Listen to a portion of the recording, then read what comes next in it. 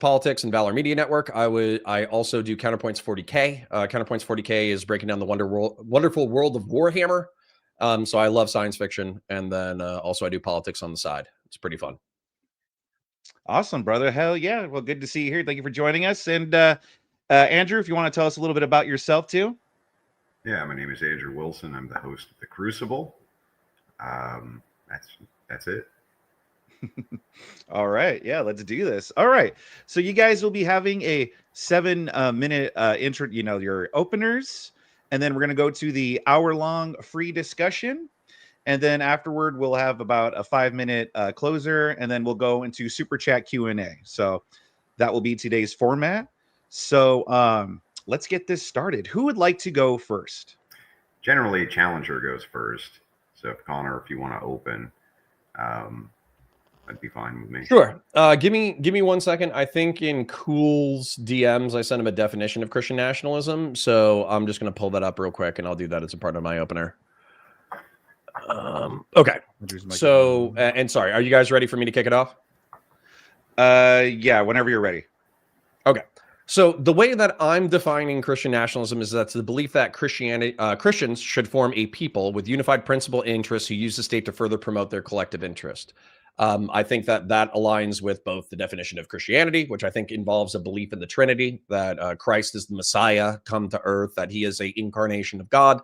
I also think that strongly roots to the word nation, which is oftentimes synonymous with people. And so that's why I feel pretty strongly about my definition. No, I don't. I know there's hang on 1 second, Connor. I don't ever interrupt on opening statements, but because you're actually giving a definition here, I want to make sure I get it right. Do you mind? Believe Christians are a uniform people, and they have a government which represents their collective interests. Is that correct? I don't think they're a uniform people. I'll read it again. Yeah. Slow for me. Sure. Christians should form a people with unified principles and interest who use the state to further promote said interest. Got it. Okay, I'm sorry. Go ahead, man. No problem. And so what I would say is that we see Christian nationalism in the right wing raising up. And I think that necessarily within that definition is a ideological supremacy. There's obviously better ideas than other ideas, but we have to argue about whether or not those ideas are true. So I had this conversation with Jim Bob the other day. We don't necessarily have to talk about the Trinity, but realistically, if we're basing a political ideology off of something, I think that the foundation of that ideology should probably be true, like factually true. So we can get into theology and all that kind of stuff. When it comes to the United States of America, I actually think that liberalism is a pretty successful project. I think we're the largest economy on the planet. I think we run a successful, hegemonic, capitalist, mixed economy capitalist empire. I think that our military is the most powerful on the planet. I think we're effectively the new Rome. I think that our civilizational achievements, if you actually measure them, are pretty gosh darn impressive. And I look at the Cold War, World War II, World War I, the 19th century with a lot of pride. And Thomas Jefferson, one of our founders who set up this entire libertarian project, he was pretty specific and intentional in forming the First Amendment, that he believed that Mohammedans, he believed that Muslims, and he believed that Jews could be tolerated under the system. And so I think American civic nationalism is superior to Christian nationalism. I think Christian nationalism is probably to some degree contrary to the American project. And I'll leave it there, and we can dig into it further later on. All right. Thank you very much for that opener, Connor. And so, Andrew, whenever you're ready, we can begin. Yeah, there's not a lot of meat on the bone here. So the belief that Christians, should form a people with unified interest to use the state to promote it. I would quibble a bit with the definition of should. I don't think that there's like an ought or you must. I do think that Christian nationalism does want to use the state to promote the interests of Christians. I think that that's correct. As far as political ideology being true or the Trinity, I don't know what that has to do with anything. The Constitution's not true, right? That's not unless you're kind of making the statement that Well, the Constitution is true in the sense that the axioms that we came up with and the rights that we socially constructed are true because we follow them. If that's the case, then I mean the Trinity would be just as true if we followed it or didn't follow it, right? So I'm not sure what what we're using as a truth claim on that. As far as some of the other points, these are just kind of basic liberal points, Connor. You have the largest economy on the planet. That's true. But that's because it's a very resource-rich nation, which was only recently colonized in the last few hundred years. And it's a completely landlocked across the ocean. And so our enemies have no access to us. And in North America, we did fight some wars between us and South American nations. But again, we're highly resource rich. So that's the main reason that we're the largest economy on the planet, honestly. It's not because of any liberal fucking ideology. I would contend that if you had Nazis who took this whole place over and had access to all the resources, that would still probably be the largest economy on the planet. He says the military is most powerful. Well, it kind of should be because, we're landlocked and have access to a huge amount of resources. As far as achievements being impressive, I agree that the achievements of the United States have been very impressive. I'm just not so sure that that has anything to do with liberalism as to why they're so impressive. He says that Jefferson's necessary to the liberal project, and I mean, kind of, I guess. Who said that Mohammedans and Jewish people could be here. That's true, but he definitely did not prioritize them at all. Like in no way, shape, or form did any of the deists prioritize Mohammedans or Jews. In fact, Jefferson ended up fighting a war with the Barbary states, and this did not end well for the Barbary states. And as you guys know, those were Muslims. So we can get into the Treaty of Tripoli and what the entailments were there if he wants to, but the entailment there for the Treaty of Tripoli was not secularism either. It was just a pragmatic compromise.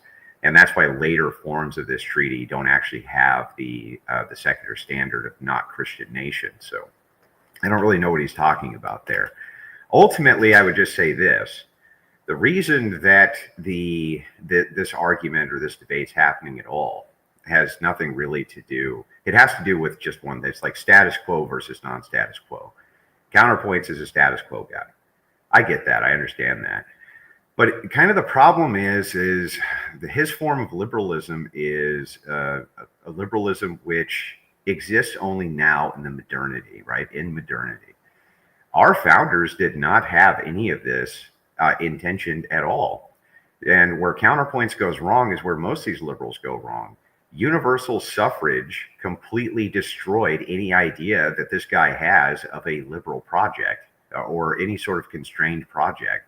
And the second you gave everybody universal suffrage, you put yourself at the mercy of people voting in politicians and voting in priorities, which those people will then go and amend the Constitution how they see fit. And like, that's what you want. That's the status quo. So if Christians utilize that for their own political purposes in order to amend the Constitution how they see fit, that's what you fucking people want, man. And so if you can't kind of speak out of both sides of your mouth here and say, hey, I want somehow the original 10 amendments, which are the Bill of Rights, and say, hey, I really, really believe in those. Those were not meant for universal suffrage, Connor. Those were not meant. None of these original rights that you source were ever meant to have a population where everybody could vote. That's fucking crazy. Our founders never envisioned that. They didn't envision women voting, black people voting, and most men voting in under any capacity. Did they ever envision this? And this doesn't work. You can't have these sorts of rights if you have everybody enfranchised, because they just vote to take them out whenever they want. And part of the amendment process that you guys did was you enfranchised everybody, and now you're fucked. You're all fucked, because what ends up happening is, since you forced voting blocks for special interests, is Christians are now forming their own, and they're taking over the government, and it really fucking pisses you guys off. But it's like, you did it to yourselves. You all did it to yourselves, and then you come and you blame us. You're like, well, wait a second. What about my Constitution? You fucked that up a long time ago, man. You guys fucked that up a long time ago. The second you started mandating universal suffrage, you fucked the Constitution right. It was never meant for that. It was meant for a population of moral people, and it was meant for people who had stake in the nation, not for every fucking asshole to just go and vote their conscience, right? The problem with that is you end up with special interest groups who can then bribe voting blocks, and they carve pieces of the electorate out for themselves, and they carve pieces of the economy out for themselves, right? This whole idea of modern liberalism being in some way compatible with how the Constitution was set up is fucking crazy. You're arguing for a whole different type of universe than what our founders envisioned. And if you're crazy enough to think for a fucking second that our founders would have agreed more with you than me, you're insane. They did not envision the modern liberal project. And the reason that you guys keep running back to the First Amendment, even though you don't seem to understand that that was a compromise as well, that came from the fact that we had the Articles of Confederation, and the states were concerned that they would put one type of Protestantism above all other types of Protestantism. And what happened was they compromised so that that wouldn't happen. And the states were allowed to have their own religions inside their respective states. And they did. And they were able to, you could only vote, in fact, if you were part of that religion. So 7 minutes are up. Okay. Everything you're saying is ahistorical, I guess. All right. Thank you guys very much for those openers. So before we begin the open discussion, I just want to let you guys know, all you guys out there watching, that at the end, after the hour back and forth, we're going to have a Q&A. So if you want to have any questions for either Andrew or Connor, send in a super chat and we'll ask them at the end. So yeah. Now with that said, let's officially begin. Also, Connor, these are really fucking good. These like little Jack Daniels mixers. They're fucking delicious. I know that they're like a chick drink, but they're really fucking good. What are they called? They're called like Jack Daniels Down Home Punch. Yeah, it's such a fucking chick frou-frou thing, but they're just fucking delicious. But anyway, go ahead. Hey, if they go down smooth and they get you hammered, it is what it is.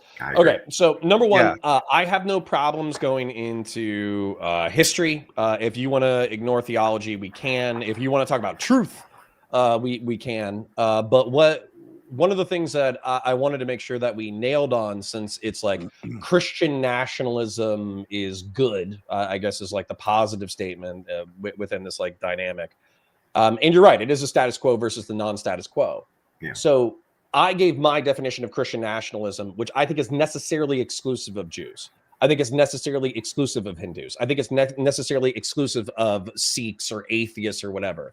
And so you're right that it's a tribal voting bloc within the United States of America, but I'm not calling to end that tribal voting bloc. I'm arguing about that voting bloc getting so much power that they effectively institute a Christian theocracy that's against the liberal and libertarian project of the United States of America. That's what I'm advocating against. I understand. I mean, broadly, I don't even think that your definition is too far off that we can't just kind of go with it. The only thing that I would put out of it would be should, that there's some sort of ought statement that they must do that. I don't think that that is a proper part of Christian nationalism. Christian nationalism is just prioritizing Christianity and saying that Christianity has every bit as much right to rule as any other class does based on its own virtues and ethics. And I think that that's a fine. I think that that's basically what you're trying to say here too, isn't it? It relatively is, but then we kind of need to drag it down though, because so for instance, like when we're talking about Christianity, we probably have like, I don't know, 1,000 sects and interpretations, and we probably have sub-interpretation within sects. Yeah, but you would have to say that about any political class. So MAGA has 1,000 different microsects in it. You could say that liberals have 1,000 different microsects, but it's the shared unification of value structures in which you're fighting for. So would you agree with me, for instance, that there's some unifications that Christians have, even if they have theological distinctions? For instance, almost all Christians would be against abortion. Almost all Christians would be against pornography. Almost all Christians would be against X, would be against Y, would be for X and for Y, though there would be deviation within, particular churches or particular agendas. They would have some sort of shared unification like you do on the progressive side. You don't agree with progressives about all sorts of things, but you agree enough with the things that they're talking about. I was about to say, yeah. Yeah. Part of the thing within your opening argument that might not be the same as most of the debates you take on this topic is I'm not a liberal maximist. I don't think liberty or freedom is like the sole virtue that we should be prioritized with. I do care about other things, and I do think those other things the state has a role in promoting. Yeah, But I understand, but you are still promoting the status quo, and that is correct. And but that is I wanted to ask you, progressivism. so for instance, like abortion, Roe versus Wade was effectively legislated from the bench in like the 70s or something, And it was overturned from the bench. and it got overturned from the bench. Yeah. So that happened probably because a substantial amount of Christians, but also pro-life people in general, created a political coalition that got certain peoples in power that overturned it. Yeah. That all happened within the liberal framework. So my question is, because you kind of went on like, okay, yeah, there's going to be certain things that we all agree on, though, as Christians. Well, that's not Besides a liberal. Abortion, Wait a what second. else do Christians believe needs to be instantiated in law? Well, like I would say anti-porn laws. I would say that there would be decency laws. I would say that they would eliminate homosexual marriage, for instance. I think that they would get rid of that. There's all sorts of microcosms we could go into for things that they would be unified for. But I don't even think that you would disagree with that, would you? There would be some things like so, for instance, like I'm a deist. I'm not a Christian, so I don't believe in Christ. I don't think he's the Messiah. I don't think that he's God instantiated, but I do think he's probably one of the most important prophets to ever walk the earth, with like moral teachings that every single human being should and could learn from. So when it comes to like prohibitions on homosexuality, we don't have to fall into that as like an argumentative trap, but like I wouldn't give two fucks about civil unions between a homosexual monogamous couple. I wouldn't give two shits about that. I was on the wrong mic. Does that sound a lot better now? It does sound Okay, better. yeah, it does. Yeah. Always for you, Mod, in the future, if it sounds like they're on the wrong mic, they probably fucking are. So All right, yeah, I'll keep that in mind. I don't necessarily know if we want to get into a debate about whether or not like homosexuality is natural, but it's just the point. Well, I don't think that really matters. The proposition, Well, the proposition here that matters ultimately is a political proposition. What we're arguing about here is political paradigms. The political paradigm of the status quo versus the political paradigm of Christian nationalism, and what Christian nationalism is and wants for the country, and if that's good. The thing is that whether or not it's true has no bearing really on anything ultimately, because whether or not there's any truth in the Constitution and the rights which you're given has no bearing. They're axiomatically correct to the people who hold them, and that's that. So we can see this, for instance, when we have the Declaration of Independence. We see these axioms come out, and what do they base the axioms on? God, right? These are axiomatic rights which are given to you. We believe that these are based on God. So without God, this God character, there is no axiom from which to ground rights. So we have to agree that that's a starting position. So if go ahead. Real quick though, I don't. Yeah, let me hit that real quick. So I agree that rights are pretty much only as good as you can enforce them, right? Mhm. So freedom of conscience, freedom of speech, right to self-defense, limited government, and a constitution. That doesn't mean shit if you live in an authoritarian society. So it's only as true as we believe them to be true. However, I would say that we can observe the way that authoritarian societies operate. We can observe the way in which they operate fine. societies operate. They operate fine. We can make a moral judgment on which one we prefer. Yeah, I agree. I agree that you can make judgments based around preferences for societies you wish to live in. I'm not really so sure that this is not that the progressive status quo isn't particularly authoritarian. I think it is. And I think we just have to look back to COVID to note, if you're thinking about a fascist dystopia, what are the things you think of? They can come in and shut your business down whenever they want to.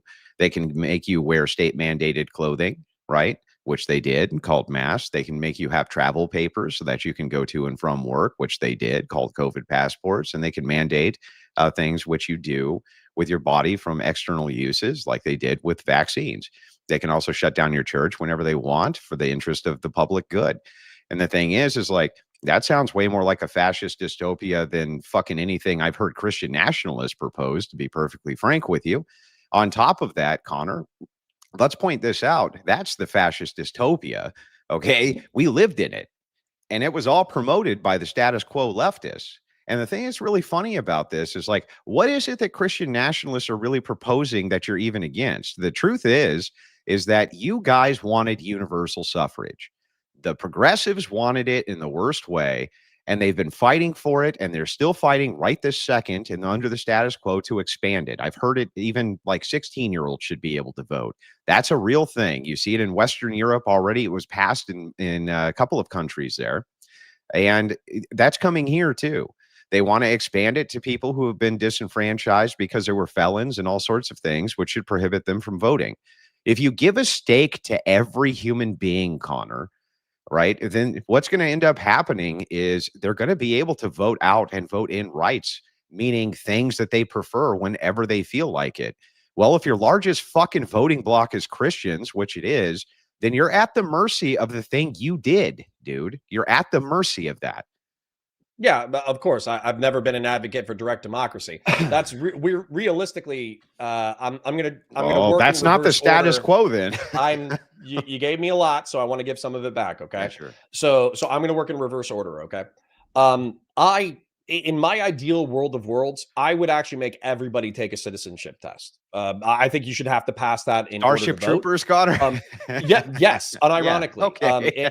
And if I could, was that a fascist government though, Connor? Actually, technically, no. Yes, it was. But anyway, no, not. Are we talking about book or movie, man? Because if you want to talk about fascism, number one, I know Gentile pretty good. Number two, I know Starship Troopers pretty good. Yeah, the whole critique was a critique on fascism. It just ended up sounding so cool. Yeah, when but it was Verhoeven done. doesn't know what Paul Verhoeven, the director of the movie, he doesn't know what fascism is. So yeah, but in the books, it also looked very appealing, honestly.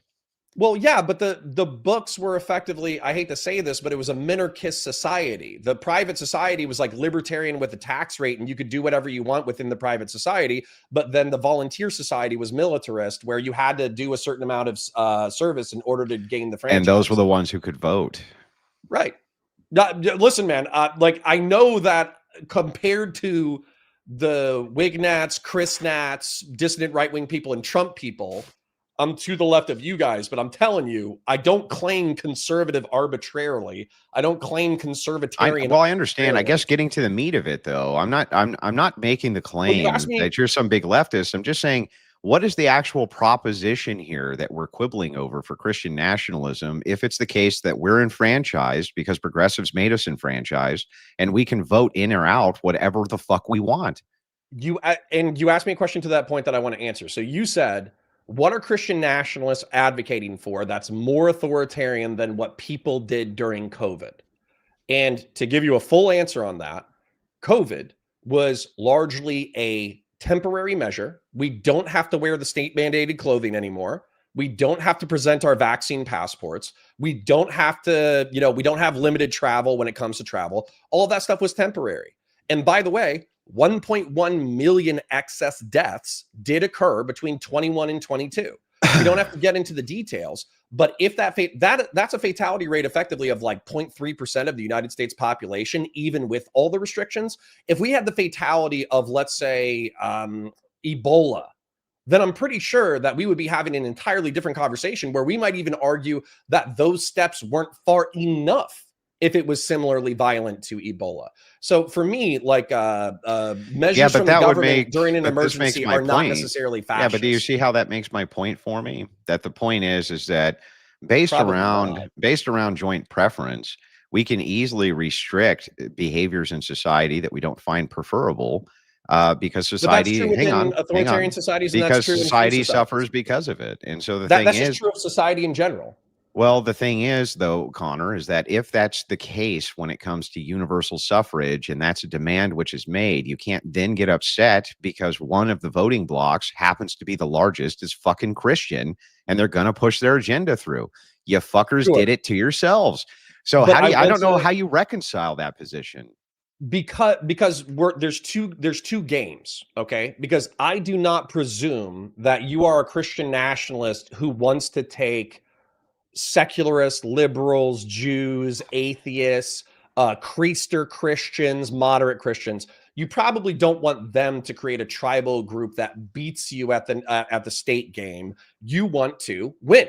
You want to win. You want to impose a Christian nationalist I want society. power. Yes, for Christians. And what I'm trying to argue is that you should not want to destroy the entire game of constitutionalism, republicanism, Yeah, but this mixed is economy a capitalism. but Connor, this is a counterintuitive point. So you can't I don't think make it is. I'll show you. You can't make the point. Think about how circular this is.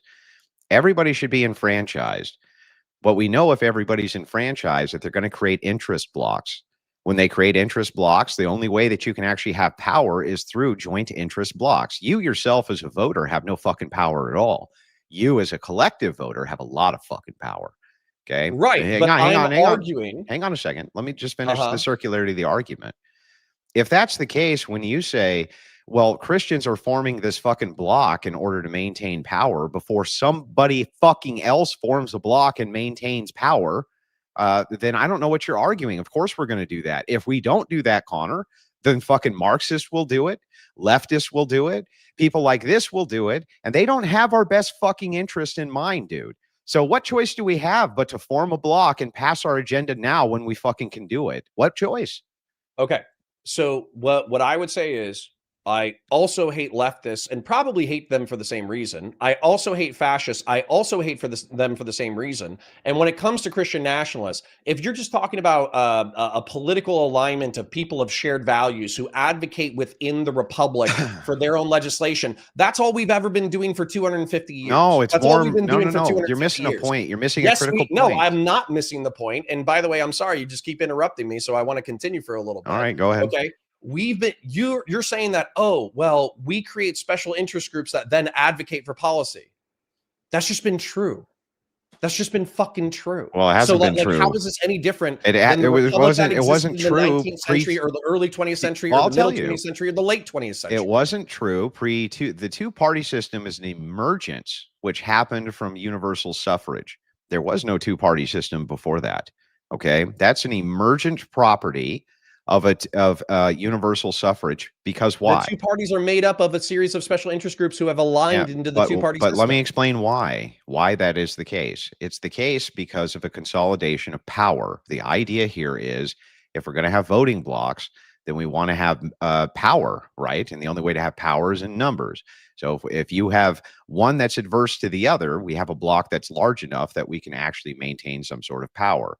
The problem that comes in here is if Christians don't have authority and power and they're able to maintain authority and power by changing the Constitution to suit them so that they're not out of power, then Marxists and others will come in and when they have power, change the rules so that they never lose it. So the question here is, we're all running for the finish line here. The question is who gets there first. Is it going to be? Hang on, is it going to be Christians? All of the groups that you're talking about by a factor of 10.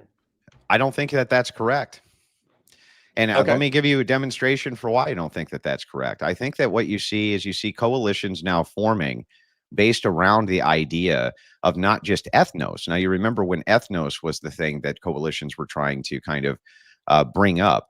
Now, the reason that was a terrible plan is because if you just base it on ethnos, you don't have the numbers inside the United States, and you haven't for a long time. Maybe you could have pulled that off, when it was 95% white, 70 years ago, 80 years ago, something like that.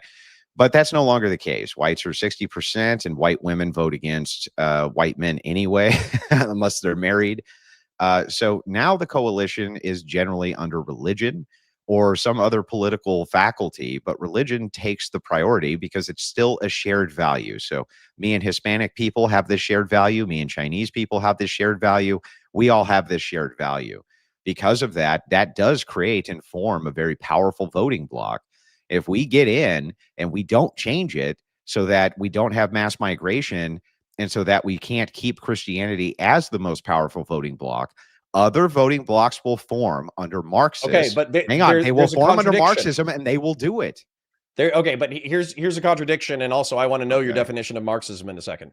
So, number one, I would say that the contradiction in what you just said is that 90 to 99% of the mass immigration coming to the United States is from South and Central America. They are infinitely more Christian and infinitely more socially conservative than Americans are. Now, moving to the economics, you're saying, oh, well, they're, maybe they're more economically redistributive. Well, I would say that Christian nationalists as a block, with you being representative of maybe the Ortho sect and Nick Fuentes being representative of the Tradcaths or whatever, the Tradcaths are infinitely more interested in redistributive economics. And so when you say Marxism, what do you mean? Because I don't see Donald Trump, who was picked as the guy I'll explain who it. could be the vanguard for the far right wing. He's currently embracing Mamdani, and they both got into power through economic populism. So how is Christian nationalism going to guard against, number one, economic populism? Number two, how are you defining Marxism? Well, first, the economic populism of New York, not of the nation. That's one. But let's dive into this so that there's a couple of different points to address. Marxism is the movement towards the people having control of ownership, right? All private ownership being abolished. That's what Marxism is. If you're talking about socialism, that's the idea that the state has control over all private ownership. Okay, that's the now we've never been able to get from socialism to real Marxism. It's always stopped at the socialism level. But in order for the state to hold all private equity and private ownership, which is what they want to do, Marxists want to do ultimately, they need to have power in order to control the state. That's what they have to have. So they are going to do this, Connor, whether you like it or not. They've done it and done it and done it and done it and done it. And they're doing it right now in New York. They're trying. I mean, that's what fucking Marxists do. When you're talking about importing people from South America, you still also have to have other shared cultural values. And it is true that by the second or third generation, they begin to have those, which is why they're starting to break for the right instead of the left. But the left doesn't want to just flood us with South Americans anymore. They're looking elsewhere.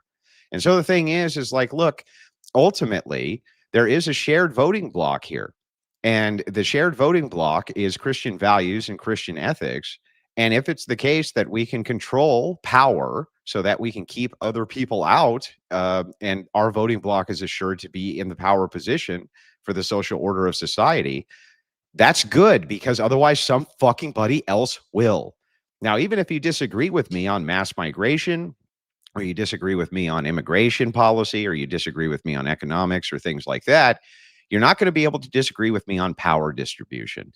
Marxists fucking want it. I don't. Yeah, Marxists, hang on a minute. Marxists want it, progressives want it, leftists want it. They all want it. And by the way, when they fucking get it, they're going to try to maintain it. And if that means that they got to change laws to do it, they'll fucking do that too. So it's a race to the finish line. And man, I really want us to fucking win.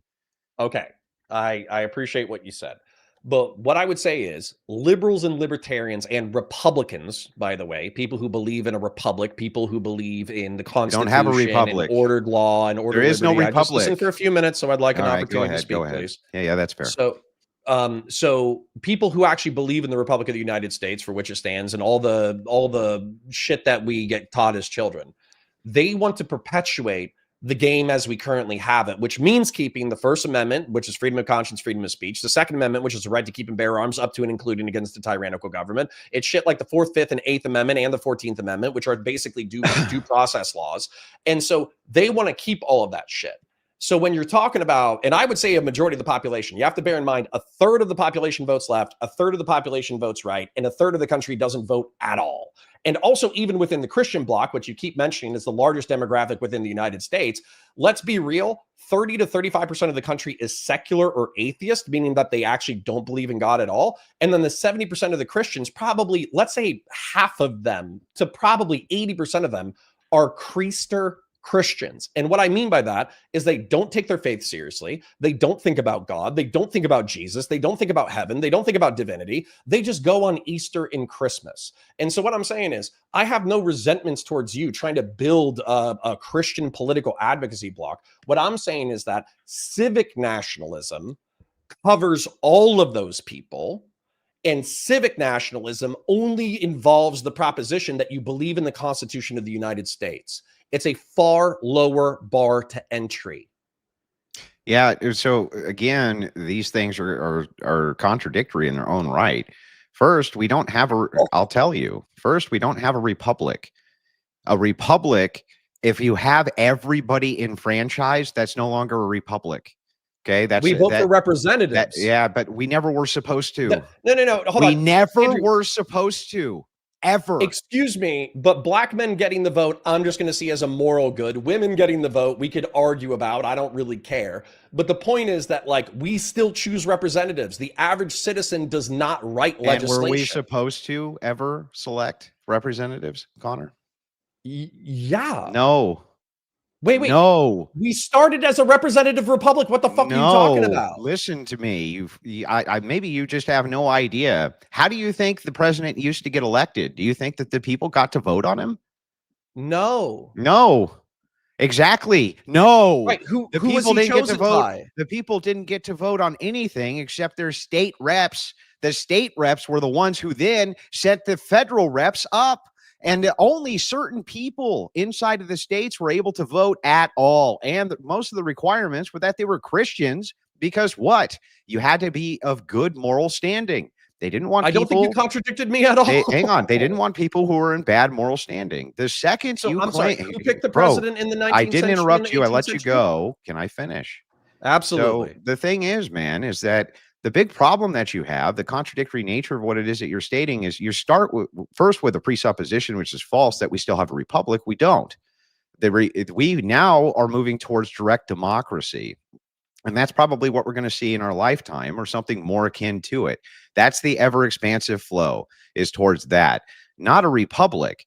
When you're talking about checks and balances and things like this has been out the door for a long time, because now the public can vote directly on issues, and so they can be bribed. The whole system's fucking done. The republic has already fallen. That's not even here anymore. The original statement of our founders for what a republic was, which was based on a compromise, due to the fact we had the Articles of Confederation, and that was a fucking mess. It was a mess. We couldn't govern anything. Okay, the republic is dead. I don't know where you've been. Now it's a Zerg rush to power based on the enfranchisement of people. And now that people have realized that you can collectivize through enfranchisement to seize power, it's a matter of who gets there first and who's willing to change the laws when they are there, Connor. And the thing is that if we don't do it, they're going to fucking do it to us. So I don't even understand the proposition that you're giving here. You already know that that's true. You know, if Christians don't rush to do it, others will. And by the way, when you talk about secularists here, a lot of secularists are voting the way that Christians vote now, because they're sick of social morbid degeneracy and still see Christian ethics as being superior to the alternative of progressive degeneracy. So again and again and again, telling me that we can't have a voting bloc when we've already had tons of successful elections based on the emergent political party of Christian nationalism or Christian populism, I don't know what the fuck you're talking about, because we seem like we're kicking the shit out of everybody, Connor. Okay. I'm going to try to be very specific, because I'm not sure if you heard me before, so I'm going to say it again. I don't care that Christian conservatives with aligned values vote in their conscience. I don't give two shits about that. What about them changing and stuff? I actually wouldn't even care, real quick. Yeah. I wouldn't even care if they got a healthy chunk of what they wanted. I'm a dude. I don't need an abortion. Okay. I'm not black. Maybe, whatever you want to do with black folk. Not you, but Nick or whatever, right? Like, I don't, this isn't skin off of my ass. What I'm saying is that the liberal, libertarian, Republican project that the United States is not dead. And I don't concede that. And I don't agree with you. We vote for representatives. There is not a single person in the state of Florida who has ever crafted a piece of legislation that has gone through either house of Congress. It hasn't happened, except for the elected representatives. No, that's not true. Wrong. The only thing that we vote on, the only thing that we voted on in the state of Florida is we voted on state level memorandums that had to reach a certain threshold to even be considered by the state. I'm sorry, what piece of federal legislation have I been capable of voting on in the past? Well, no, it's years? not the capability of voting, but drafting. Well, then it's not direct democracy. What the fuck are you talking about? Private citizens are actually the ones who draft almost all federal legislation, who are part of think tanks. Those think tanks then bribe the electorate, and they pass through NGOs to the representatives things in which to vote on. So the thing How do you think a republic works? Do you think a representative crafts everything from scratch? Well, I mean, originally I do think that they had assistance, but generally these were from property owners or stakeholders. Stakeholders had a lot more to lose inside of the republic than the average citizen does. The Isn't average one of the chief citizen, hang complaints on, from the chill out, left? bro. Can you let me Uh-huh. finish the point? It Absolutely. is the case that if you have a perpetual underclass that you want to appeal to, even though all of the things have been taken care of for them, food, hunger, water, basic needs, they're basically a thing of the past, at least here in the United States. It's true that people have economic hard times, but the idea that we just have people fucking starving everywhere or can't get access to clean water is fucking insane. We've defeated most of these problems by and large. What happens though is that there's a consistent appeal to the underclass. As people get richer, the people on the bottom end of the get rich, they're appealed to by another form of the electorate to say, hey, these guys over here are really fucking you. So you need to form a block so that you can pull their resources down. Now, that was never the intention of the Republic. Now the electorate can be bribed. And because the electorate can be bribed and they can vote their own bribe money to themselves, okay, the Republic is fallen. It is fucked. It is crushed. There is no safeguard from this. None. And so now it's just a rush to power, bro. That's it. I mean, I think you're just describing societies, but that's not how anyways, societies are supposed to work. You're not supposed to be able to form a voting block to vote yourself other people's money. That's wait, fucking crazy. So you think in medieval Europe, you've appealed to history and you've said that my analysis is ahistorical, which I don't agree with. But you think that in medieval history, it wasn't like interest blocks, forming power blocks that then advocated to the top level in order to get to the. You don't think feudal lords were who made power, like power plays in medieval Europe? Well, that's a different proposition. What the fuck are you talking about? But let me explain. In the feudal system, and you can find this in both Japan and Europe because they followed a similar type of feudalism. It wasn't quite a caste system, but it was a nobility class versus a non-nobility class. The nobles had all the stake. Knights held the land, or samurais held the land. The knights of, Japan, they were reporting to daimyos, who were family leaders. Okay, in this case, they were reporting to either jarls or viscounts or whatever, depending on where you were in Europe. They were the ones who were collecting the duties on the land, and that would get sent over to the king or to a prince or to some other middle manager all the way up. The truth is that only those people were allowed to have a say because they were the only people who had a stake. The peasants were living at their behest. You did not refute that there were power blocks. All you did was describe them. That's all you did. The peasants couldn't vote themselves the knight's money, dude. Yeah, but the peasants had to remain industrious in order for their lords to have the ties and the men at arms and the knights and all that kind of stuff in order to be politically relevant. You're basically acting like politics was invented in the 20th century. No, I'm just telling. I'm trying to explain to you how power blocks. You don't need to explain it. I understand a lot of things. I get it. I'm being polite because I like it when you yap. But in franchise, you didn't need to explain those things. Yeah, but Connor, I think I do, because when you're talking about enfranchising a peasant class, would medieval Europe have worked if peasants could vote themselves the fucking knight's land? Probably not. No, and this fucking republic isn't going to work because that's what they're doing. Okay, hold on. Number one. Okay, I don't agree with you descriptively at all, so I'll just go into that. So the chief complaint from the left, by the way, not necessarily me, is that the current legislative system is captured by billionaires, energy companies, military industrial complex folks, tech bros, and that they're the ones that are crafting the legislation via think tanks that then go in front of legislators to be rubber stamped and issued into Congress. That is the technocratic elite. Those are the people who make hundreds of thousands or millions of dollars. If you're saying that the American Republic has fallen because we're letting the swarthy plebeian masses make their voices known too hard, the complaint is the opposite, that we're almost being exclusively run by elites.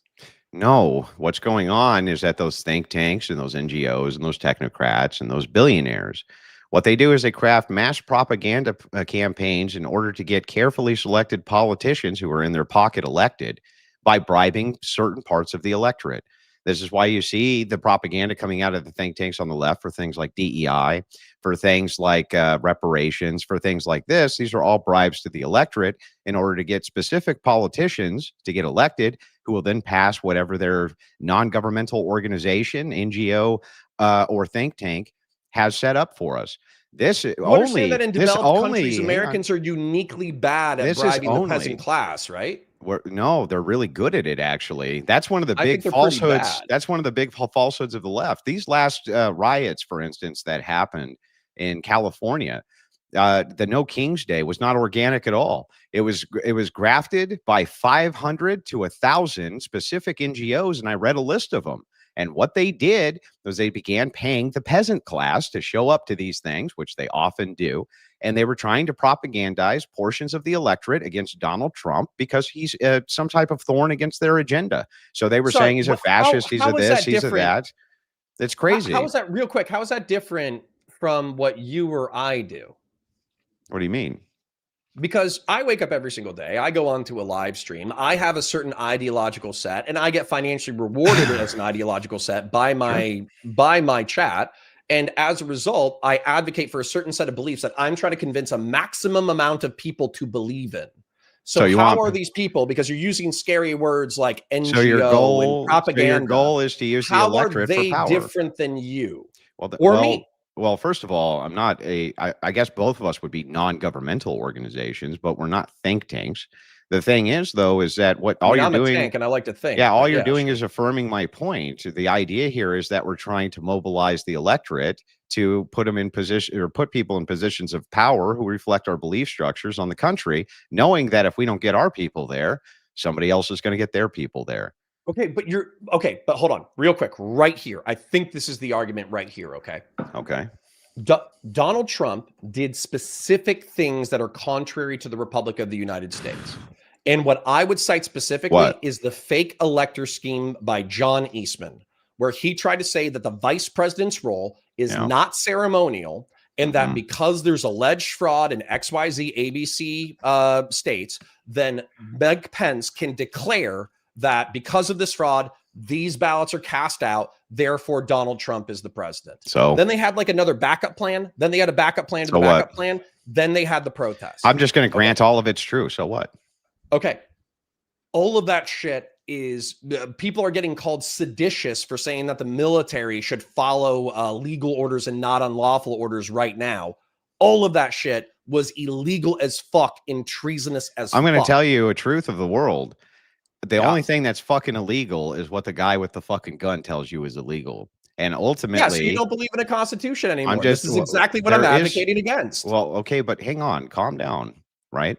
The truth is that even if I granted all of this, if it is the case that power is seized in this nation by Marxists at the barrel of the gun, or it's seized by somebody else at the barrel of the gun, the truth of the matter is that that's how power works. Now, do I agree? There's not enough Marxists to seize the power of the United States. You know what? I'm going to tell you. Yeah, well, you know what? That's exactly what the fucking czar thought too, because they thought they were all fucking nerd buckets. They thought all the Leninists were a bunch of fucking dorks and nerd buckets, and the White Russians had all the power, and they were the Omega Chads, and they never saw it coming when they fucking got overthrown. His whole family got drug out and shot in the fucking head. Nobody saw it coming. Connor, none of them saw it coming. All saw it coming for a prolonged period. I don't think that's accurate. You're wrong. You need to look at what happened with the White Russians and the White Russian Party. They thought they were fucking dorks. They thought they were nerds. They didn't expect it. They didn't expect it at all. And then suddenly there was a clique through. Chill out, Connor. Let me finish my point. Let me finish my point. The rest of Europe. Connor, just let me finish my point. They seized power from the rightful power that was there, the czar. They did it. A bunch of fucking dorks. Okay. A bunch of Weasley dorks. If you need to seize power first, then why isn't January 6th super fucking based? Is it not based because what do you mean? What does that have to do with anything that we're talking about? Because you're. I'm talking about the mechanisms of power in a philosophical way, not the event itself. It doesn't matter. It's irrelevant. I'm talking about power. Okay, hold on. Absolutely.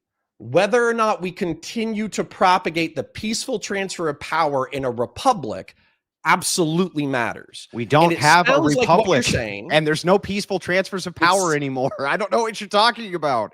What peaceful transfers of power are you talking about? Donald Trump gets elected and they go to California and they start fucking destroying vehicles and burning the fucking town down and starting fucking little small riots everywhere. They go to the ICE facilities of the federal agents and do everything they can fucking do to get them shot or killed, or shoot and kill them themselves. This is not a peaceful transfer of power. This is why I really, really, really don't like internet politics, by the way. If you look at any time throughout history, you could pick any time in the 19th century, this is more peaceful than the 19th century. You could pick any time in the 20th century. The current era is more peaceful than that time. You could look at a whole host of political intrigues that are infinitely more fucked up, except for Donald Trump. Well, then can you tell me And why so- it is that Destiny's running around saying that there has been more protest under this president than any other president in U.S. history? Protests Hang aren't on, hang on. violence. What the fuck are Yeah, we they talking do lead about to here? violence. These ones have nonstop. What are you talking about? I'm talking you about the remember fact that the BLM, homicide rate has Connor? been cut You in half remember since these people? 1992, and half you of you remember fucks these aren't even people? aware of that. Do you remember what happened with the BLM riots? Do you remember what happened with the Billions unrest of going dollars of on? damage. Yeah, sure. Yeah. These And then by, Kyle by the Rittenhouse way, smoked yeah. 3 dudes, and everybody got bored. What the Yeah, fuck are you talking again, about? again, and again, and again. When you're saying that there are now peaceful transfers of power, here's what's happening: is mass polarization. The left is The not 60s ever. and 70s were The infinitely more left statistically is violent not than this right okay. now. By Yeah, the way, the thing is, that's really funny, Connor, is that the left right now is never going to accept a right wing politician, and the right wing is not ever going to accept a left wing politician. That's where we're at. We don't how much do you accept want to them. bet? And so we don't accept their authority. We don't like their authority. We resist their authority. That's what's been going on Do you for want the last 20 to years. bet $50? I On could do what? like 50 or 20 On what? on whether or not the left wing broadly or the right wing broadly will accept a president of the United States from the opposite party. They don't see his authority as being something that needs to be followed. They see it as authority which needs to be resisted. At every level, they see it as authority which needs to be resisted, Connor. They see it from, I mean, you can go to If they're TikTok doing and listen so to these people. legally and via the courts, that's not a problem. That's Yeah, the way our Connor, political it system is works. a fucking problem. Yes, it is. Because once people decide that there's a whole voting cast of or group of people who put others in authority and their authority is not recognized, we've got a big fucking problem, and their authority is not being recognized.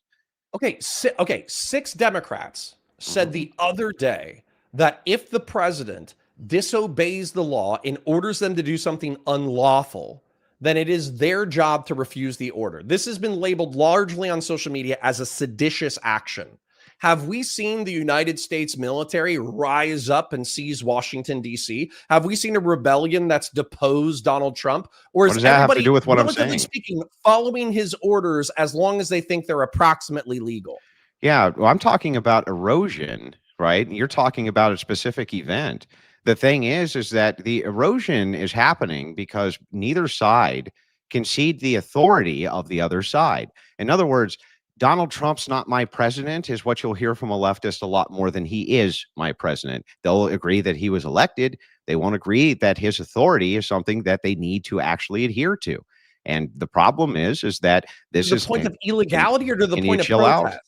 Not just to the point of protest. These people will go in, agitate, burn things, destroy things, and then have bail funds ready for themselves and have haven't powers. they been incarcerated? They have powers and mechanisms in place and they're going to expand this. This is not contracting. This guy's going to be there for many more years, and the polarization is going to continue. So what happens right now is here's what every side sees from the bird's eye view, right? It's a rush to who gets power and who gets to fucking change the laws to stay in power. That's what every side. Hang on, Connor, just let me finish, bro. What's actually happening, bro? No, it is what's happening. You're just fucking blind. No, it's not. I'll be happy to describe it whenever you're done. All right, go ahead, Connor. Tell me what's really happening. Okay.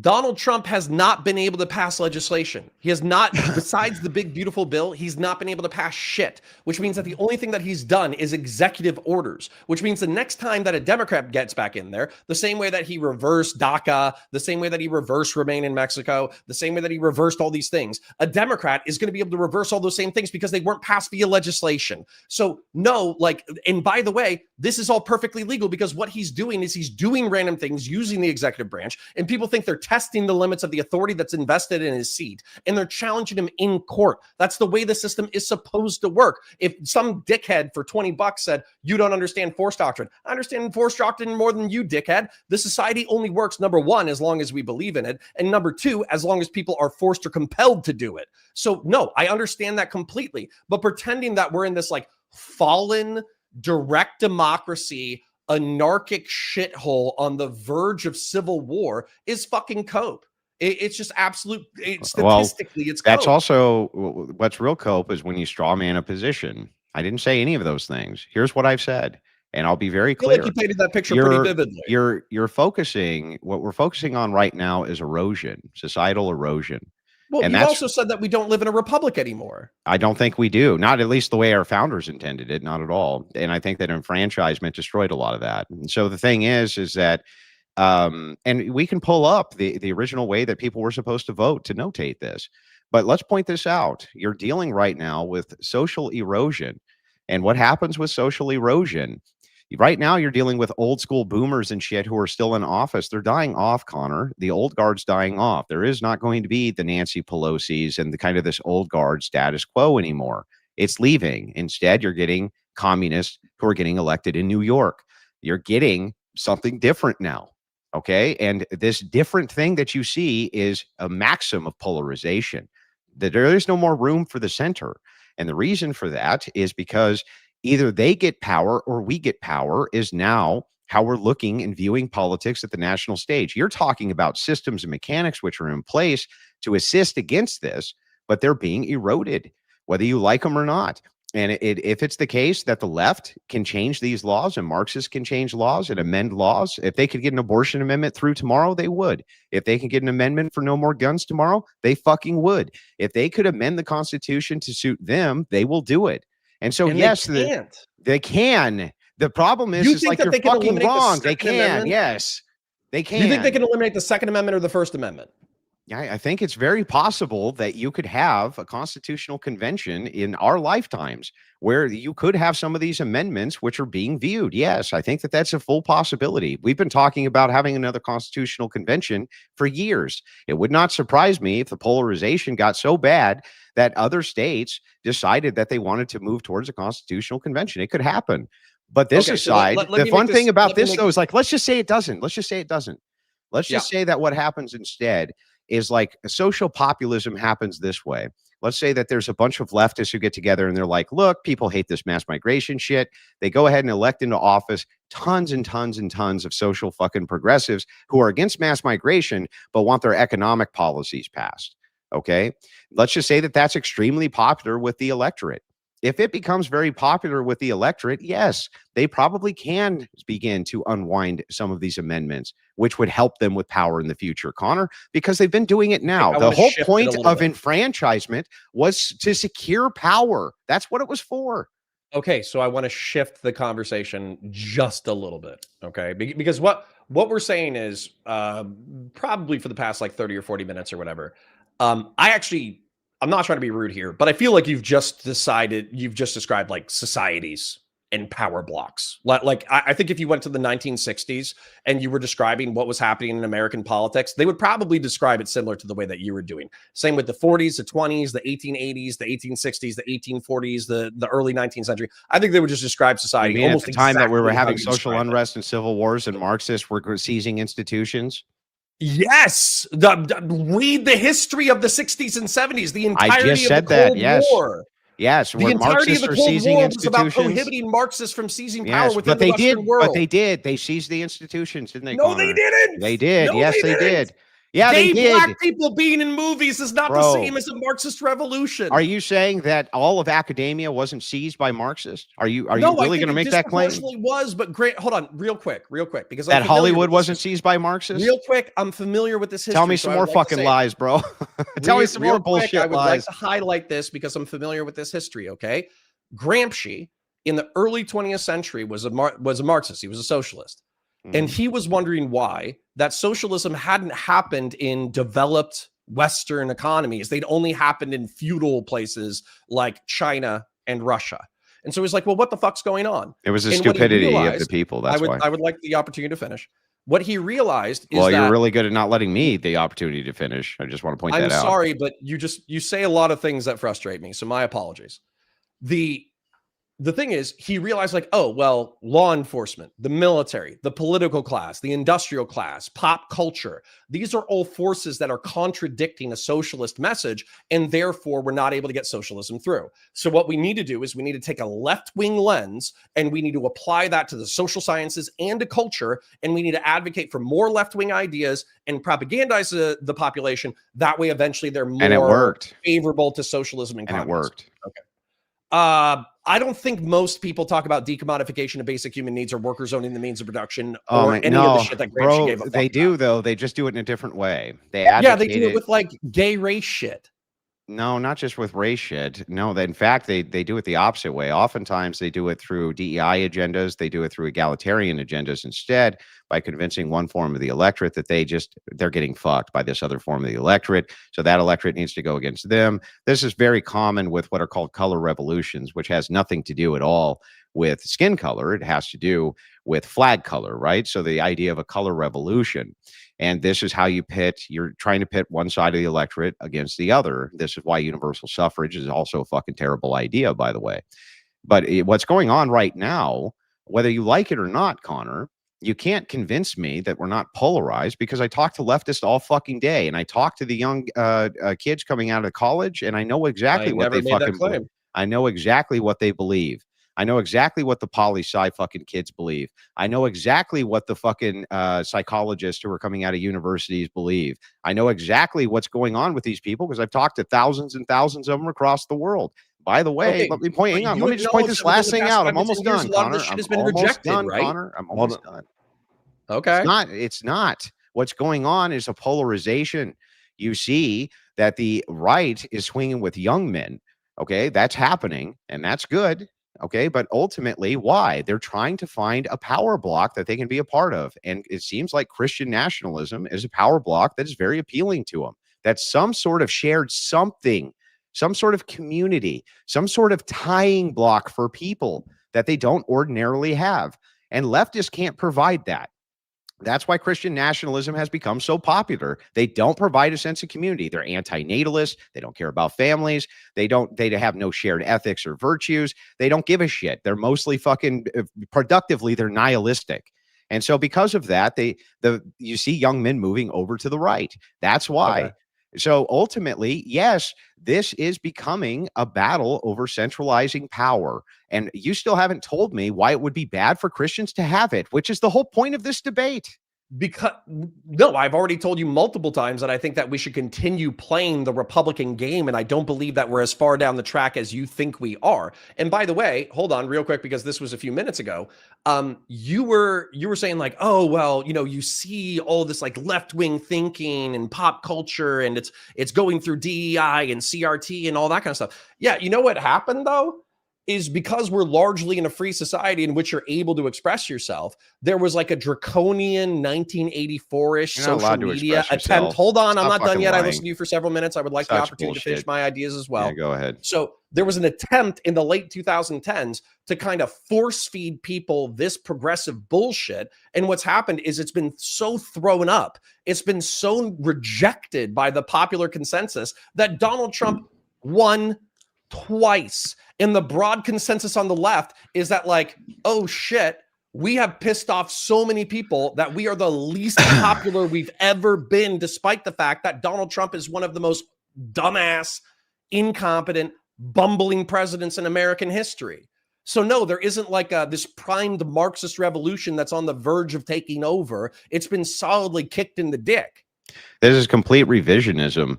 Here's what was actually happening. I'll tell you You exactly. think the left is as relevant Am now I going as to be it able to was in respond? 2019? Hold on, Connor. Can I Hold on, respond, Connor. Let Andrew talk. Is that okay with you now? The thing is it is revisionism. Here's what the left was actually doing. What they were actually doing is anybody who had any good ideas on the right, they were shutting them up and removing them from fucking any public platform, period. That's what they were doing. And we find out that they were co-opting these other public platforms. They were sending goons over to threaten them if they didn't fucking do it for them. That includes on Facebook. That includes on YouTube. That includes across the fucking board. And so what happened? One of these guys, right? Elon Musk bought a fucking tech platform. And when he did, he opened it up so that all ideas can come in. And what happened? The left's ideas is they're getting fucking shit on. They're getting their asses kicked. They're getting their asses handed to them. But what happened as a system of this is that these right wingers went and they started building their own systems, which what the left said, make your own fucking platforms. They tried to shut those down too. Okay. That is a bid for power. Do you understand that? Do you understand that when the left says you're not even allowed to fucking talk or we will deperson and debank you and throw you out of society for life. And what they say publicly is, if you have those views, I want you broke, I want you bankrupt, I want you destroyed, I want you not able to feed your family. They say it publicly everywhere. I've heard it on public platforms as large as Piers Morgan. Okay? That's what they're fucking doing.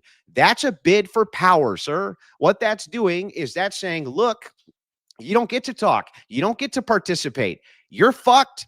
We're in charge, and it's going to be our rules or no rules. Okay, that's it.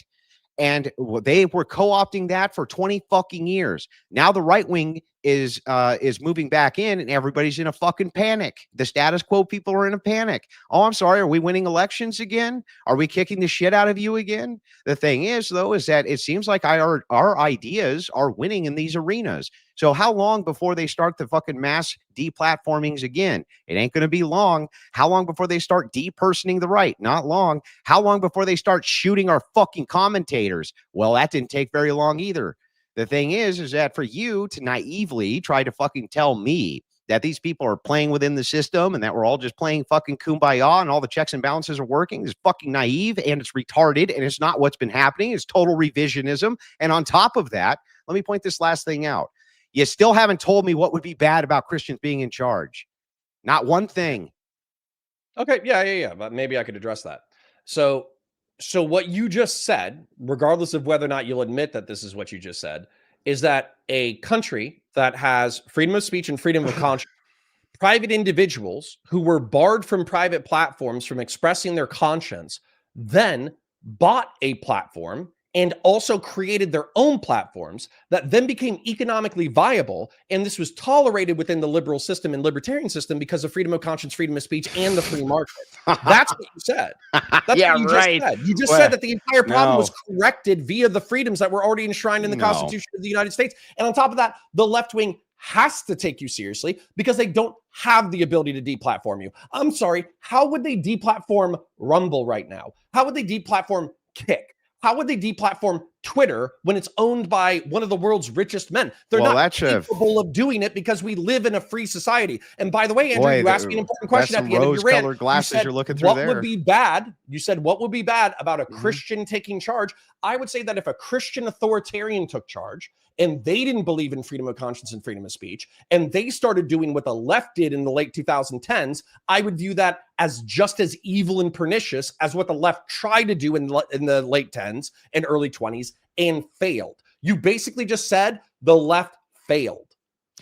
Well, the thing is that their failure at being able to do this has no bearing on what it is that they're attempting to do. This rose-colored naive, the rose-colored naive glasses that you have that Rumble, a Canadian company, can't be shut down via legislation, or that they won't, is fucking stupid when you consider how many times European nations have passed legislation to stop any form of tech companies giving any sort of platform to what they call the right. They were throwing people in fucking jail because the dog was making a Sikh Heil song. I mean, come on. These fucking people in the UK right now are being thrown in fucking jail for publicly praying. Give me a fucking break. Fuck the UK. You're not going to find me defending that shit. Again, right? These are what we see when secularists are in charge.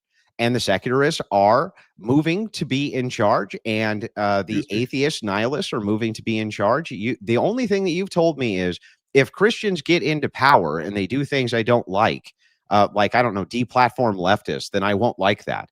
If that's your whole thing for what is bad, then I would just counter and say, okay, but if they're going to do it to us and they have been doing it to us, what the fuck are we supposed to do exactly? Except combat it. Hang on, bro. Except combat it the same exact way by seizing the means of power, so that it can't be done to us. And if it's the case that we have to do other authoritarian things like, I don't know, shut down OnlyFans, who cares? I don't fucking care. Good. Use the authority of the Christian government and shut that shit down, and shut the porn sites down too. I don't fucking care. And neither does anybody else. They don't fucking care either. What? I mean, what? It's just Coomers can't fap, and so fucking Christian nationalism bad? Like, what is the argument here for Christians being in charge bad? What? Okay. So sorry, you gave me a lot. So the First Amendment, freedom of conscience, freedom of speech, I don't have to extend that to pornography to still think that's good. That's not the line that I would die on. I wouldn't, do I support it? Not really. Would it happen? Maybe, probably not. I think 80% of the population is actually wanting to enshrine. I think that was for fertility aids. Never mind. It was for birth control. 80% wanted to protect the right to birth control. Anyways, the point is no, technically you could have blasphemy laws, pornography laws, obscenity laws. You could have all that within the liberal United States framework. What I care about specifically is freedom of conscience, the ability to criticize your government, the ability to criticize the status quo, by the way, the ability to criticize religions, ideologies, all that kind of bullshit. That's what I care about. And it's hard for me to be like, oh yeah, actually, you know what? Christian nationalism's based. Your Christian nationalism is going to win over Nick's Christian nationalism. And we're not going to have a Christian theocratic benevolent dictator the way that half of Christian nationalists talk about, by the way. They don't want to stop just at pornography. They don't want to stop just at gay people going back in the closet, or you can only be trans as an adult. They don't want to stop at that shit. They want to resegregate America. They want to recreate the nations of different people. They want to disempower Jews from political power and economic power because they're like a rival competitor. So you can present this more sanitized version of Christian conservatism or this more sanitized version of Christian nationalism. But the truth is, you don't even know if you're going to win within your own block. Yeah. Why the fuck would I trust your block to seize power when you don't even know if your more sanitized version is? I don't know. I don't know where you're coming up with. So Nick Fuentes would not resegregate anything. I don't know what the hell you're talking about. That's not even. That's not his position, bro. Calm down. He talks about race realism half the fucking time. What are you talking about? Do you want me to tell you the position or not? Sure. I just don't believe what you just said. Well, that's nice that you don't believe it. But what Fuentes has said over and over again is that there's no hope for that. Right? That's done. And it's been done since the Glass-Steagall Act. Right? You think that Fuentes, one of the most popular political commentators, isn't a realist? He is. He's a pragmatic realist. He understands these things as well.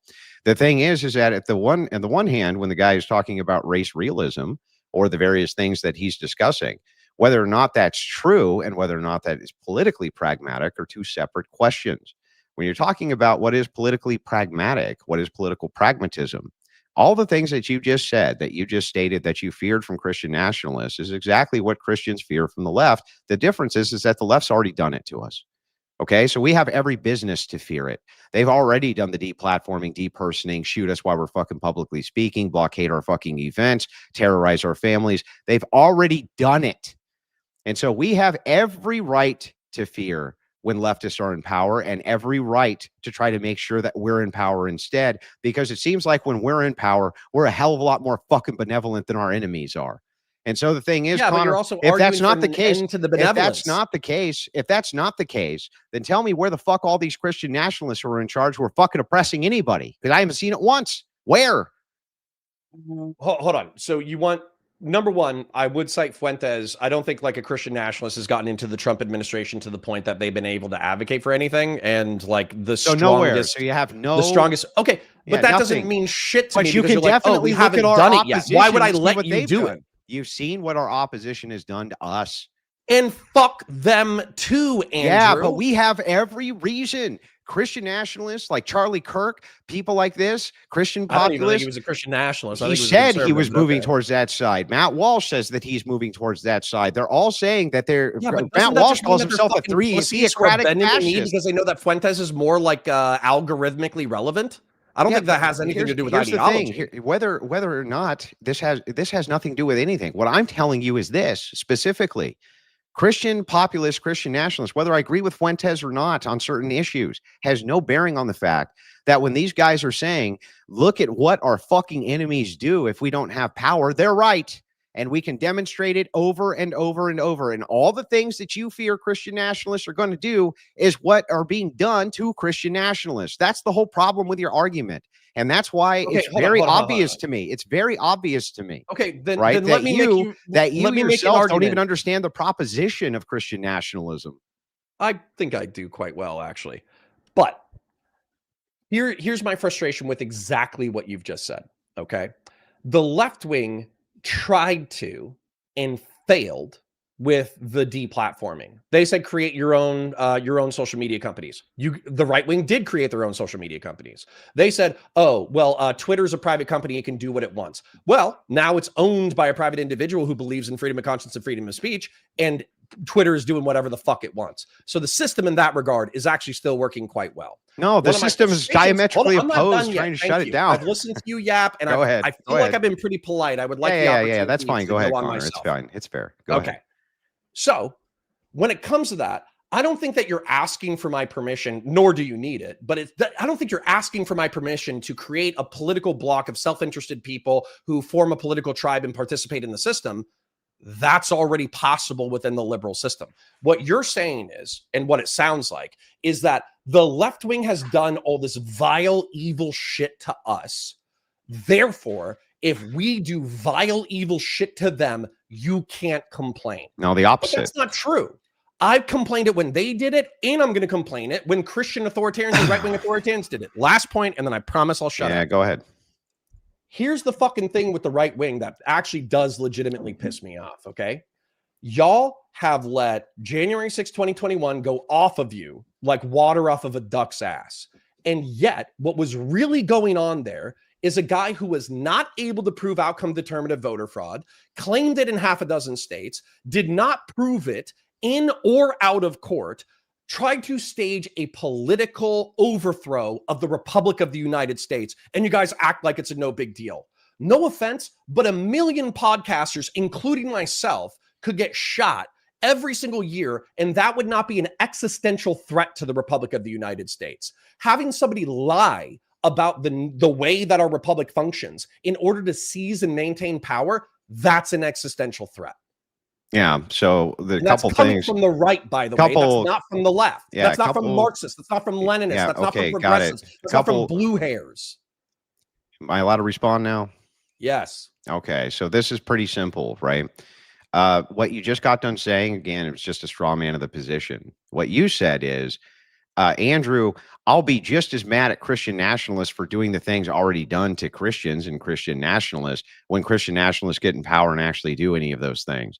But you can't point to any examples of Christian nationalists doing any of these things, or people who could identify themselves as Christians and nationalists. They don't do it, Connor. Hang on. Stop, bro. My turn. Connor, calm down. We don't do it.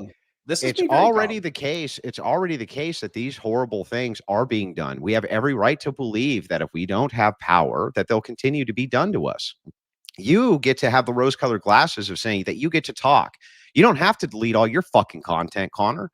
You don't have to. It's not necessary for you, right? You don't have to utilize the alternative platforms, Connor. You don't have to do any of these things because you're considered a fucking human worthy of dignity. The left considers us to be fucking animals, barnyard animals who need to be depersoned, deplatformed, whatever they can fucking do to us, they'll do. And they've done it over and over and over and over. And you're going to pretend and sit here and say, oh, the system has worked fine. It hasn't. It hasn't checked any of this shit at all. The only reason that this is even happening with X, and the system's trying to shut that down too. There's Fed spooks, everything else all over that place, doing everything they can to put political pressure on Elon Musk to shut down speech they don't like, just like they did with Facebook and others.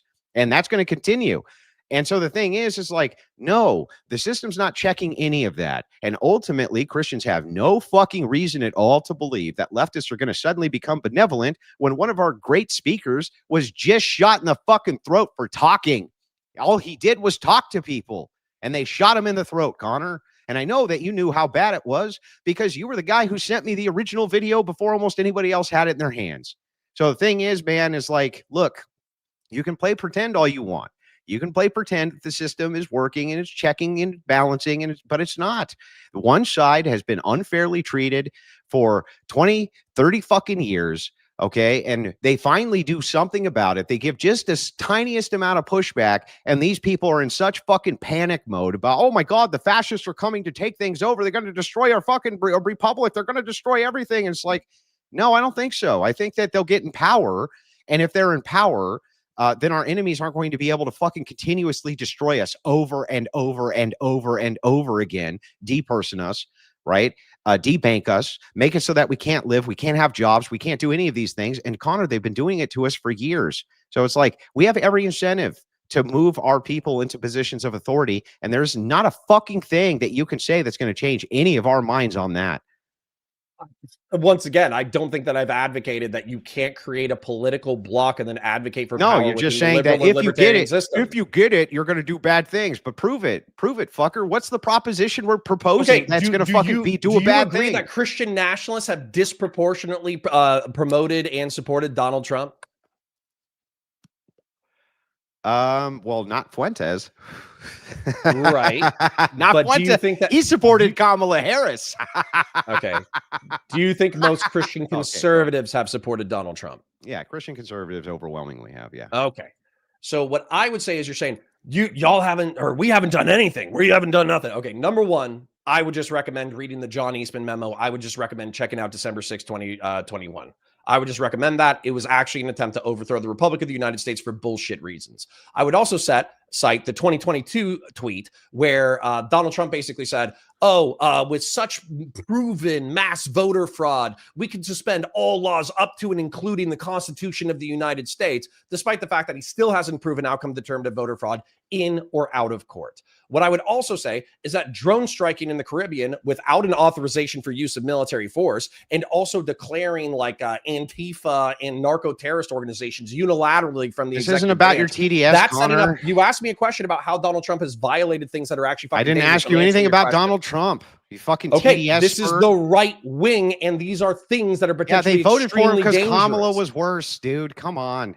Okay, well, then again, we don't agree right there because with the slashes to PEPFAR and USAID, Doge was supposed to cut $2 trillion. They cut $10 billion. It just so happened that the $10 billion that they cut wasn't, scaling back the military or technocratic reforms or any of that kind of shit. What it ended up doing is causing like mass death in North Africa and South Africa and West Africa. Oh my God, we didn't send all of our money to third world nations, Connor. Oh nobody my God. said that, but it's not my exactly God. Christian to kill hundreds of thousands or millions of people through incompetence, is it? Africa, Connor. What about the AIDS kids in Africa? Oh my Yes. God. Oh my God. Yes, Andrew. Fuck you. Andrew, bro. hold on, Fuck you. hold It's on, our shit. hold on. Fuck you. This ours. is crazy. Fuck off. No, Andrew, this is what's crazy. Okay, I what's don't crazy? claim that I believe in Jesus Christ as the judge of my spirit. I do not. And yet what you just did is you were like, hundreds of thousands or millions of people died due to incompetence from the right wing. Who gives a fuck because they're not American? That has wait, there's not a single fucking Christian instinct that you could cite to me that has that as normal behavior. Wait, Connor, how much of a Christian's money do you think that they're allowed to keep? How much Christian money are they allowed to keep? Yeah, how much is if you're a Christian and you have money, how much of it in Connor's world is the Christian allowed to keep? Well, I mean, I would cite tithing at 10%. So biblically, you're allowed to keep 90. I would say that in a state, render unto Caesar what is Caesar's. I would say you pay what taxes are in your country. Okay, I see. So we're allowed to keep 90%. You want a specific number? I got specific tax brackets for you. There's no 10%. There's no 10% tithe requirement, by the way. I don't know where you came up with that. Well, That is common that people will tithe 10%, but it's not a requirement. The thing is, though, is that if it's the case that you're rendering unto Caesar what is Caesar's, but you're in a representative government, and it's the case that people are saying to their government, hey, we don't want you to send our fucking money elsewhere. We want to keep it here with our people group in order to benefit us. What the fuck is wrong with that, Connor? Weirdly enough, I want you to hear me and I want your chat to hear me, okay? I have no problem with the United States ending USAID or PEPFAR and returning $10 billion to the national coffers. What I do have a problem with is that we did not look for anybody to fill the stopgap. So as a result of just turning off the financial spigots, we are arguably killing hundreds of thousands or millions of people. If you wanted to ask Europe to do it, if you wanted to ask the Africans to take it over, if you wanted to ask the Asians to take it over, I would not give a fuck.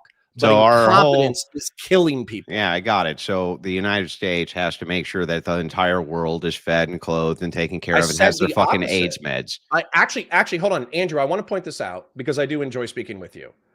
I actually just said the exact opposite and then contradicted of what you said I said. and then contradicted it. Yes. So the thing is like can't have No, you no, no, no, speaking no, out no, of no, both no. sides of your mouth. I said that we could off ramp our international programs, and you said that we need to I said we needed to do international programs in perpetuity. So your whole thing is like, why didn't we get another country to have their fucking money go over and take care of them instead of our money, Connor? That's the more Including moral countries position. in Africa, That's so you the don't more kill moral hundreds of position thousands for or you, millions Connor? of people, Andrew. So let me get this right. The more moral position here for you, Connor, is yes, we can greedily keep our money away from the starving African AIDS children, but only if we can convince another country to spend theirs. How's that a moral proposition, Connor? That's the dumbest shit I ever heard. Because some of those countries are in Africa and would probably be interested in the program. It's $10 why billion wouldn't they a just year. do it themselves? Why did they need us in the first place, Connor? Because we're more competent and we have more technology and more medical personnel than any other country on the planet. I see. So the thing is that the Africans need us to take care of them then, or no? They need competent technical people to run these programs. And did we have charities that used to do that through Catholic ministries that would go set up wells and everything else in these nations? Guess who the #1 recipient of USAID funds was? Can you guess? Yeah, it should be. No. Can you say the name of the #1 recipient of USAID dollars? I don't know who. It's Catholic Charities. Yeah, it should be. That's what I just said. It should be. It was. Yeah, it should be. Cut their funding. You know what they were doing with that money? But the thing is, you know what they were doing with that money? Not supposed. They were running hospice and orphanages worldwide, and the government's not supposed to fund private charities. We don't even need them to. And they're not supposed to steal people's fucking money at the barrel of a gun and tell them that they have to fucking feed starving children in Africa. That's fucking insane. We didn't say that you needed to. And by the way, as a matter of fact, I said the opposite imagine having times. Imagine having the moral proposition here. By the way, Connor, how could any Christian not do this when then you go on and say it was the Christians who were helping them, which is ironically hilarious. The Christians get the money, Andrew. They were getting the Catholic Church has tons of inflow of money, man, that they dispense in charity all over the world. The fact that they weren't getting some USAID fucking funds is not going to make their fucking mission any more critical or less critical. They'll still be able to raise funds for the starving AIDS African children, Connor. Andrew, I am telling you, memes and conversation aside, hundreds of thousands of people have died. Arguably, millions of people will die in the next 3 years. Well, you know what, Connor? I'm going to tell you something. Fuck them, they're African. Lol. When you have, right? Fuck them, they're African. No, it's funny. It's funny when AIDS kids die. If you have right? if you have a people group, that continuously thinks that by having sex with babies, for instance, will cure HIV. Right? Oh yeah, fuck them. They're all backwards barbarian savages. It's actually the thing is I didn't say it's funny. I think it's tragic. Well, I mean, I think you laughed a minute ago. Well, no, what I laughed at is the ironic nature of you saying that somehow we're doing something horrific or awful by saying that we're not going to take and dispense the public treasury, which is designed for our people, and dispense it elsewhere. It's not for us to do. That's the public treasury for our people, Connor. That's what it's for.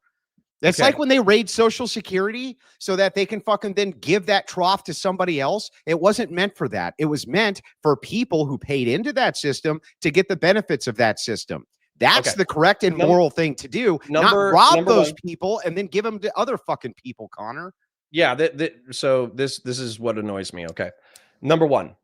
The expense of the public treasury for what was cut was 0.16% of the federal budget. It's fucking piss in the ocean. It's 90. It's like it's less than a cent. It's fucking nothing. Okay. Now, on top of that, the United States is the largest global commercial empire on the planet. Our security systems, our military, and our soft power is responsible for 70% of the world's global trade. You can look at unilateral, bilateral, multilateral alliances, and we are responsible for probably $70 trillion of $100 trillion of economic activity. You are the beneficiary of PEPFAR and USAID through soft power. You are the beneficiary of American empire. You are the beneficiary through international trade that gives you consumer goods that makes the life of a medieval king look like a fucking modern peasant, okay? The problem is that explaining geopolitics is tough because the average American is a fucking idiot. But that doesn't mean just because you're confident, oh, taxes are going overseas, that's going to non-Americans, fuck them. Just because you have a simple conception of things doesn't mean it's correct. I'm sorry. What's the complexity that's going to show that us sending money to the AIDS African kids, how is that going to assist us in geopolitics exactly, Connor? Because we get access to like the rare earth minerals that are in West African nations. Oh, you mean the same fucking we get minerals? To train their military the against same minerals terrorists. that we would have access to anyway, because we have the world's largest military on fucking planet Earth, and we can do whatever the fuck we want. We don't have Connor. access to them anyways. Connor, you cited. Hold on. My God, Connor, we have access to whatever the fuck we want. You cited the Barbary Pirate Wars. You cited the Barbary Pirate Wars. Why did the Barbary Pirate Wars happen again? Over slavery. Enslaving who? Whites. Americans, right? Yeah. Well, specifically whites.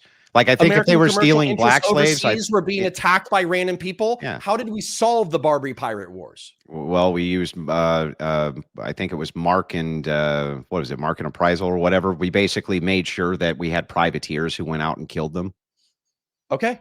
So we had, and then we also negotiated a truce with the Ottoman Empire that they would do what's within their power to reduce Barbary piracy, right? Yeah, that was the case, but that was because we'd already destroyed them by utilizing basically privateers and paying them a bunch of money to go kill them. So the reason why I'm saying this is because it was a combination of hard and soft power. It was mostly just hard power. We had killed most of them. No bullshit. You wanted to tell me about the treaty that we signed with the Ottoman Empire. Yeah, and is that hard power? Yeah, well, it was because of hard power that they signed it. Yeah, we were fucking killing them. I mean, overwhelmingly. The privateers were fucking killing. The Ottomans didn't view the Barbary pirates as a part of their command structure. Yeah, that has nothing to do with anything, though. That the truth is that they were benefiting if you negotiate greatly. With a state a soft power position in order to reduce an action caused by non-state actors, that's clearly soft power. Okay, it's obviously soft power. Can I tell you again what solved that was privateers killing Barbary pirates? That's what solved it, Connor. Okay, I'll quote to you Clausewitz. War is diplomacy by other means. Believing that there's some fine line or some hard line between war and diplomacy is, again, naive and stupid. Yeah, I'm not saying that there's no such thing as diplomacy. What I'm saying is that in this particular. Yeah, of course. I'm not saying that it's not the case, but I don't think that AIDS kids in Africa is doing that for us, bro. I don't think so. And by the way, I think that for us, one of the big things that's really funny is you act like these things don't have a snowball effect. It's like, okay, then we do this program, then we do this program. Now, this is only 2 cents, though. Now it's $1. Now it's $2. Now it's this. And before you know it, we're trillions of fucking dollars in debt because we're continuing to subsidize the entire fucking planet, Connor. And the thing is funny about this is, like, you know that this is true. You know that our debt's not sustainable. Ultimately. Yeah, you also know what And hang on, Connor, let me finish. Let me finish, bro. Right? You know that this is the case. And it's like anytime there's a fucking cut, I don't know why you status quo guys are always freaking the fuck out as though it's the case. Like, if it's a more moral proposition that we should fucking cut our debt and make sure that our people group is taken care of before anybody else, that is always the more moral proposition. Here's why. I can't take care of you if I can't take care of me. And guess what? We got to be able to take care of us first, Connor. America first, Connor. Okay, do you hold on? Let me go ahead and take a look at hold on. How much did the F-35 pilot helmet cost? Okay. I'm just Googling something real quick, but okay. Just go with me for a second. That way I don't have to Google the specific price. Okay. We developed an F-30, and by the way, I love the military industrial complex. I think it's based. We spent arguably hundreds of millions, maybe billions of dollars on getting a helmet that used cameras on the outside of the F-35. So the F-35 pilot could look around and see through his own airplane. We probably spent billions on that. We've also spent billions on putting a laser inside a C-130 close air support vehicle. That's awesome. It's cool. It's great. But I'm saying before you kill Africans with AIDS to countries that we want to get into for their mineral wealth, maybe we slow down the C-130 laser or the F-35 pilot helmet where we can stare through the fucking fighter jet. I guess. And by the way, but hold on, I need to make this point as yeah, well. go ahead. 0.16% of the budget is what was cut. It was but nothing. that's not what's in dispute. It So was the thing nothing. is, it's But funny it's is gonna like, kill millions. look, you can harp on military spending, but you know that the biggest I mean, spending I is fucking love on military spending. it's on entitlements, Connor. That's where most of the No, spending I agree. is. 2/3 of the budget is Social Yeah, Security. it's but I on just didn't it's wanna on bring up it's Social on Security it's reform. hang on, Connor, calm down, dude. It's on entitlements, okay? Not on the fucking military. Our military does actually benefit us, America first, okay? Us having the most cutting edge technology against our enemies does benefit us, America first, okay? Yeah, I would think that you would even be able to make a stronger case for entitlement spending on the domestic US as being an America first policy. I would even be willing to grant that as something. But this idea that we need to spend endless billions or hundreds of billions and trillions of dollars abroad for these programs, which most of them are fucking scams too, by the way, Connor. And you know, you live in the fucking real world and you don't know by now that these fucking NGOs, they have CEOs that make fucking hundreds of millions of dollars a year, okay? And we're sending all sorts of subsidies and money to these various organizations. And how much of it even gets distributed there, right? Especially when their government gets a hold of it, I think we'll never fucking know. And so the thing is like, yeah, if you want to fucking spend that money on entitlements here, that's at least a case. If you want to spend the money on military here, that's at least a case. But telling me that we have to exercise soft power for African children somewhere so that maybe one day we'll have access to diamond mines, it's fucking crazy. Okay. And it's also silly because there's no way for us to not end up getting access to the things that we want in that geopolitical area if we fucking want them anyway, because we make those nice helmets where we can see through the entire fucking F-35 and we can see fucking digitally everything that's going on. We can do whatever the fuck we want because that's what we can. We have the power to do that. What do you think about, so sorry, real quick. In my opinion, you're arguing for like a pre-World War I, pre-World War II style, like self-interested isolationism. And one of my frustrations with that is I think that if you look at the 20th century, let's just say I don't like it. How do you feel about the isolationism wasn't what caused that? How do you feel about the Korean War? What do you mean? How do I feel about it? Well, I mean, in the 1950s, we were done with World War II. We'd already negotiated a peace with Japan. We'd already negotiated a peace in Europe. We could have just dipped out. We could have just picked up stakes, left Western Europe. It could have gotten conquered by the Soviets. Who gives a fuck? It's not our problem. We could have let South Korea get taken over by the North Koreans, and it would have been a communist state now. So what I'm saying is that there's the same way Vietnam's a communist state now. Well, yeah, but there's all sorts of geographic. Is it really a communist state though? Well, I mean, it's state capitalist, but yeah, it's really not a communist state, though, is it? No, I said it's state capitalist. Yeah, it's really not. And the thing is that the North Korean, the reason the North Korean, it's probably an authoritarian dictatorial shithole. Yeah, right? I don't know. When Pol Pot was killing everybody, it was the fucking Vietnamese who went in and stopped him. I'm just pointing that out. Yeah, right? The Cambodians were worse than the Vietnamese. Yeah, I'm just pointing this. I'm just pointing out that like the authoritarianism of Vietnam, the Vietnamese have always been basically an authoritarian people. Same as the Chinese, I asked you about Korea. The same as the Japanese, and the same as the Koreans, by the way. What happened in Korea was because MacArthur didn't finish the job and butcher the fucking Chinese like he should have. We ended up with Chinese utilizing hard power on the North Korean border because they were terrified of us having access to China mainland. And so they prop up North Korea so that we don't have access to China mainland. And the thing is like South Korea there in that peninsula has actually, I'm not even sure that that's done us a shitload of good. And I'm not even convinced that the South Koreans ultimately may not have won that war. They may have. Even without American intervention. No, they wouldn't have won. They got pushed back all the way to the Busan perimeter. So did we. But that's what the thing is like we got pushed way the fuck back until we had a counteroffensive. And the thing is, if we weren't there, the South Koreans would have clearly lost. Maybe, or they may have had other European allies who came in. I don't know. But the thing is that if it is the case that we're doing revisionist history and we're armchair generaling, right? If it was, let me get to the point. That way we don't have to talk about Korean history. Well, I want to just make this point real quick. Okay. Sure. I think that North Korea, if North Korea had won the war, okay, and we had not ever gotten involved, that they would be communists the same way that the fucking Vietnamese are communists, which is not really. They're not really communists. And I think that the reason that that place is such a dark, horrible, awful, fucking horrific place where they have fucking rape gangs and everything else going on 24 hours a day, 7 days a week, is because China will basically prop this country up indefinitely so that we're not on their front doorstep. And I think if they had the peninsula, that the Chinese would do much like what the Vietnamese did to Pol Pot, and they'd go in and stop the travesty. I think that they would have done that, just like the Vietnamese did with Pol Pot. And so, no, I'm not so sure that our intervention there was particularly helpful. I don't know for sure, right? I'm just armchair speculating. But ultimately, like, our intervention around the globe has not necessarily been good for U.S. interests.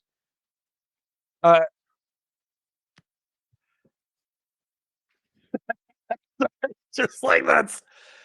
I think tens of millions of South Koreans would probably disagree with your historical assessment. I think that tens of millions of people in Europe would probably disagree with your historical assessment. I think that beating communism during the Cold War was probably a historical good. I think that our involvements in the Middle East and North Africa are largely surrounding energy in order to beat communism on the world stage. Import them here, and bro. just because, and sorry, real quick, you were just saying, oh, well, the Chinese are more benevolent than we give them credit for. So if we had let the entire Korean peninsula fall to authoritarian communism, then realistically, maybe China would have gone in and cleaned up the Koreans Act. I have no idea where the fuck you're pulling that from. The question is, we're having and then, hold on, I'm not done. Go ahead. So no. There are worlds that we can live in, and I think this is part of the reason why I'm annoyed and I'm pissed off, is because China, unfortunately, has become state capitalist. But they are where they're not really communist. The market, but the government. What's that? They're not really communist, no. Right, they're state capitalist. Mm-hmm. But I'm actually using a technical term. Communism is a moneyless, stateless class of society. Socialist is decommodification of basic human needs and workers owning the means of production. State capitalism means that the state runs the market. There's not a single thing in China that the CCP does not technically have stake in. I agree. Right? Yeah. Okay. So with China, because it has a state capitalist market that is really fucking powerful, they can kind of do what they want. So there are people who get disappeared routinely in China. Yep. The Falun Gong, arguably, at least according to reports, are getting harvested by their vital organs. Christian minorities are persecuted in China, Yep. and the Uyghur Muslims were effectively culturally genocided over the past decade or two. Totally agree with this assessment.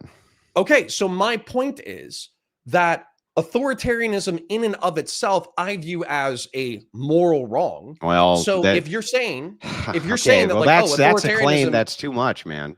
What's that? Like, it's saying authoritarianism in and of itself is evil is silly. You can't say, well, you can't say that if you have a king, they're going to be evil. Yeah, of course. Like Tito was better than Stalin. No, I mean, you have benevolent kings who did great things for their nations. You had great emperors who did the same thing. Yeah, just the idea that because you're there's authoritarianism, it's evil is silly. What happens when the king dies?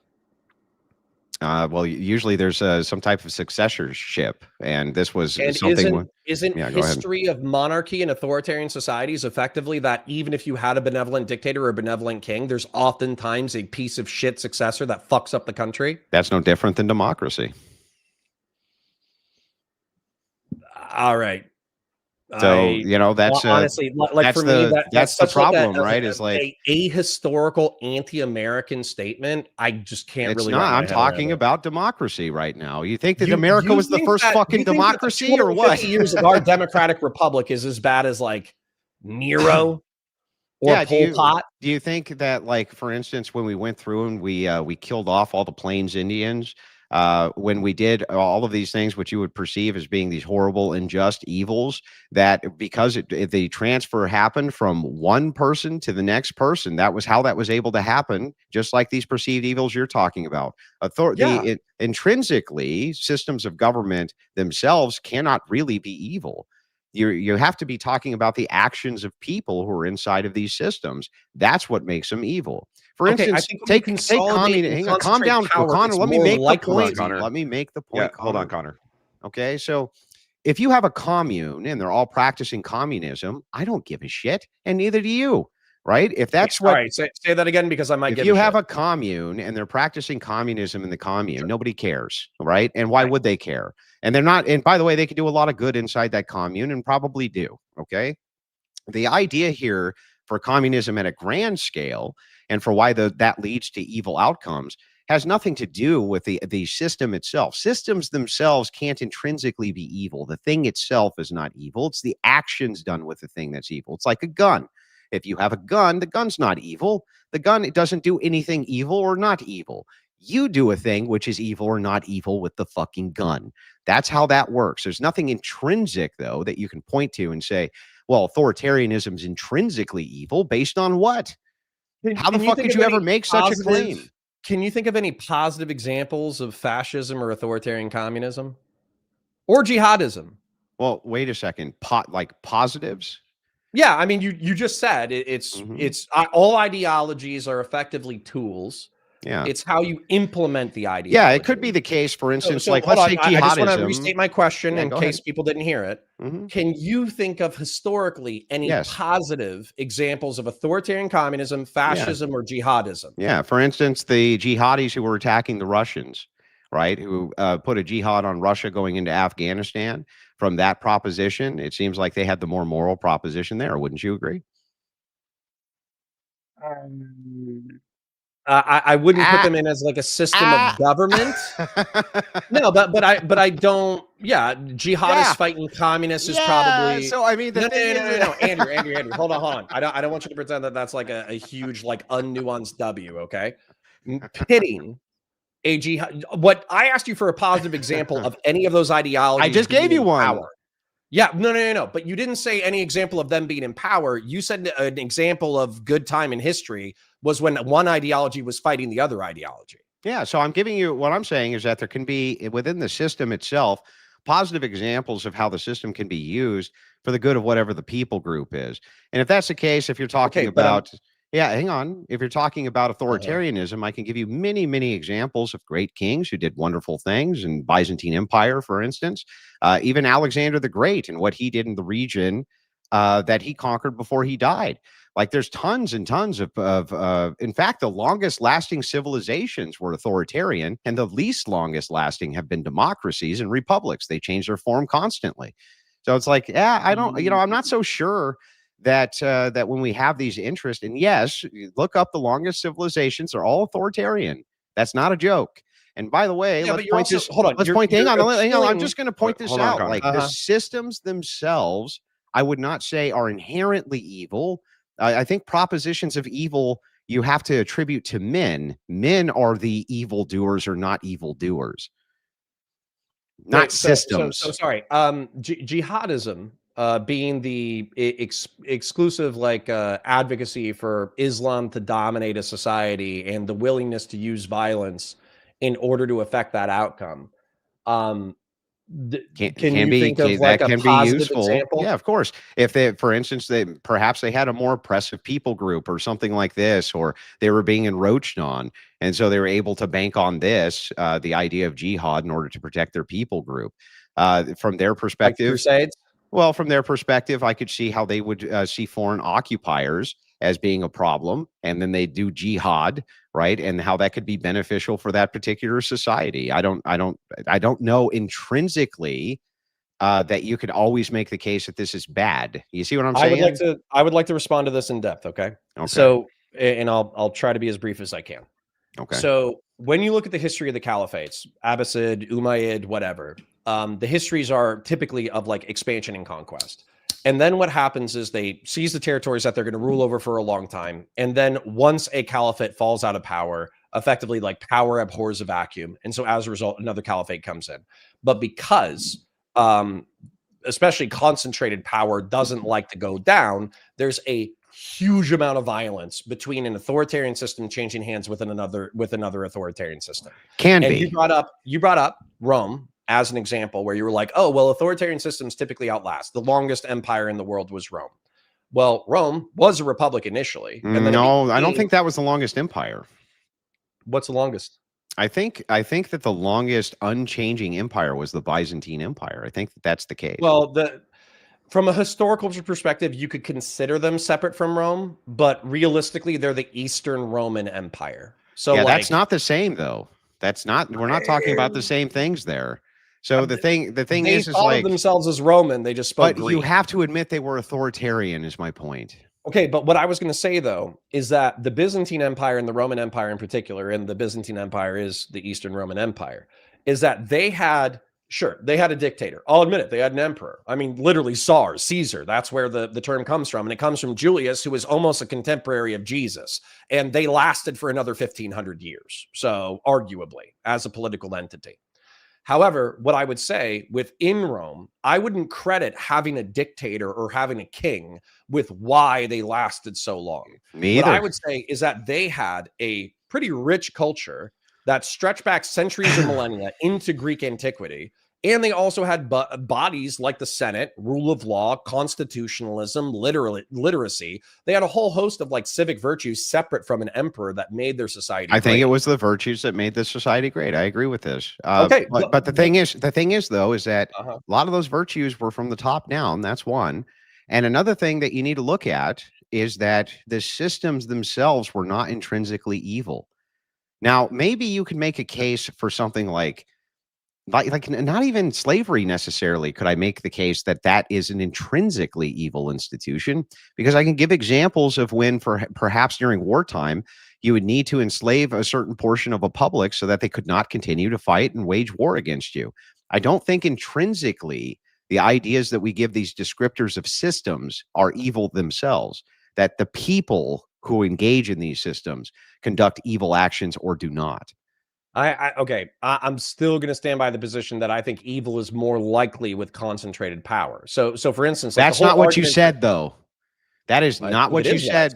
Nope. And you can rewind the tape. Here's what you said. I believe that these systems are intrinsically evil. I think fascism is intrinsically evil. Why? What about fascism would be intrinsically evil? Political corporatism and flexible authoritarianism. That's not what about that makes it intrinsically. What if you use that to feed the public and to assist your people group? What if you use it for that? Shit, that's what Hitler did, right? Well, okay. So if it's the case, that's what Franco did. That's what Benito Mussolini did. So what made it intrinsically evil? It was the actions which were external to the system. I'll answer. So political corporatism, treating the nation state as a body in an analogy sense. Yeah. And then flexible authoritarianism. I would say the flexible authoritarianism is what makes fascism evil, because shit, I'm a political corporatist. So yeah, but that doesn't, you've just reasserted the claim. It's a tautology. Yeah, I was about to explain flexible authoritarianism to you. Give me a second. Okay, well, but don't make it a tautology. Don't tell me it's evil because it's evil. Tell me how it's evil in itself. I'll tell you how it's evil. So flexible authoritarianism says that you get and maintain power however is necessary. Okay. So effectively, like dog eat dog, Darwin rules.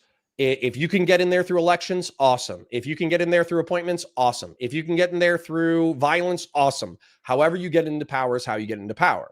But then you also have to maintain power. And fascism effectively says that history and individuals in society are ultimately just a great struggle. And so if you lose in a fascist power game, it just means that you weren't the right person to rule. And so all it becomes is a massive struggle over power. And so as a result, since you don't believe in a constitution, don't believe in rule of law, don't truly believe in monarchy, don't truly believe in anything really, you just start worshiping power. Well, gee, because Connor, I feel like you're just describing societies right now. You're just describing every society which exists right now, which is it's a dog eat dog world, and everyone's got it. They're all going for power, and however they're going to get it, they're going to get it because that's just society, Connor. But liberalism, in the classical sense, in the American sense, says that we are going to make rules to the game. Bullshit. That's what it says. Original liberalism didn't even have term limits for the president. What the fuck are you talking about? He could have stayed there for fucking. He could have stayed there his entire life. Wait, hold on. You think the Constitution weren't rules to the game? Well, the Constitution's a couple of pages, Connor. Yeah, shit. The rules there were really designed as a compromise so that states could govern themselves. You know, the whole idea here that you're talking about the supremacy clause in the late 19th century that said that you had to follow the Constitution, even if you were a state. Not the original Constitution. Nothing. Wait, and didn't every single state have a representative body and a governor? Yeah. And they all ran them different. Agree to that rule set? Did they say that individual states could become monarchy? This was part of the compromise. Well, a lot of them are run like monarchies. I actually, especially in the early part, by a governor and a representative body. We're I don't think you knew. I don't think you know how much. The same as a king. I don't think you know how much power governors used to have in these fucking states, Connor. It was incredible. Speaking, I probably do. Yeah, well, then you know that it was incredible in comparison to what they have now. It's not even in the same fucking universe. And the thing is that when they had the power of a national guard, when governors used to have the power of a national guard, that was an actual fucking threat. Okay, it's maybe not now, but it used to be. And the thing is like, look. I'm sorry that you describe a dog-eat-dog world, but you haven't explained how that's intrinsically evil. Even if everybody's all vying for power and they all want it because they all think that they deserve it, and then the ones who deserve it get it, that in and of itself is not an intrinsic evil. You'd have to explain how the system intrinsically is evil. I would just argue easily that the morality base of the people group who have power are what make a system evil or not evil. Now, you can argue that there's some systems which maybe would turn out more evil people. I think that's a good argument, and I can get behind that argument. But I can't get behind the argument that a system itself, which is just a social construction of our brain, is inherently evil. That's absurd. Okay, hold on. Okay. Then we might be using evil differently. So using evil, let me define it, I suppose, as like bad thing. Propensity for intentional harm. Yeah, but you see how that's tautological? Because you just say that bad is, well, because then you're just saying evil is evil, right? So bad is evil, evil is evil. But you understand, but you and I probably probably have like 90% overlap, 95% overlap on bad, right? No, I think that evil is the absence of the essence and energies of God, or the energies of God specifically. I consider that to be evil. So we have a different prism on what we consider evil to be. I think that when you say bad, you just mean things which are against your personal preferences. Wait, so hold on. So is a Christian pedophile more evil than an atheist non-pedophile? Well, if he's a Christian pedophile, he would. You're giving it an incorrect descriptor. So this would be a person who's not partaking in the energies of God, which is why he's doing this action. So this action would be denoted as evil. Okay. So hold on. So a self-proclaimed Christian. Yeah, you can, but you realize that, like, this is an atheist, a self-proclaimed man or a woman, right? It's like you can proclaim whatever you want. Yeah, but I don't accept this. The reason why I don't accept this is because effectively what you can do argumentatively, which I don't agree with, like, all right, I think that if you're saying the absence of God, I do believe the absence of the essence of God. Yes. Okay. Well, I'm sorry, energies. The absence of the energies of God, not the essence. Okay, I think most humans, relatively speaking, have a divine spark, and yet human beings engage in evil all the time. And yet, it's absent that divine spark that you would consider the evil thing. Right? Hold on. So, if a man, let's say the prodigal son is engaged in anti-God behavior. Jonah engaged in anti-God. David engaged in anti-God behavior. Well, they didn't separate themselves. Had the divine spark. Yeah, they didn't separate themselves specifically from all of the energies of God. That wasn't the case. They still did horrific shit, right? True. Yes, but people who remove themselves from the energies of God, it's in our belief structure that is what is contributing to the evil here, the sin. That would be what we would consider evil. Okay, but hold on. Just as an example, like, I hate to be so stereotypical about it, but like Samuel and the Amalekites in the Old Testament, right? Okay. Mm-hmm. In a secular moral system, there is no reason that an entire city should be butchered. Men, women, children, livestock. Yeah, bullshit. That's bullshit. Think that there is a reason that? I think that secularists can create causes for butchering an entire society with ease, without any problem whatsoever, and justify it without a problem. And I would just point you to Soviet Russia. I'm just going to point you to Soviet Russia. That was a secularist society. Soviet Russia was secularist, and yes, they would butcher whole fucking cities. They didn't give a shit, and they went through and raped all of Berlin. They raped all of Berlin, bro. Hold on, real quick. Like, what do you mean? I'm not trying to, because you're making a totally different argument. I'm not trying to say that secular people are not capable of evil. That's not something that I was ever saying. So let's Move past that. Okay. What I'm saying is a modern human with liberal humanist Western tendencies would view butchering an entire city as immoral and likely evil. No, they wouldn't. It depends Are on you the fucking context. serious?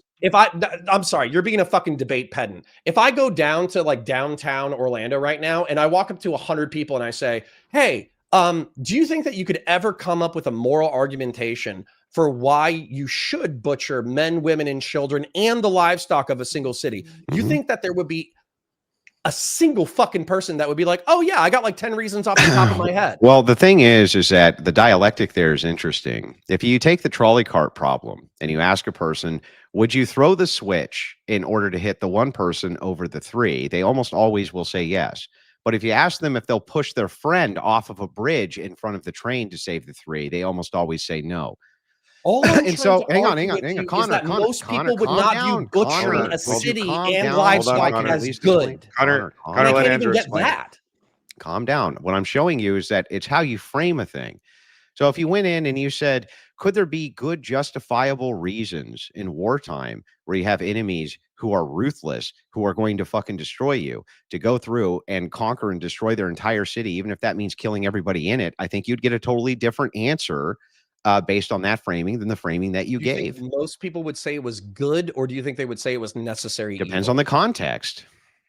Like if you were to go, Bullshit. if You're you were to being a go debate ask pedant. people, You're being a if you- pedant. I You're being don't a think pedant. so. In fact, I even You're think being a you'll agree pedant. with. I even think you'll agree You with think- me. You think Hang so? on, You're Connor. fucking- Just sorry, let me your explain chat it, is bro. retarded. Fuck. So let me hold on, just your chat's explain. retarded. I want to address Okay. your retarded chat who just did a super chat. So hold on, your retarded chat just said Okay, Hiroshima Connor. and Nagasaki, bro.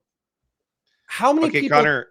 Connor, I hate to have to mute you, but can you let Andrew just explain the point, and I we just can want to address the explain super point, and chats then at the you end. can attack it. I think that's Yeah. fair. So the thing is, bro, is it's like this. If you have contextualization for why it is that you did the destruction and there's a justifiable reason, I think people's answers drastically change. So, for instance, I think if you were to go to a leftist and say, if we had to stop World War II by blowing up all of Berlin and killing everybody in it, would you do it? I think that they would say yes. So the thing is like, I don't agree with you. This idea that that people, when they have context, are going to keep this answer. I think that if you feed them incorrect contextualization, of course they'll give you the answer you want. But I also think that that's not pedantry. I think that's you being underhanded and somewhat diabolical with your framing. Do you think they would say it was good? To stop a war, yeah, I think they would say it's good, justified, yeah. I think that most people, most sane people, particularly with a modern historical education, would say no, but it sounds like a necessary evil. So then you're saying that people should do evil? When it's necessary. It sounds like you're saying that there's times where doing evil is good.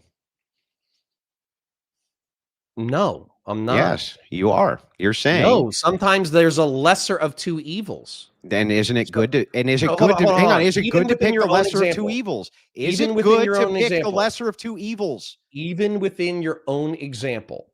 Is okay? it good to Fire pick bot- the no. lesser of two evils? Sure. Okay, then But we're done. no. That's it. I don't want you. No. Don't declare victory and walk away. No. Don't declare victory and walk away because you already know where I'm going, and I think your chat's too stupid to actually pay attention. So let's try it. All right, Let's try it. it. Okay. I know So, my chat's a bunch of stupid fucks. I know. yeah, I don't think they have the balls to do what you do. Yeah, what do they know? What do they know? They're a bunch of stupid fucks. It's Yeah. fine. Yeah, those So, hold stupid on. people. Notice So, how I didn't insult your chat. Berlin.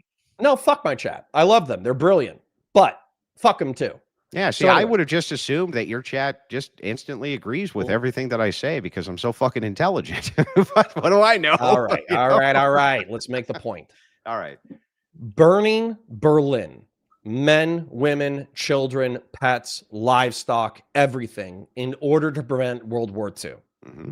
I think that if you said, well, look at the human harm caused by World War II, most people would say, if we knew that this would prevent World War II, we knew that we would save tens of millions of lives, we knew that we would save all these people, yes, let's burn Berlin. However, if you actually show them what the burning of Berlin looks like, where you're dropping bombs and you're blowing up kids and you're blowing up puppies and you're blowing up old people and you're firebombing people, you can ask them, is that good? Their obvious answer is going to be no.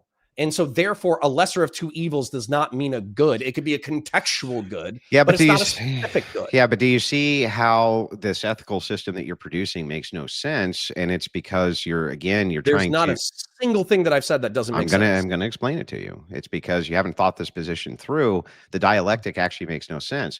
The second I ask you, though, if this is the lesser of two evils, is it good that we choose it? Your answer is yes. So if that's the case, then you are doing the moral good. Otherwise, how could it be good for you to choose it, Connor? That makes no sense. That would be P and not P. It would be a direct contradiction. I swear to God, you guys have become debate pedophiles. This sounds like fucking equivocation to me. Is Bernie am I equivocating on? Like so? For instance, P is not P or whatever the fuck you guys use That's in just a algebraic equation contradiction. in order to explain basic shit. So sorry, hold on. Is burning a child alive good? I would say no. Okay. Is burning a child alive good if it prevents World War II? I would say no. Okay. So we're on the same page. I have a different ethical system than you. Wait, I don't know if you do. Yeah, I God think I do. ordered the Amalekites to be butchered, men, women, and children, and so donkeys. let me show you the difference. Connor, would you burn a child alive to prevent World War II? Probably. I would not. That's how you know we have a different ethical system. And so, if you would do that, you're saying that that is good for you to do to prevent World War II. I don't Do you think see it's the good. well, but you do, or do you think that you preventing World War II is good? Yes. Okay, good. And do you think that you're Burning picking a child is still bad. Yeah, but you have done the good action here in your worldview. Otherwise, you wouldn't do it, right? No. I still think No? that I still think that there's evils that you do because they're necessary.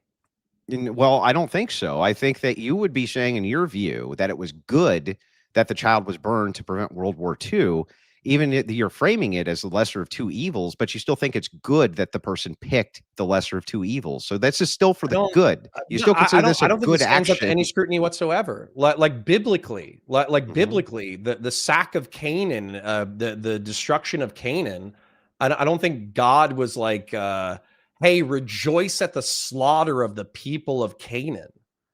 I think it was like necessary for the Israelites to take the territory. I don't think that. I don't even think the Bible. Well, hang on. You can make says the that case. slaughtering the Canaanites. Yeah, you or the can make the Amalekites is case good. that rejoicing about doing something isn't good, but you can't make the case in your worldview that you're not doing something which is good if picking the lesser of the two evils is good. I think I can. I think there's no contradiction here. There would be directly be a contradiction. It would be P and not Wait. P. Hold on. Even going back to the trolley problem. Okay, we have the trolley problem. Yeah, There's two people on one track, one person on the other track. Sure. And yet a utilitarian says, okay, I'm going to kill the one guy. yeah. All right. That guy can still say, killing the one guy is bad. I wish I didn't have to do that. Yeah, but what he did was good, right? Yes. Because he only contextual versus specific. There you go. There you go. I don't think you've proven anything. I feel like we've gone back and forth on the same thing. No, I mean, I think you've just conceded the point. This wasn't even a Wait, gotcha. hold on. All I'm trying to Let do me is follow show you your the worldview. ethical frame. That's all. So real quick, with the trolley problem, there's one guy on one track, there's two guys on another track. You say, well, God wouldn't want me to participate in this at all. Therefore, I'll just let whatever happens. No, the opposite. What do you do? Well, I think what do you say? I'll explain. I think it would be a sin of omission for me not to throw the lever. I just don't think that you could make the case that either which way that the lever fucking went, that I could be held to account for it. Because this is me doing nothing in that case, an omission would be the bad, right? That would be the bad. Okay, but even within your own worldview, it's not good that you participated in that, right? Well, no. It is good that I threw the lever, because it would be bad if I did not throw the lever. So how are you any different than me? Because what you're trying to say is that both actions are bad, and that's not the case from your view. One action's clearly good, or you wouldn't take it. No. I said doing nothing would be bad. You also said, when I asked you if you killed the one person, would that be bad? You said yes. No, I didn't say yes. You just made that part up. I said that on both then I might have asked instances. the inverse. Was Yeah, you but on both so instances, the it doesn't omission is matter bad. which way the train goes from there. I don't think it could be held account either way. Okay. I think I could only be held account if I tried to do nothing. I'm not asking about what you can be held to account for. Well, What then I'm that's asking but that's for. what I consider to be the good, right? Is the participation of the energies of God. For you, it's different. For you, you're saying, look, You know, I'm a deist, right? You know, I believe in God. I get right? it, but we do have fundamentally misunderstandings about theology here between the two of us, as you are a deist. So the thing is under your view, if you say, look, I would definitely burn a child alive to prevent World War II, I understand. It makes sense to me that you would do that, right? What doesn't make sense to me is why you wouldn't say that that was a good action. You just say it's a lesser of two evils, but it's also good that you do the lesser of two evils. That's you saying that this is a good action fundamentally. It's the whole problem with No, utilitarianism in you're general, saying by that the I'm way. saying that. I've already said that I haven't said that. Bro, you said it 3 times. I've gotten you to cop to it 3 times now. Okay, because I'm differentiating between contextual and specific. So contextual, if I burn, so specific, burning a child is bad. There are almost no circumstances in which you should burn a child, right? Right. But within the and by the way, I'll make it historically contextual. Hiroshima and Nagasaki was necessary from a tribalist analysis of warfare to prevent more American boys from going to Japan and dying in a war when Japan had already lost but refused to surrender. I understand. So we're burning children Mhm. in order to save American soldiers. I can say that within the context, saving American soldiers is good. Well, which one ought we In an do? ideal world, we would not have to burn children in order to save American Yeah, but soldiers. but you see, this is equivocation from you now. It's using ambiguity in language. I agree I don't think I'm 100%. using any ambiguity. Well, I'll What are explain. you talking about? You I was said very specific. you said the ideal would be not to do these things. Okay, great. I That's understand true. I understand the ideal, but we're not talking about the ideal. We're talking about if you actually had to accommodate one of these views, would it be good that you went for the lesser of the two evils? Is that a good thing? Yes. Well, On then the you're whole, Yes. you can still do bad things with a good outcome.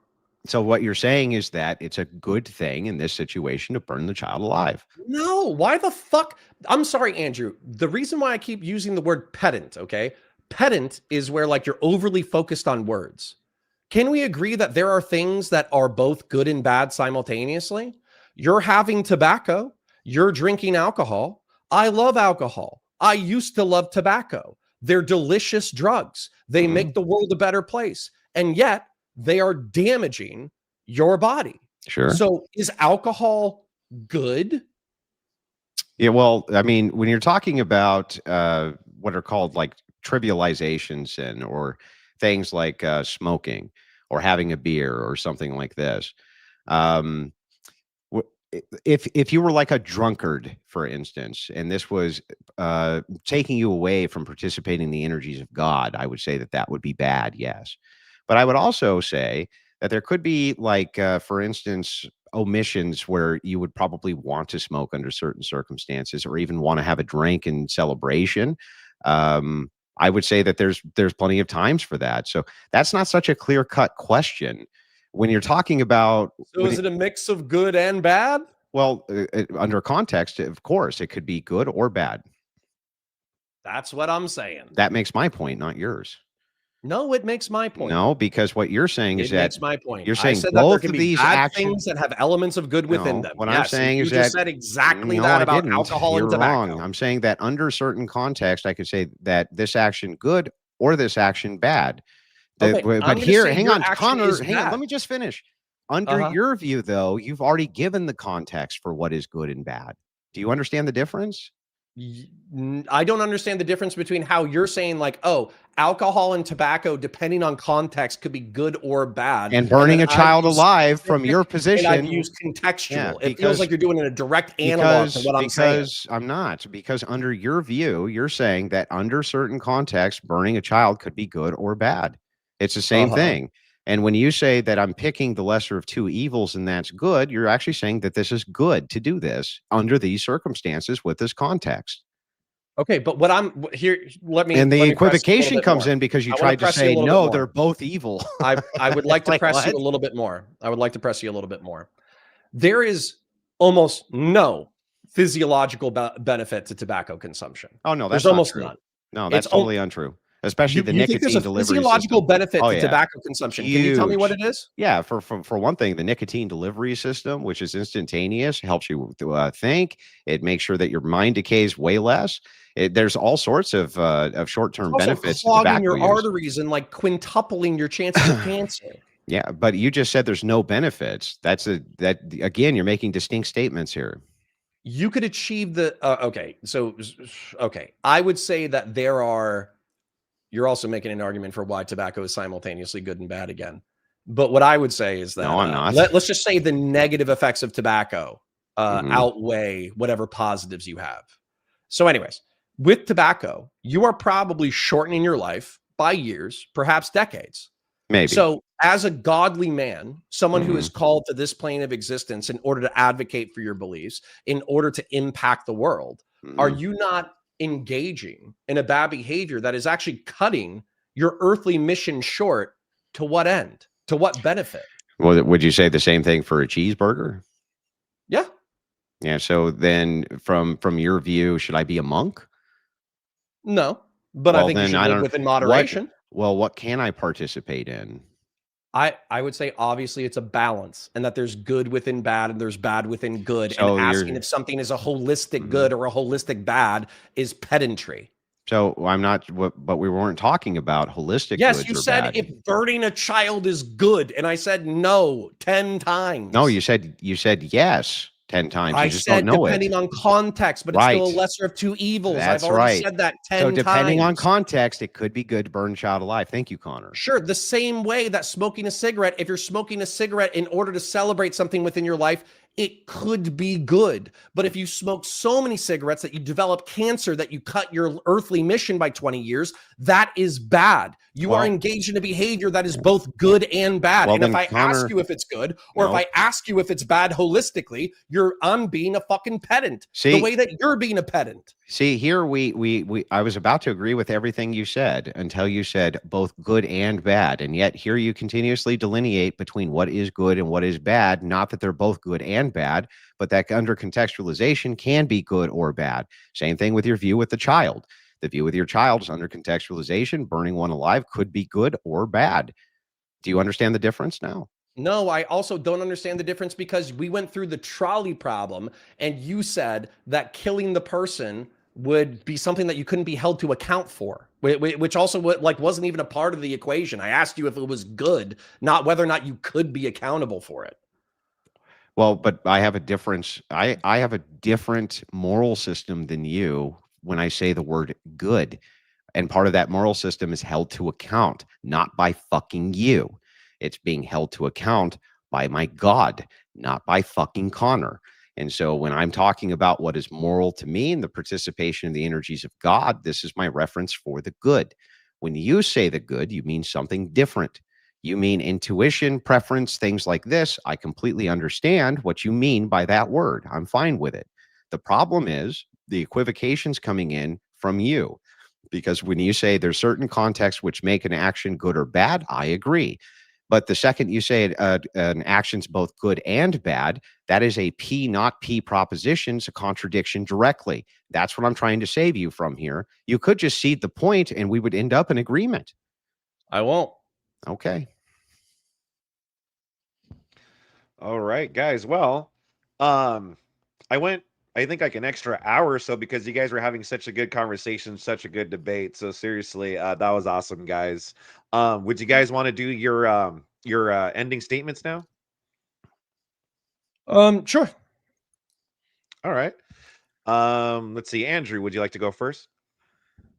Yeah, sure. So I would just dive in here and say that I don't think we ever got really good arguments from Connor on why Christian nationalism would be bad at all.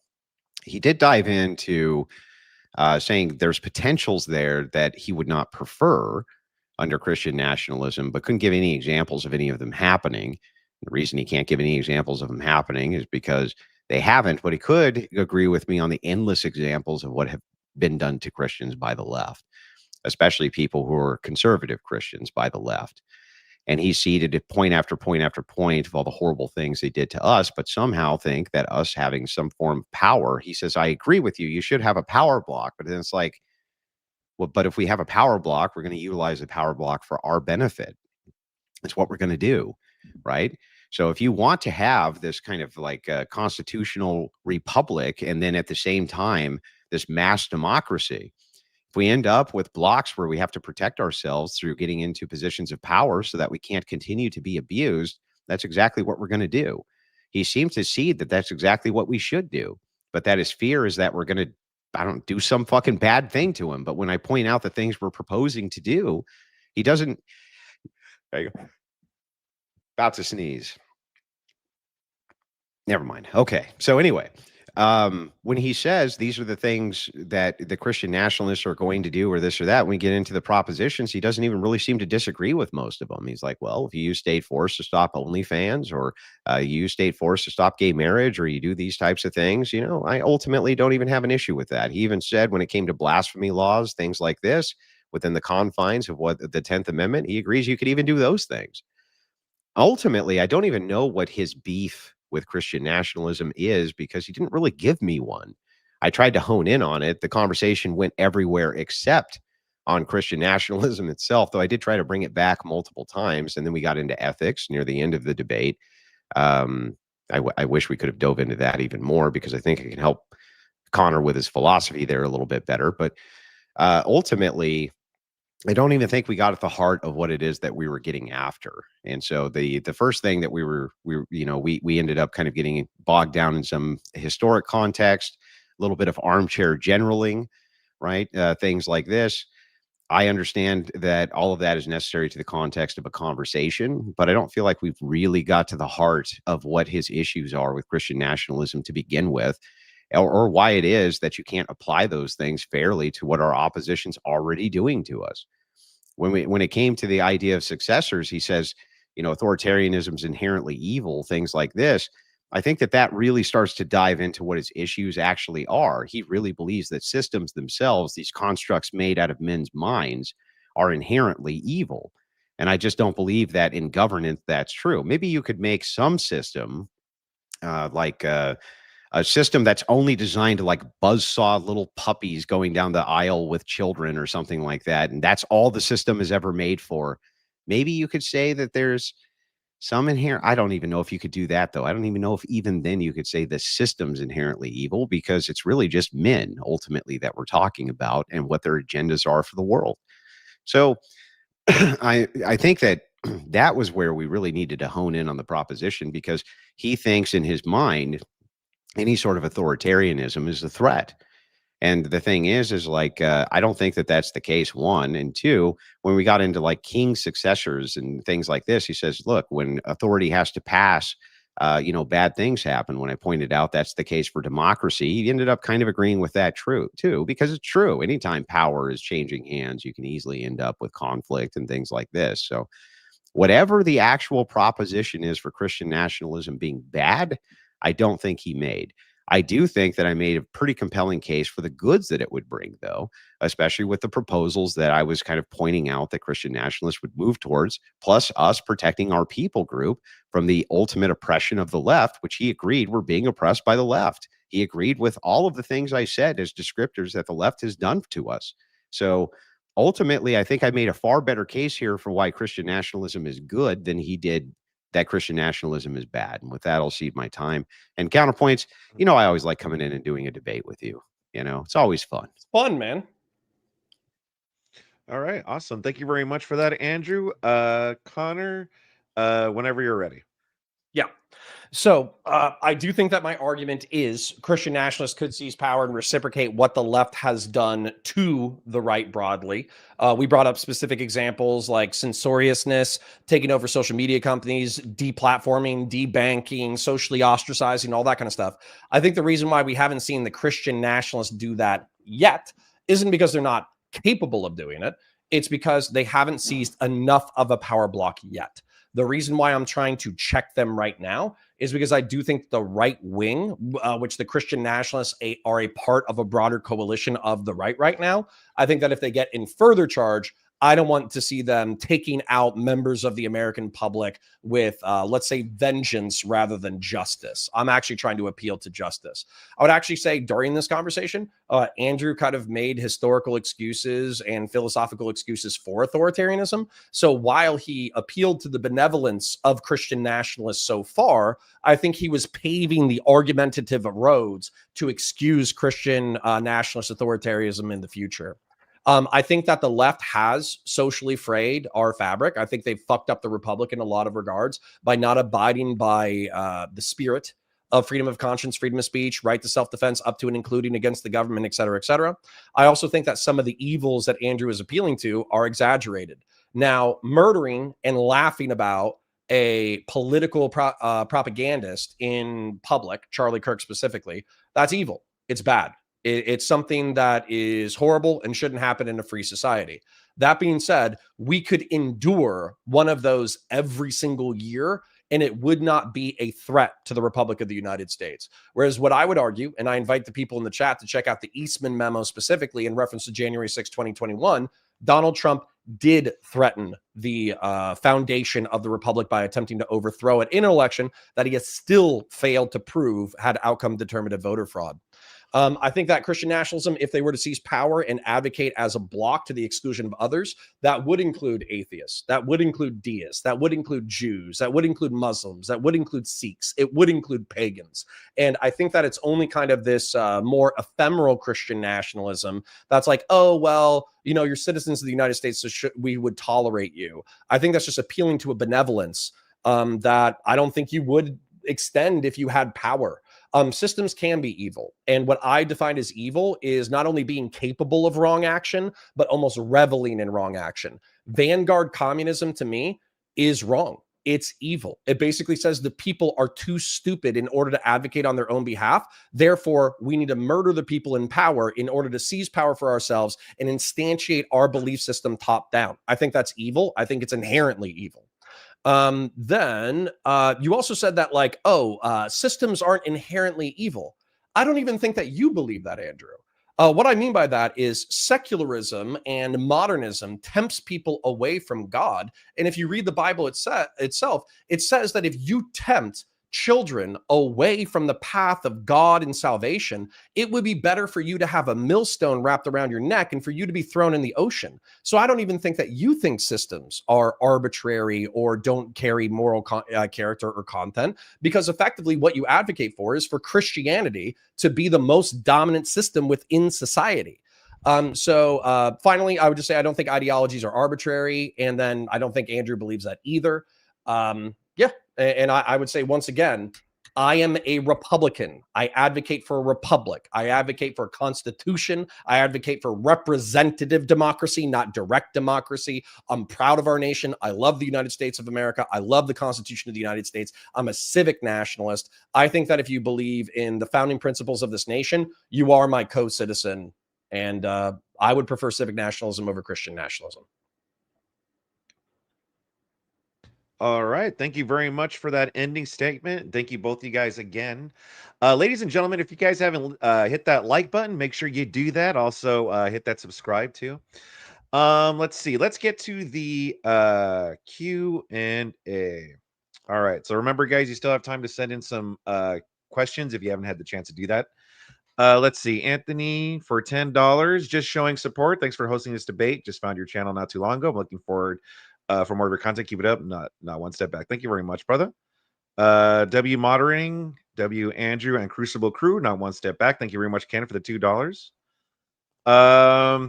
AC for $10. Liberalism is a result of affluence and has reached a threshold. Poor states that the industrialized are still Christian because they needed a social structure, not poor because they are Christian. I don't know if you guys have any response to that. If not, we could move on. I mean, you don't think that's a valid point? Liberalism is a result of affluence. I would say liberalism is like a revolution of what Marxists would call the bourgeois, like the property owning class. I think that's true. Poor states that deindustrialized are still Christian because they needed a social structure, not poor because they are Christian. I mean, I don't have an objection to that. In general, Christianity advocates a certain level of industriousness. I think Christians are oftentimes industrious and rich people. So, yeah, I don't have an objection or a criticism. All right. Let's see. How long, Nate, for $5? Civic nationalism is a steep slide to degeneracy. Now the left has covered it into an astro. I believe I meant to put astro glide. Any Yeah, thoughts see, on next that? time I need to fight with All Long Nate, because I think he'd be making the arguments that I was ready for. All right. Let's see. Nathan Slippy for $20. I don't have the time or the crayons to explain force doctrine to your koala brain. Any thoughts on that? I think I understand it just fine. All right. I actually the do dash- think that Connor, out of many of the center left people that I've talked to, actually does understand force doctrine. And agree with it. Hmm. I think it's descriptively true. Which is why women shouldn't vote, right? I don't go No, that I'm far. kidding, I'm kidding. So Connor, it goes, Connor, it's a joke, bro. It's just, I I'm just know, kidding. but hold on. You triggered it. They in like Socrates had this conversation 2,500 years ago, where he was saying that democracy, Athenian democracy, there was some like rich, powerful military guy who was bitching about how democracy was forcing him to serve all these weak peasant pussies who otherwise he would beat the fuck out of. And then Socrates said, well, the poor and the weak got together in order to vote to restrain your power. Is that not the weak pooling their strength together to restrain you? And so I think, weirdly enough, democracy could even be understood under force doctrine. Well, I think that democracy is you removing the aspect of force, though it's an ever-present thing, which ultimately will end up overriding democracy. That'll be the next topic. All right. This is Dashing Rogue for $4.99. Thank you very much, brother. The problem with Christian nationalism is which denomination will it be? I believe this was more toward Andrew. Yeah, this is a very kind of poor argument, which is made often. You could kind of make this argument for any type of form of government. Which party will it be? Which which form of secular humanism are we going to go with? Which form of this are we going to go with? It's not like these people on the other side who are fighting for their ideals are in universal agreement. They're not at all. There's 100 different flavors, 1,000 different flavors of communism, 1,000 different flavors of socialism, thousands of different flavors, even within the nuance of civic nationalism. The idea here is on major issues, can Christians unite in order to move the goalpost forward? I think that they can, and they are. So I kind of see this criticism as being weak because every single ideology has the same issue. All right. The Dashing Road for $1.99, and also that's not a strong man, that was a steel man. Okay. Nathan Slippy for $20. Thank you very much, brother. You don't even understand that the one who makes the laws is the one with the most guns, you bundle of sticks. Don't know how it's directed to. I'm assuming Connor. It's me. I would call you the F slur if I could, but for monetization purposes, I won't. Yeah, please don't do that. Go terms of service. Yeah. Not for my benefit. I don't give a shit. But I mean, I think this poor guy wants to keep the debate on his channel. I think it'll help his channel a lot. So okay. I will say terms of service and we'll move on. Okay. All right. Thank you very much, Fuck It Button, for $10. Yep, I will accept the process happen. I will never accept a Democrat or a leftist authority deserving of respect in any capacity imaginable. Last time I did, they cried orange dictator for a decade. Yeah, that's where we're at, man. Yeah, you'll say, yeah, they were elected and they're in charge, but it's the respect for the authority which is completely basically gone at this point.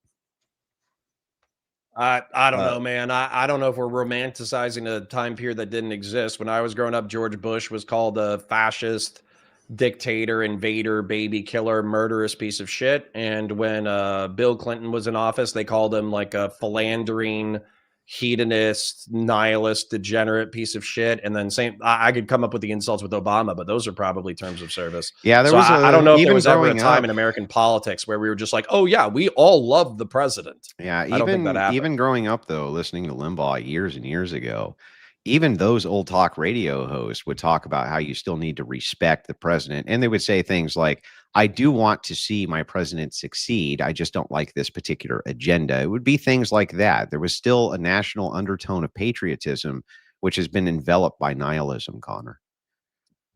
I would say that there are moral wrongs that I think Trump is guilty of, but I don't think that we care to the same degree about those wrongs. So I won't waste time moral frogging about it.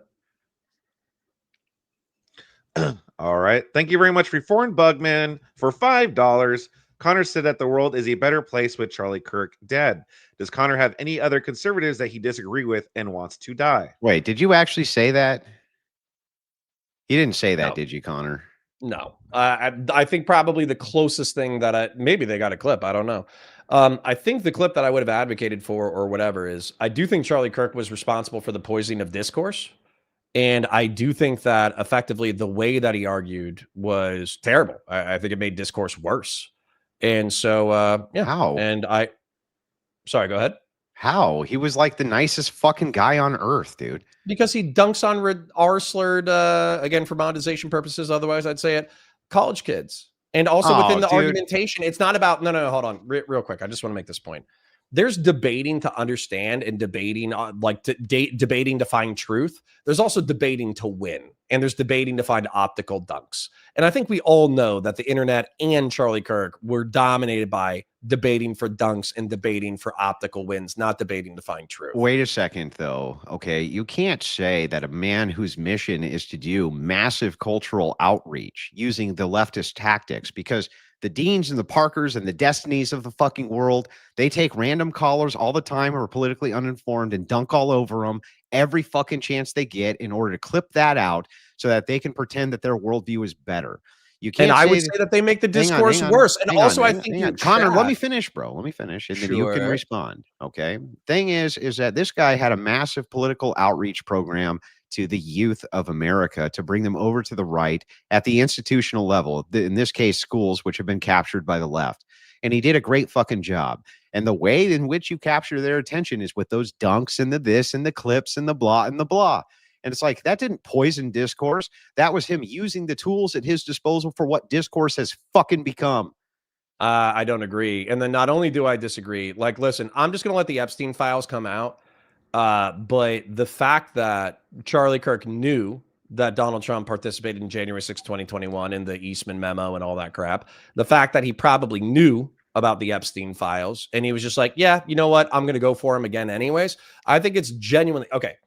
If you believe in a republic, where the fuck did you get that idea, dude? What's that? Where the fuck did you get the idea that Charlie Kirk had some deeper insights into the Epstein file than you or I?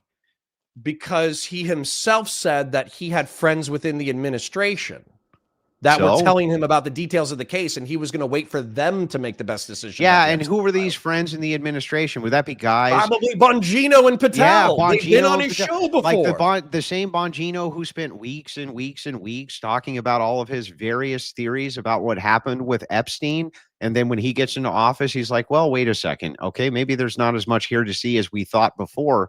You don't know what Charlie Kirk knew or did not know when he's talking about these people who are inside of the FBI who came out of the political commentator class. It's like, bro, you don't know what insights he had or that he knew that Epstein and Trump were entwined and doing blah, blah, blah. You're just making that shit up, bro. You're making it up. Hold on. There was a dedicated effort on the right to say that the death of 2019 or the death of Jeffrey Epstein in 2019 was suspicious, that he was likely intel it is fucking connected, suspicious, that he was a part of the deep state, yeah, and that it should be the Trump administration's job to release every detail related to Epstein as quickly as possible. And we still believe all of that. Okay. And well, hold on. No. Charlie Kirk fucking swept for them after the Trump administration said, hey, we'll get to you when we get to you, after they pulled that fucking stunt with the binders.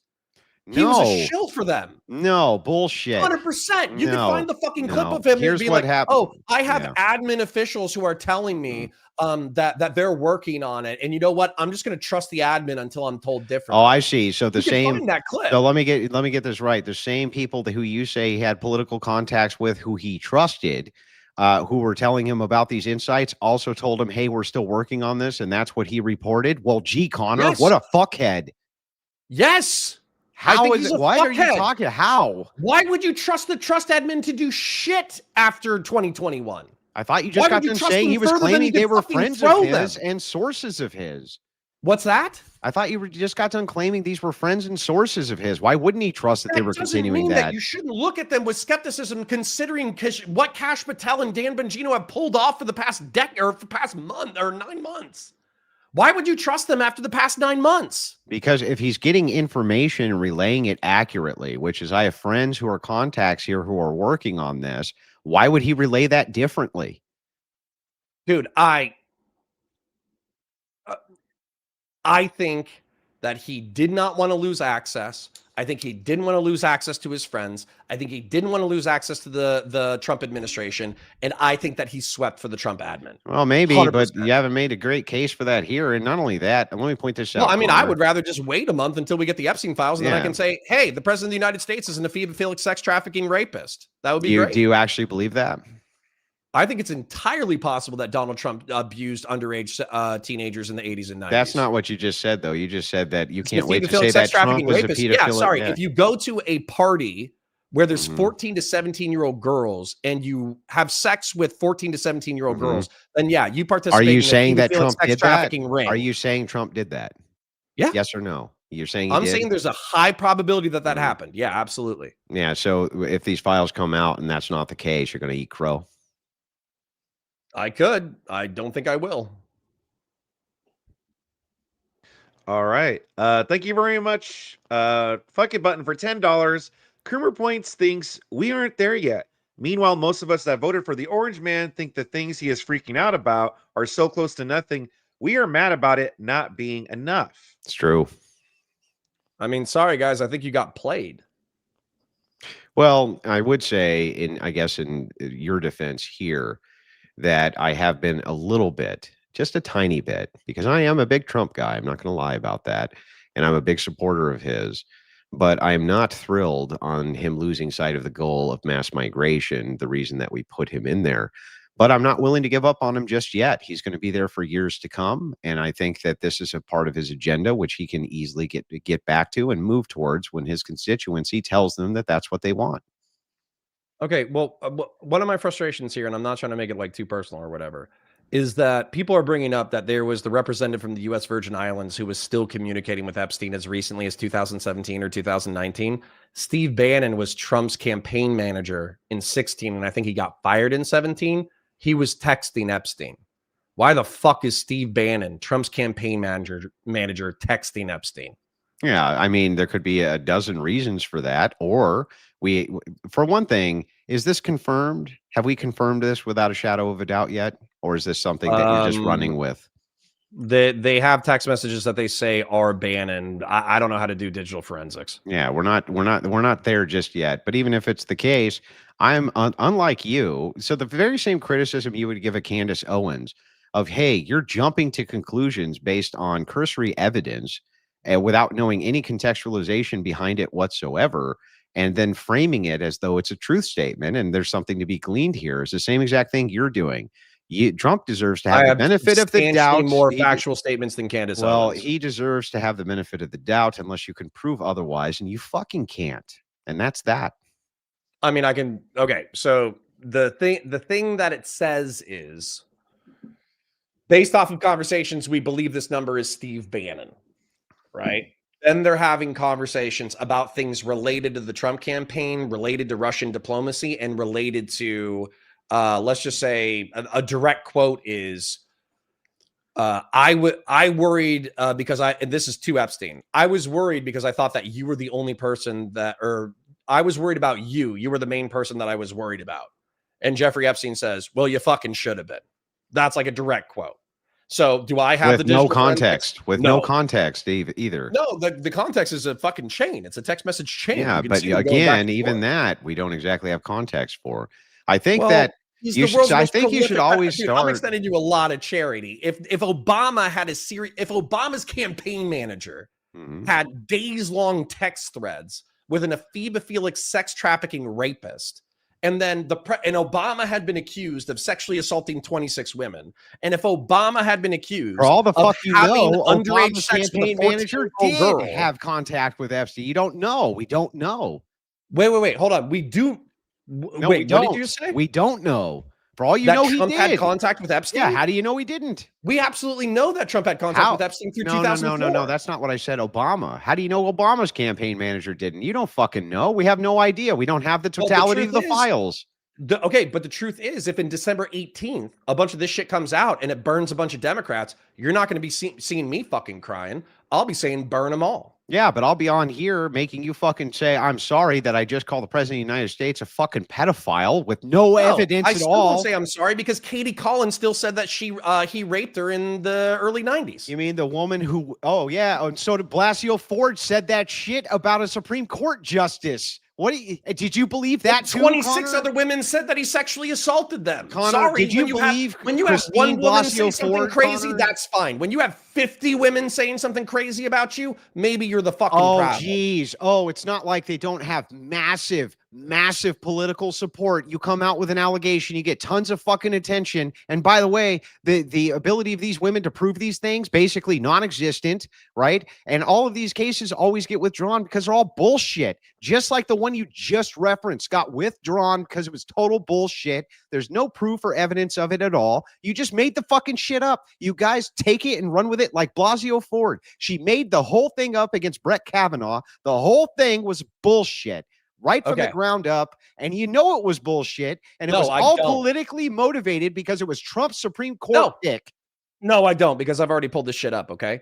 So it is not with it. These are the series of facts that I'll lay out for you. And what I don't like about this conversation is the fact that if this was a Democrat, you would be all over this like a fucking fly on shit. And maybe if you weren't personally, your audience absolutely would. Okay. Man, I'm pretty measured when it comes to evidence and proof. I got to tell you.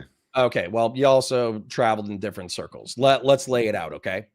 Jeffrey Epstein, Robert Maxwell is Ghislaine Maxwell's dad.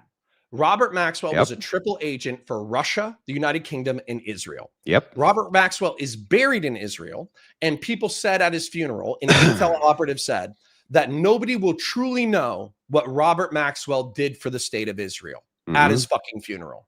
Ghislaine Maxwell got with Jeffrey Epstein. Jeffrey Epstein went from like a fucking public school teacher to like a multimillionaire financial investor to a billionaire. And then billionaire, yeah. Yep. Then he started partying with everybody in Hollywood, everybody in Washington, D.C., everybody within New York. He ran multiple modeling agencies. None of this is in dispute.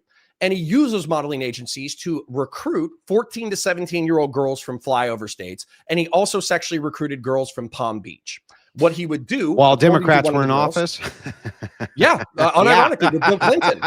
Yeah, while Democrats were in office assisting with if this was an intelligence operation, right? This was Democrats assisting. It could have been CIA. It could have been Mossad. Who knows? Was one of the ones who has notably been pointed out as being at Epstein Island. There's a picture of Bill Clinton getting a massage from one of the underage girls. That's what I just said. Yeah, no, you said he was at the island. I'm saying that there's even worse evidence against Clinton compared to Trump. Okay. Yeah, agreed. Okay. Democrats did. So Democrat. Where's the proof I for don't Trump? give a fuck with the Democrats. I want them all to burn. Where's the proof for Trump? Okay, hold on. I'll get there. I want to lay out the facts. Okay. So Jeffrey Epstein used the modeling agencies in order to recruit girls who were as young as 13 or 14. They would do the modeling work during the day, and then at night they would party. And then effectively after a certain time, it became like an orgy. And so the underage girls were encouraged to participate with powerful men. Virginia Giuffre, the sex trafficking victim who died, said that she knew effectively from her memoir that she allegedly had sex with Alan Dershowitz. I think she allegedly had sex with Ehud Barak, the former prime minister of Israel. And I think, and then she had sex with Prince Andrew. Okay. Mhm. Those are the three people that we already know. So the English royal family. She's pictured with Prince Andrew. Right. So the royal English family, the Israeli politicians, and then also Epstein had, this is only slightly related. Epstein had direct government and intel contacts with Russians that he was communicating with as a part of this file dump. Okay. When are we So going to get to Virginia the Trump Giuffre part said that here? she, relatively speaking, knew of 30 other rich and powerful men who had engaged in the underage sex trafficking ring. Mhm. Okay. Alan Dershowitz is the lawyer who wrote in a 1997 op-ed that the age of consent should be dropped to 15 and there should not be any kind of like statutory rape charges until the age of 15. He went on to be Jeffrey Epstein's lawyer, and in 2004 to 2009, he negotiated sex trafficking between 40 and 80 women down to, I think, a single charge of solicitation of prostitution of a 17-year-old, and got Jeffrey Epstein 18 months with work. Can we get to the Trump part? Yeah.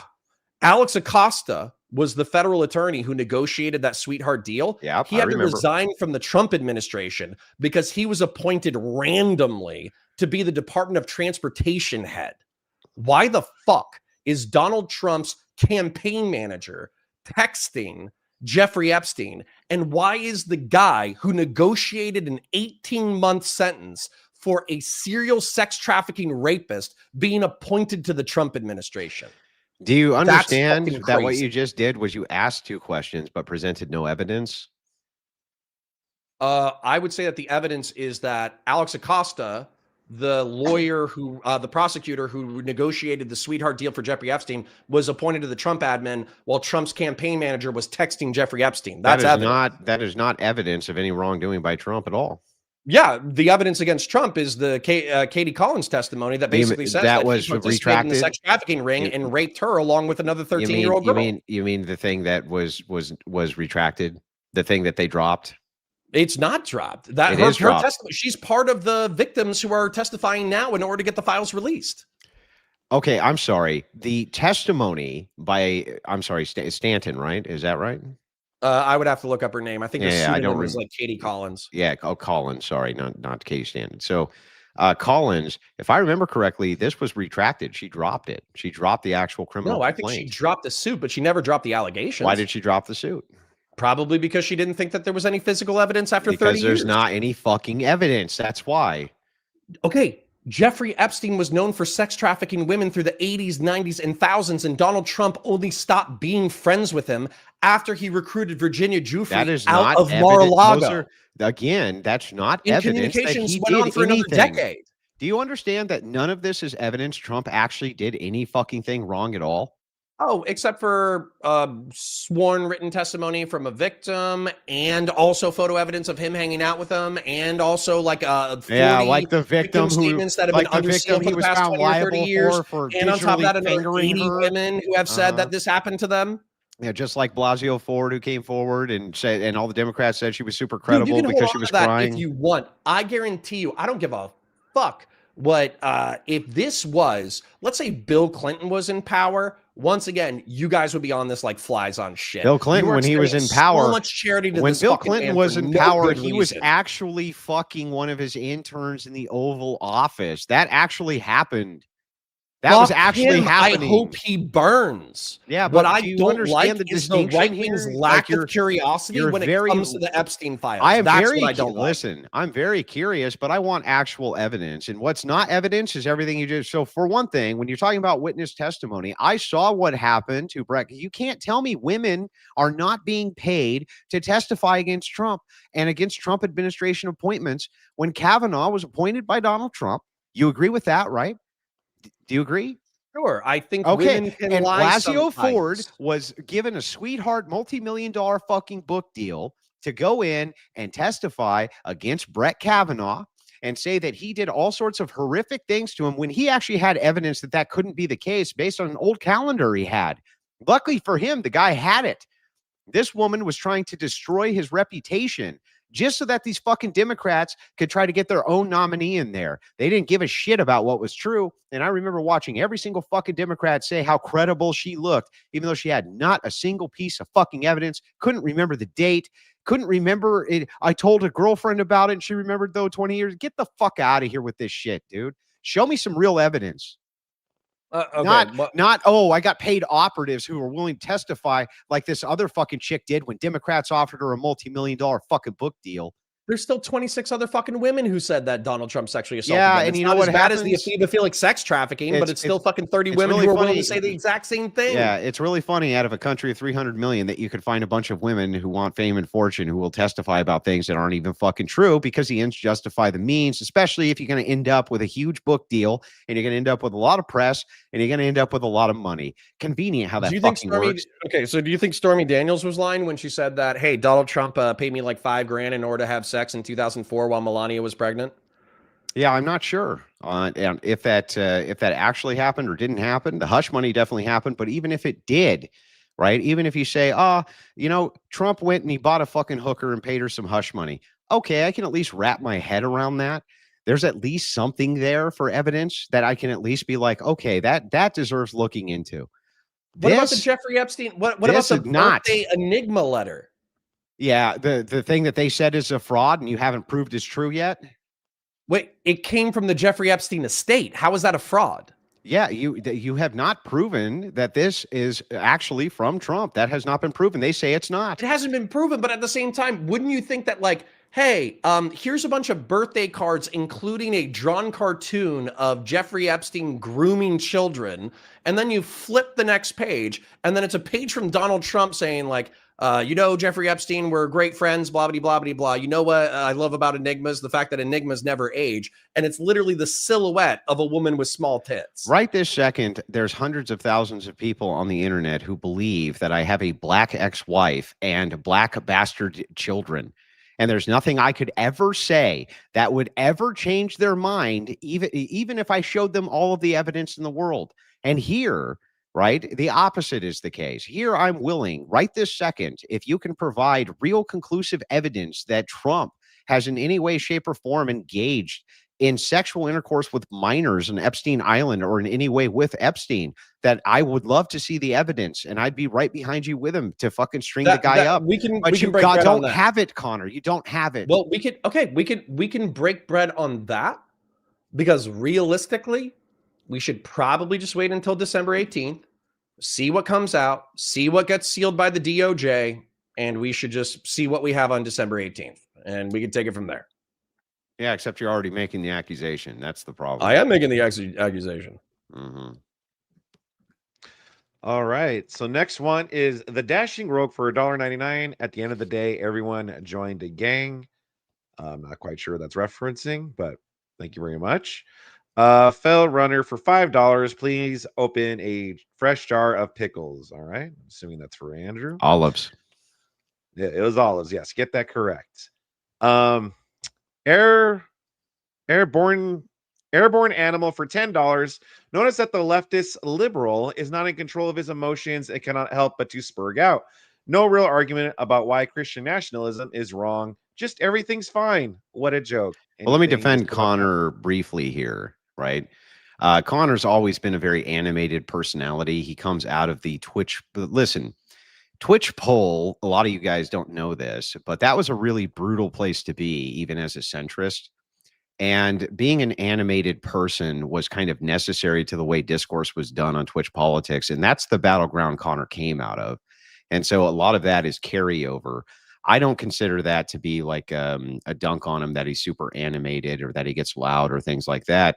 He was, in fact, dealing with some of the worst fucking human beings on planet Earth. Though I would say that he, with like the progressive victory stuff, you still deal with some of the most horrible, or did deal with some of the most horrific people on planet Earth also. And I do hold that against you, Connor, but I don't hold against you that you're animated in debates. I know that environment. I was in it myself for a long time.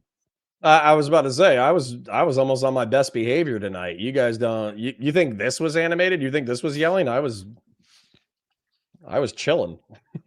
Sorry, continue. No worries. All right. Zombie for $2. Andrew, thank you for bringing truth. Happy to do it. All right. The Jabroni Big Time for $5. Thank you very much. Question for Coomer Point. Why do you think Trump is such a poopy pants meanie? Off the top of my head, January 6, 2021, the false elector scheme, Google the John Eastman memo. I really actually sincerely invite you to do that. I would also say backstabbing Ukraine was pretty fucked up. I think that if you're a neoconservative, somebody who's interested in promoting liberalism and republicanism internationally, then the betrayal of Ukraine is actually pretty fucked up. And then I also think that eliminating PEPFAR and USAID the way that we did, that we're going to contribute to hundreds of thousands, if not millions of deaths through incompetence. Even their little black AIDS babies, and they're not our problem. I would have liked to have seen a competent offshoring of the program to someone else rather than abruptly ending the program, resulting in predictable human misery and death. So yeah, those are, I got more, but those are my like top 4. All right. Michael Hatchtube for $4.99. Thank you very much. Andrew describing regular human politics and basic civics like it was some kind of bad thing was funny. Well, that's not really what happened. Instead, I think that I was given a very ahistorical account of things. And I don't think that we're in the same position that we were when institutional authority was respected by the greatest generation during the 70s and 60s and things like that, even though kids were fucking, doing this hippie revolution. And boomers settled the fuck down even after that. I don't think we're in the same place, and I think that that this idea that we are, and that this is not a rush to who gets in power first to change things how they want it, is fucking insane. And I mean, it's pretty obvious to everybody, or you wouldn't have these emergent political groups coming up, which haven't come up before, like Christian populism, for instance. That is not a thing that you would have seen in days past, but now it's become a necessary condition because Christians can't even talk. So, all right. Thank you very much, Philip Rivard, for $2. The left to us. Don't believe your lying eyes. yeah. All right. XBTWXD for $10. Connor, your entire defense is my system as if it's a counter to extremism on the right. The Constitution was written by Protestant heretics who did a literal coup against their government. Yeah, you're right. No, Connor, your entire defense is my system as if it's I don't think that we're there. And it kind of, I think, weirdly enough, I think Andrew's probably the most sane Christian nationalist out of all of them. But I don't think that overthrowing the Republic of the United States, the Constitution of the United States, the way that we've established laws, the way that we do due process, I don't think that the material circumstances that we're in right now are worth overthrowing the government. I also think that there's a bunch of fucking Civil War LARPers, and I would use the F slur if I could, but for monetization purposes, I won't. I think there's a lot of people who think that you're going to get a gun, you're going to run outside, you're going to get into a gunfight, the government's going to be overthrown, and then boom, you're done. Whereas an actual civil war is losing friends, losing family, losing power, losing access to guaranteed food, drinking dirty water, being miserable, and maybe getting shot or killed by complex either anti-governmental forces or governmental forces. And I think that if you look at the misery in Ukraine, I'm not in a rush to see the United States of America be like Ukraine. So I think when people are like, oh, you hate it, you hate political extremism, you hate revolutionaries, like, I think you're a fucking dumbass. Well, I think that this is a kind of an ironic argument, as nobody is making the proposition for civil war at all, but rather to utilize the systems to their ultimate advantage to change them for the purposes of Christians being in charge over the long term. So who would have a revolution against that would be the opposition side, right? And not only that, let's point this out, and this is kind of funny. Connor says, wait a second, there's a bunch of Civil War LARPers out there, blah, blah, blah, blah, blah, blah, blah, blah, blah. Nobody's making that proposition, Connor. Nobody's proposing civil war. And I would also argue this, that the overthrow, the laws and the system that you're advocating for is only 50 years old. Laws weren't really made the same way that they're made now. They weren't. This is a brand new experiment inside of the experiment. You're advocating for a very, very young system within the system. If we go back to really what the framers wanted and what you've done with universal suffrage, I think you've already destroyed this very system you're trying to maintain, and you're just trying to maintain it. And I don't know why. because I think the I mean, it's 50 years old. alternative is a rush into anarchy and violence. That's why I don't think so. I don't think so. And I- the thing is like, I think why so. do you want to Well, so maintain I think this there's 50-year-old profiteers. system? Well, I think there's profiteers as well. And I'll just say it. I think Tim Pool is a profiteer. I think that he caters to the disenfranchised sentiment. He caters to the sentiment that we're already in a civil war. The shots just haven't been fired yet. Or the shots that have been fired have only been fired in one direction. I think he caters to that. I think it makes him money, and I think it's ahistorical, statistically bullshit. And yeah, Let me tell you something, man. I know Tim Pool. Okay. I've met him I'm not twice. saying to be I'm not clear. saying I know him super well, but I know him pretty well. Okay. And the thing is that that's a real smart guy. He ain't no dummy. Mama didn't raise no dummies, and he's been following with great detail the news. Now, does he do the headline thing a lot on the Civil War? But he's also often reaching polls where the polls are talking about what Americans think is going to happen, which includes civil war. And he's I not don't. he's not a grifting profiteer. This guy was I didn't out. say he was grifting. I said he was a profiteer. This guy was out and he was watching all of this shit unfold during the Occupy Wall Street.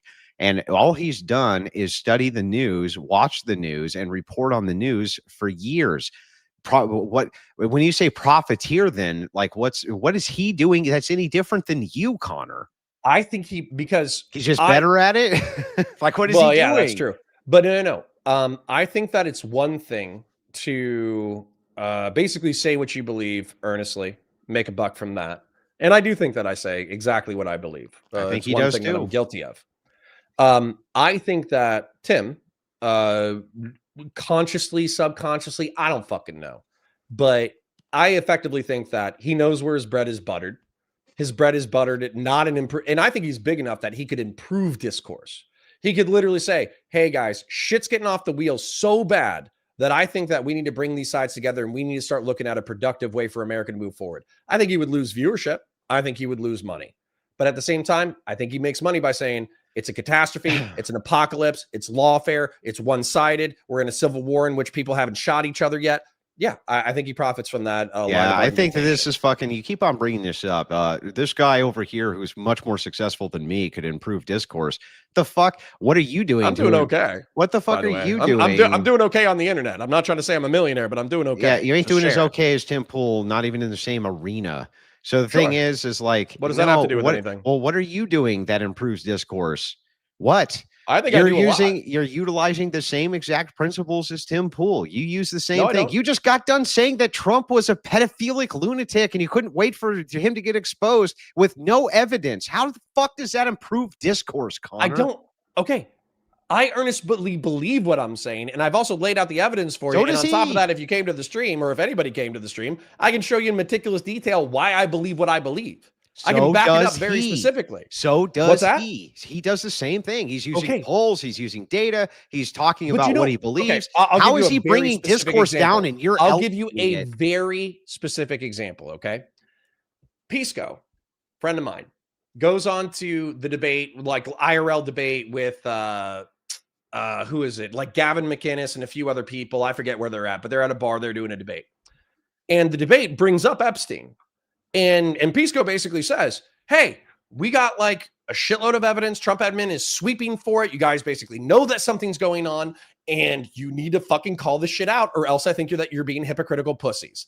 And Gavin McInnes says, I don't give a fuck. Like I would have to find the exact quote, but he basically says, oh yeah, Trump might have raped a few underage girls. Who gives a shit? And then he just makes a joke out of it and the entire audience laughs. Now, if I was Tim, putting myself in his shoes, McInnes has charisma, and I was a serious person, I just want to finish this. If I was a serious person who actually like gave a fuck about the Trump admin and gave a fuck, I'd be like, yo, what the fuck? I'm a fan of Trump or whatever. But if he was an ephebophilic sex trafficking rapist, I would throw his ass under the fucking bus. That would be a sane response. But instead, they just swept, move the conversation right fucking. Why do you keep saying they as though Tim Pool's Gavin McInnes won? Hang on. I don't remember the other. First of all, Tim Pool, Gavin McInnes is not Gavin McInnes. Gavin McInnes is the Hang on. It might have been the crazy guy. Connor, I just let you go. Just give me 1 second. Alex Stein.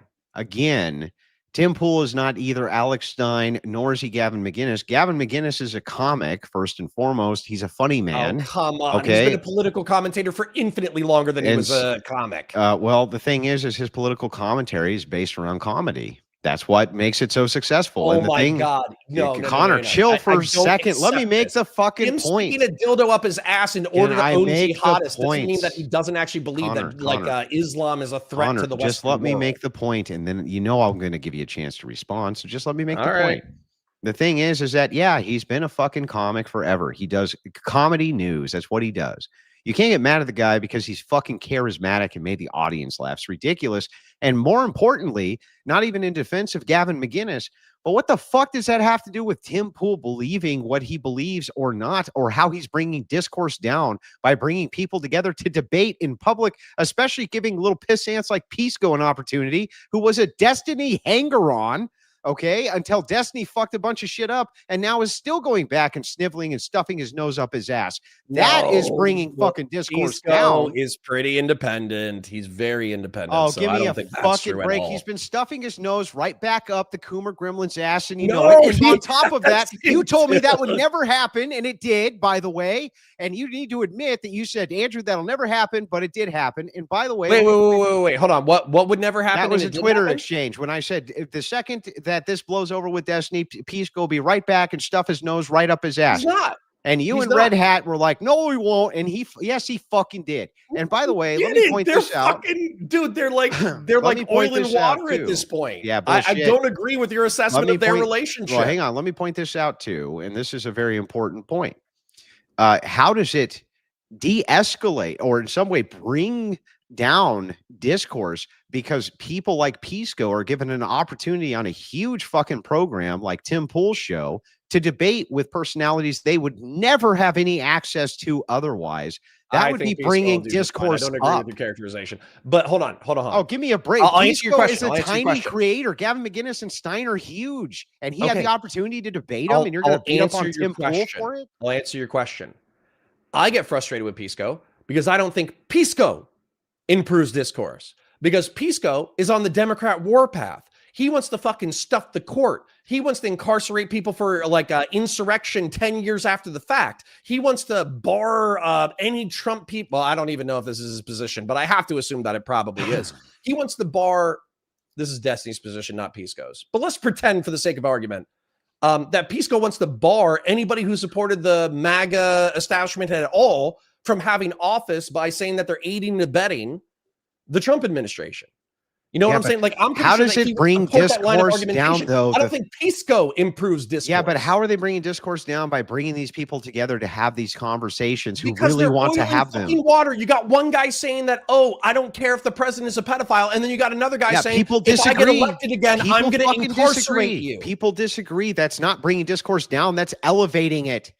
Oh, no. Saying, I don't care if the president is an ephebophilic sex trafficking rapist is not elevating discourse. And saying that you're going to incarcerate every Republican. Hold on, let me finish the sentence. It's important. Go ahead. Saying that you're going to incarcerate every Republican to the right of Adam Kissinger is not improving discourse. The fact of the matter is that you having access to a person who you disagree with, who's saying these things you disagree with, is indeed improving discourse. And the thing is that all these people that you fucking currently hate on the Christian right so badly, maybe you don't hate them, but you disagree with vehemently.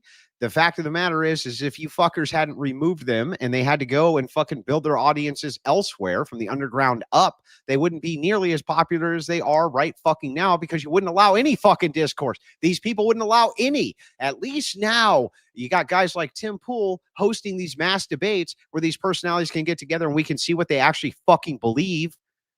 Okay. When I was in Twitch politics, I think you're familiar with this, I effectively was, while probably being, I think centrist is an apt description, but while being a centrist, I was probably the furthest right on Twitch politics that was tolerable to these people. And I punched left the entire goddamn time because they'd lost their fucking minds. They used you as a heel. Right now, you were a heel. Yes, but what I'm telling you right now is, in my opinion, politically, the right wing has run so far fucking right that I think that they are almost analogs to the conversations that I was having in 2020 and 21, when the left was dominant on social media. I think you guys have lost it to a fucking extent.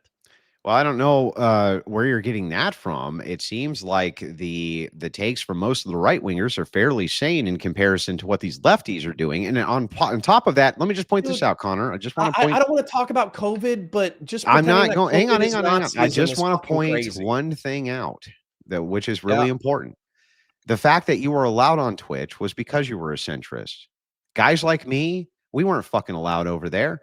I was able only to go on and have debates because I refused to stream there so I wouldn't get kicked off so I could continue to have them. That was the only it's probably fucking 'cause you said reason. mean things about trans people. I get it. Well, no, it's not just because of that. It's because I told the truth about a lot of things that they hate. And if I never said a word about trans people, they would have booted my ass off that shit. And you fucking know it. And I know it. And everybody knows it. And the thing is that that's why I never was able to stream on Twitch. And you know that I would have fucking made a fortune if I had. I'm a great entertainer and a great commentator. They wouldn't allow it because I would have got thrown. It would have cost me all the debates. Because you were a centrist, how is that not you being a fucking profiteer? Why shouldn't I think that Connor Because adopted 99% of my position because he was allowed on Twitch where he could make some fucking money? listen, I'm just gonna be real. 99% of my audience is on YouTube. Twitch never blew up for me. Yeah, but I mean, the thing is I'm just pointing this out. You were at least allowed over there to make it blow up, and other people weren't. And I'm just asking you to extend the same fucking grace to them that they would extend to you before you call them an evil profiteer, because I think that you getting on board with Progressive Victory was evil profiteering too, Connor. Okay. All right. So just so we have a lot more super chats, so I'm just gonna be reading the $5 questions and up from now on just to move it along.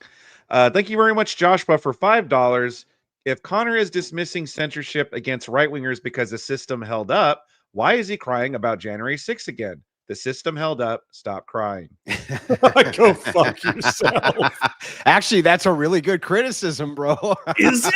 Yeah, it's a pretty good Is it a good criticism? I Yeah. wasn't saying that censorship on the left was good. I'm saying that we survived. Saying that we survived by the skin of our fucking teeth on January 6th. Dude, I'm sorry, but being able to create a social media platform is not the same as overthrowing the Republic of the United States. What the fuck?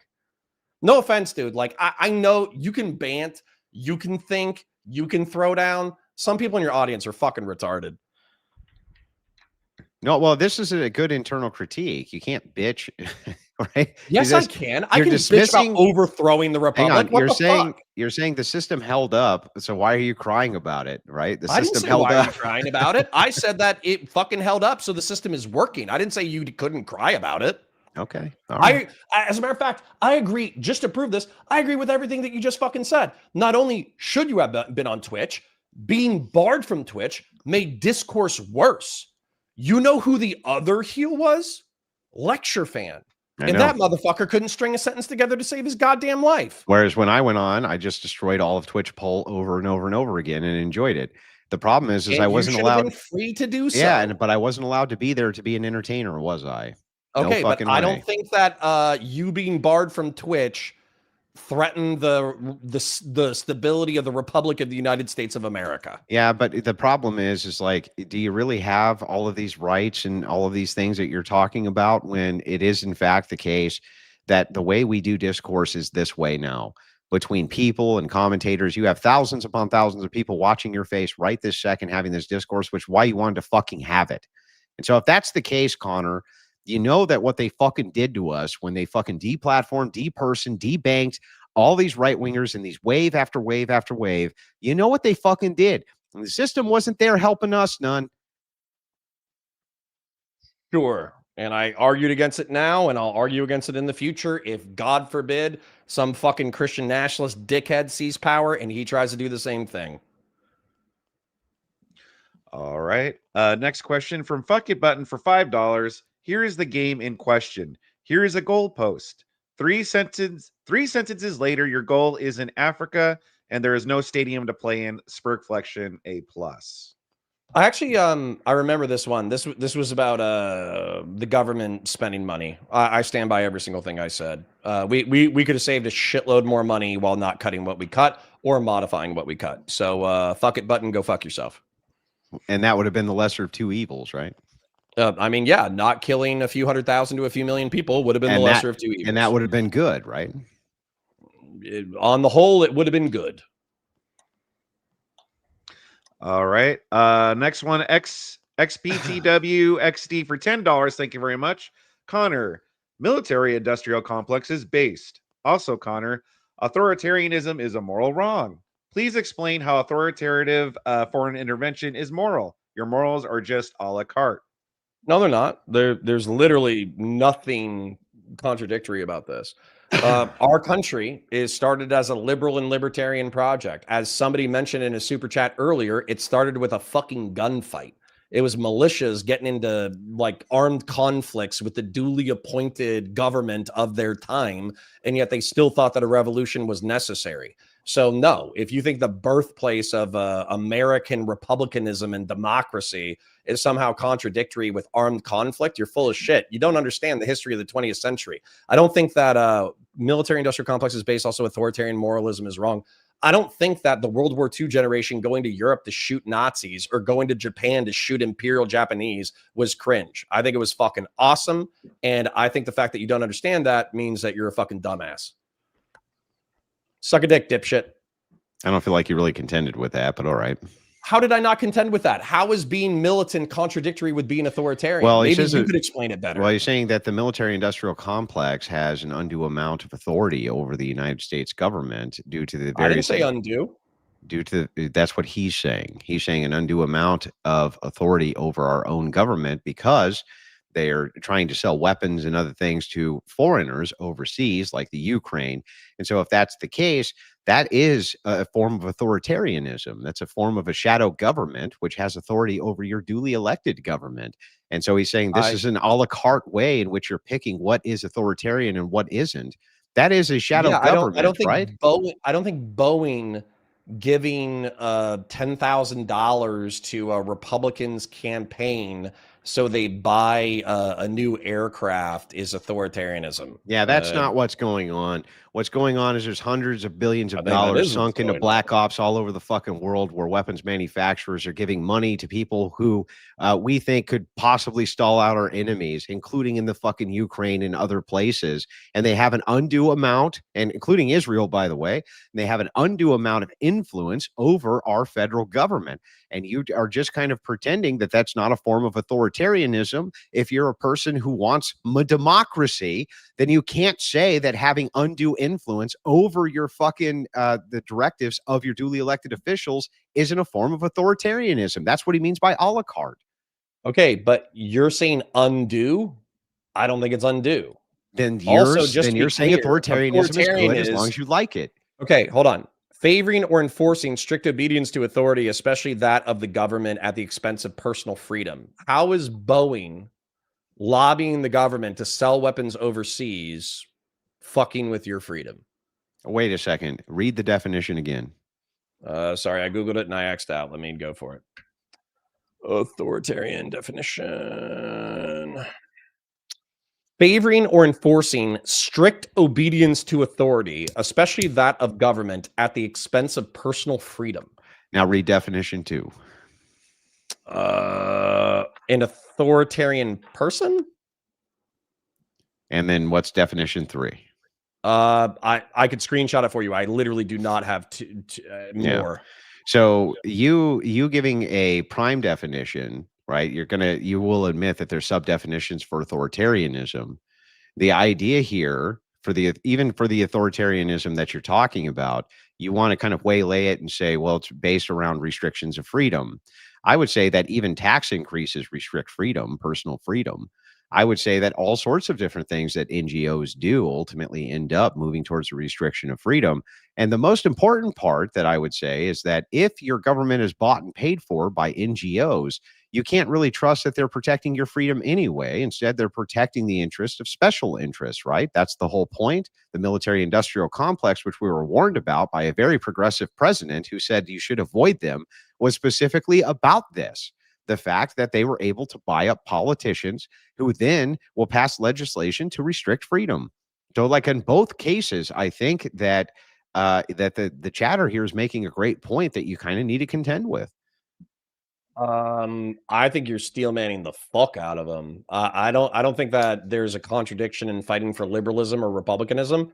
Matter of fact, so I would make the argument that if you look at the history of the 20th century, I'll try to be brief because it is getting late. If you look at the history of the 20th century, there was really like two competing ideologies. It was like liberalism with mixed economy capitalism, and it was communism or socialism. Those were like the two ideologies that were vying for the soul of the world. And if you looked at the socialist nations, they were infinitely more authoritarian than what we called the proverbial free world. So I think that the Cold War, like, so for instance, like sending money and sending guns to militias in South and Central America, doing that in Southeast Asia, deploying American troops in order to fight authoritarian communism, making sure that the energy supply in the Middle East and North Africa was secure so the free world could continue to operate. I don't view that as authoritarianism at all. I view that as defending the free world against an enemy. I view this as secularism against religious institutions more than I do the false dialectic of the weirdly enough, we were classified as the religious force in that. I understand. I understand because we were, and they were classified as the secular force. And that is why I think Christian nationalism is so necessary, because we see what secularists have done with power over the 20th century. And it wasn't fucking good, Connor. Yeah, fuck them too. One of the most annoying things about secularists is they don't think that they're capable of evil. Earlier in the conversation, when I was pointing out that like secular humanists wouldn't view butchering a city as a moral good, I wasn't trying to say secularists are without sin. That was never my point. No, I understand that. I wasn't trying to say that it was. I'm just pointing out that even in this dialectic that you gave, I see this as a spiritual battle as much as I do a political one. And the idea here is that it was actually people who were trying to follow God against secularists who wanted to remove them. And that is what led to these fucking great evils, Connor. That's what led to it. The lack of participation, the energies of God, which is why I think I have a better view of what evil is than you do. Okay. Alrighty. Fuck it button again for another $5. I wonder how the con would feel if he didn't have breakfast today. Also, nuanced W was still a W and reverse acknowledged as such. I didn't have breakfast today. I only had caffeine until lunch, and I was hungry. All right. Yes, Andrew, I get it. Are you capable of understanding the hypothetical? I understand it. I was playing into it. Oh. All right. Sarcasm. But I'm going to clip it anyway, Connor. I'm dishonestly clipping it anyway, Connor. No, I'm kidding. All right.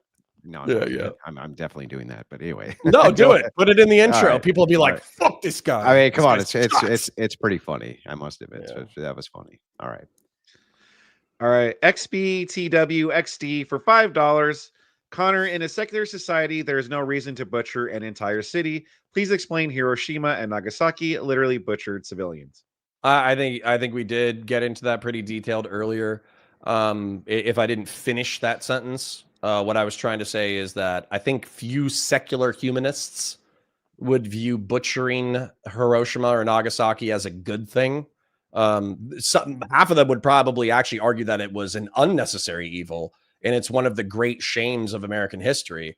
I would personally argue that it was a necessary evil. And then we get into our whole good versus evil circular conversation, and I don't think we need to do that again. Yeah, I'm not going to. All right. You can explain philosophy to me another time. All right, let's see. Birdman for $9.99. So then you're saying that Jesus did bad to others by turning water into wine? No, I mean, I think that's funny. Yeah, there's obviously a different context for alcohol in the ancient world, that like alcohol was like purified. So to some degree, like drinking alcohol was more reliable than drinking water. Why didn't he just make purified water? Well, right. Yeah. I mean, he's God, so he's omniscient and omnipotent. So do you know why? To make purified water. Do you know why he turned water into wine? No, tell me. It was a party, and his mom asked him. Sure. His mom asked him if he would make water into basically if these people who were celebrating this great thing, which is marriage, which leads to conception, that was worthy of celebration. Sure. And while we looped on it, the only thing that I'm trying to communicate with that is that sometimes goods can contain bad, and sometimes bads can contain goods. Saying something is wholly good or wholly bad is actually oftentimes pretty difficult. I agree. There has to be nuance with the position. Yep. All right. Fuck it button with another $5. Oh loud. Their man's has terminal TDS. If Trump did not exist, would Connor? Yeah, I have. If you don't like my politics, that's totally fine. My most successful channel is a Warhammer 40K channel. Type in Counterpoints 40K, and yes, I would still exist. That on was the your internet. original channel, though. Yeah, yeah. So Yeah. My original channel, my Warhammer content did better than my political content, so I focused on that for a few years. I broke 100K. I think I'm at like 118 right now. I actually love my channel, and I Well, still do way too congratulations, content. by the way. That's not easy to do. Thank you. Yeah. And then what I would say is politics kind of ended up on the back burner for a while. But I was actually able to find somebody who was able to help me go full time on politics. So we're growing on politics. I'm not a rich man. I can't retire yet, but we're doing okay. Good luck. Thank you. All right. Don't call it art for $5. Congrats on the moderator gig. Counterpoint said authoritarianism is inherently evil, and he totally backtracked. I mean, still stand he's not by. wrong. So for instance, like Tito. Does anybody? I forget Tito's first or last name. Tito was the leader of Yugoslavia. He was the dictator of Yugoslavia. And compared to Joseph Stalin and other people, he was viewed as a benevolent dictator. He did torture people. He did kill people. But he tortured and killed way less than everybody else during that time. And he also unified the people into a coherent ideology that actually seemed to serve the people of Yugoslavia really well. Now, the problem is that Tito was a benevolent dictator, but when he died, there was a power vacuum. And as a result, really vicious men filled in his gap. And that's what I was trying to talk about, where even if you have the just ruler, the philosopher king, even if you have Marcus Aurelius, you're going to have Commodus after. Even if you have Tito, you're going to have the Bosniak Serbian wars. So just because you have a good ruler doesn't mean that that's going to be good. And when you concentrate power, power can go off the rails really quickly. You're not immune from that with democracy at all, or any Of course. form of government. And by the way, let me just point this out. Well, I like republicanism more than direct democracy. Yeah, Connor, you were a cop. Didn't you need to have authority? Of course. Was it evil? No, but my authority was constantly checked. Constantly. I had a body camera. I had supervisors. I had to write reports. I had to report to a judge. My power was real, but my power needed to be diffused. But by I mean, other don't you think powerful cops in forces. the 1920s also needed to have authority? Yeah, but they also probably should have had their authority arguably checked. And Yeah, what I would say, but that wouldn't say that it was inherently evil. That would be a silly statement, right? sure, I think Marcus Aurelius was a emperor, which is concentrated power. Marcus Aurelius was still a great man who did great things for Rome. Mm-hmm. Not inherently evil. Sure. All right. Thank you very much, Azzy, for $20. Good stuff, Connor. Brothers of your ilk are built to keep Andrew in check, like another martial artist checking Bruce Lee to stay humble. Thank you, Aziom. I appreciate it. Say what you want about Andrew. He's a good martial artist. All right. Thank you, Halus or Haluche, for $9.99. I like this Connor guy. He's so close to the dark side. Careful, Connor. It may consume you. The liberals and the progressives have been trying to corrupt me for half a decade. So far, it hasn't worked. All right. Right Wing Nuck for $13.99. This debate was a perfect example of how Connor's worldview has no guardrails to prevent capitulating to a potential left-wing revolutionary force to destroy America. I don't agree. I think that the American law enforcement system, the American judicial system, the American military, I think the oath, I think the Constitution of the United States are all guardrails against a left-wing revolutionary force. And I also think at the end of the day, we wrote it into our Constitution, or excuse me, our Declaration of Independence, that when a government becomes tyrannical, it is the duty of the people to overthrow it. I'm a huge proponent of the Second Amendment. I'm a huge proponent of awareness for small arms. I'm a huge proponent of the right to self-defense up to and including against your own government. So I just don't agree. All right. Airborne Animal for $10. Connor is a chameleon leftist. Charlie Kirk is a hero. And it is wild that this guy thinks that universities are not the center of discourse and debate are for. That is literally what they are for. That has nothing to do with what I said. Number one, I don't think you could define leftism to save your fucking life. It's socialism and communism. I'm neither a socialist nor a communist. I'm happy Charlie Kirk is your hero, but rhetoric, take Andrew's debate class. Doesn't he have a fucking debate class about becoming a good debater? You should Rhetoric take the is debate class too. What's that? You should take it too. Okay. Well, the point is rhetoric is a powerful tool that is not inherently good or inherently evil, but you can use rhetoric to argue for bad things and you can sound smart while doing it. So, well, be careful of rhetoric, dickhead.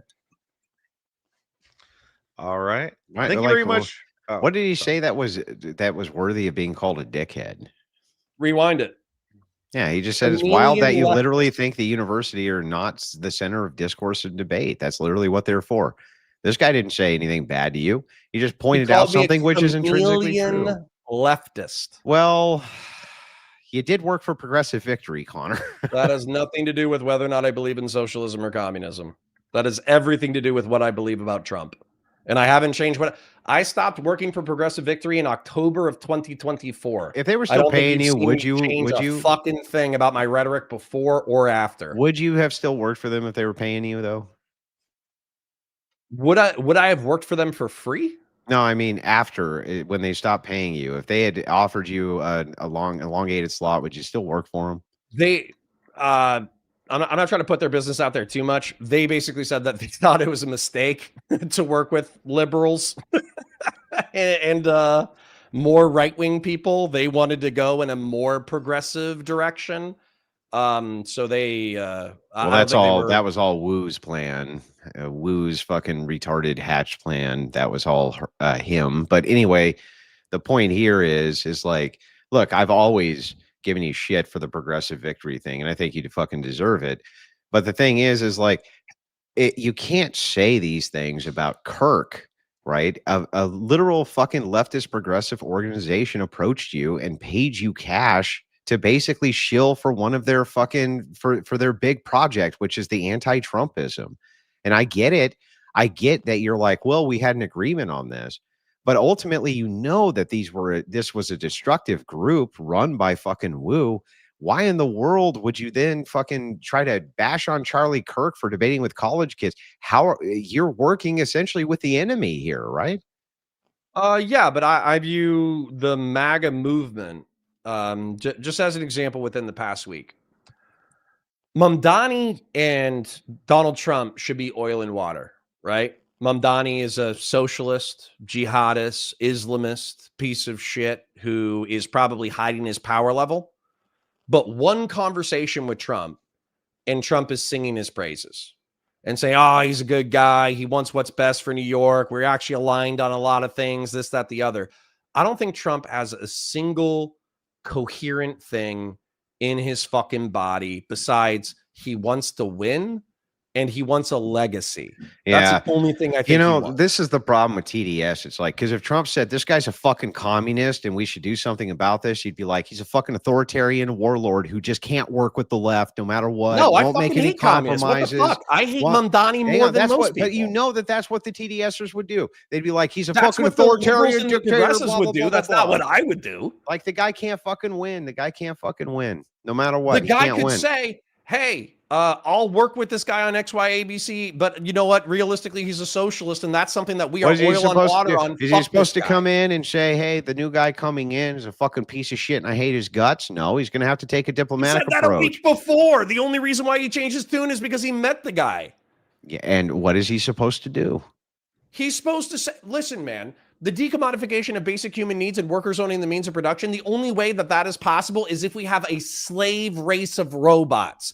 Besides that, that idea should be thrown into the trash bin of history. Yes, so but if the leader guy, of the right oh my wing, God.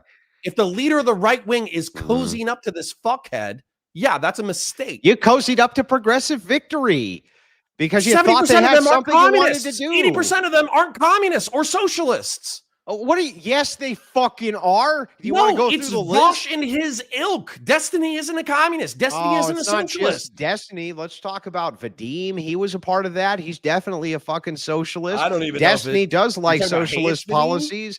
By the way, Progressive Victory, they were also courting Dean Parker. These are socialist people as well. We could go I through don't even know if Parker is a socialist. We can go through an extensive list of these people because I went through all of them, and yeah, they were fucking socialists. And the thing is like it's fine for you to kind of cozy up to them for the purpose of the thing that you want. But if Trump is trying to be diplomatic towards this guy, suddenly the TDS takes over, and it's like, come on, man. I think, hold on. I think this is a thing that's in your community where you guys think that I just like go over there and I'm like, you know what? Actually, everything you guys say is correct, but I'm a conservative. That's not what fucking happens, man. Watch the content. Pisco and I fucking fight about everything.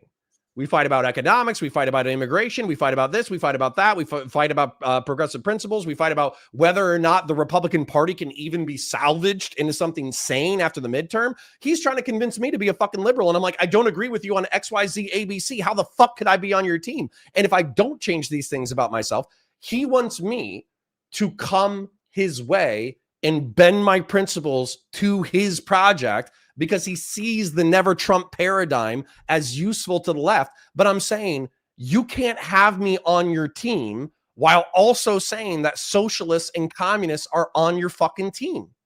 It's mutually exclusive. No, so fuck yourself. Well, wait a second. It wasn't mutually exclusive. Okay. For yes. a general election voting block, not for like actual long-term political projects. Yeah, but the thing is like this is a long-term political project that these people No, it's not. If Trump would have lost, he would have been gone and the Republican Party would have needed to reform. No, the progressive victories of the world wouldn't go away. They would just move to a different project within those confines. And the thing is that the enablement of such organizations is detrimental to everything you ultimately believe, and that is, in fact, the truth, Connor.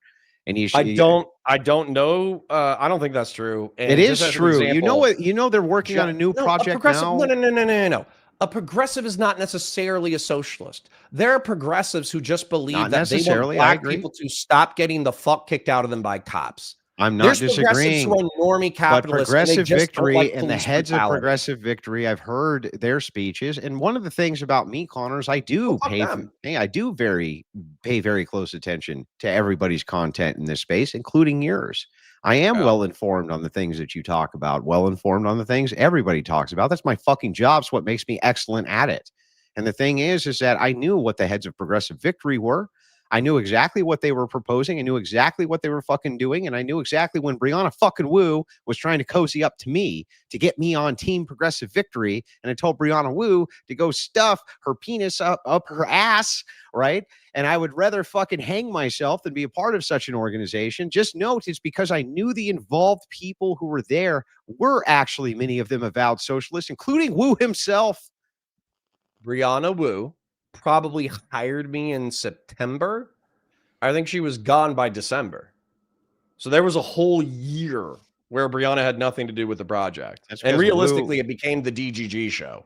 Yeah, well, Wu was trying to build a coalition for this place based around the fact that right-wingers were giving validity to the socialist politics of progressive victory. And that is a very socialist organization. If you listen to what the heads talk about and why they wanted to infiltrate the red pill, because they were trying to move young men out of the red pill and over to the left. That's why they were courting conservative or middle of the road content creators, because they thought that they could bribe you, get access to that younger audience and move them left. And I knew all of that shit, Connor. And the thing is like, you shouldn't have. Yeah, I don't think you should have done that. It was terrible. Honestly, it was a terrible thing to move into. And these fucking people were avowed socialists. And it's like, for you to say that Charlie Kirk is somehow a bad guy, it's like, or Trump for working with a leftist. It's like, you did the same shit on that. Okay. The difference here is I'm not pretending that all in a sudden, like, There was never a time, never. You will never be able to find I might say, oh, you know, Vosh can be funny. Vosh can be charismatic. He's rhetorically gifted. You might find me saying stuff like that. You will never, ever find me being like, you know what? Vosh is right on policy. We have a lot in common on policy. That clip doesn't exist. Yeah, I'm not saying that it does, but you do give validity to an organization who can use your name and its face in order to say, hey, we have right wingers on board with us too. And they were promoting you as a right winger. And that isn't bullshit, because they were. You were the right wing portion of the organization. I believe in Edmund Burke. I believe in the Constitution of the United States. I am a Republican philosophically, so they can use me that way. Yeah, I get it. But that's what they were using it for. There's a dozen never Trump Republicans left in America, and I am one of them. Okay. Well, come to the dark side, Connor. I have to fight the dark sides on both sides, and I'm not going to lie, it gets tiresome.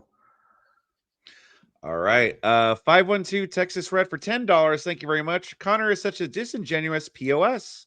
Out of one side of his mouth, he says destiny makes discourse worse. Then out of the other, he defends him when he said that conservatives should fear for their lives. F you. Okay, I'll explain this one too. Although, Jesus Christ, it's getting late, guys. Although I'm happy to hang out. I'm having fun. I'm getting tired. That's all I'm saying. Okay. I swore 2 oaths to the Constitution of the United States. One as a law enforcement officer, one as a military member. And I took those oaths pretty seriously because I either potentially had to die for them or I had to kill for them. And part of that oath is effectively being willing to defend the Constitution of the United States against all enemies, foreign and domestic. If you try to overthrow the Republic of the United States, I hate to say it, but you're definitionally my enemy. So I'm happy that Trump failed.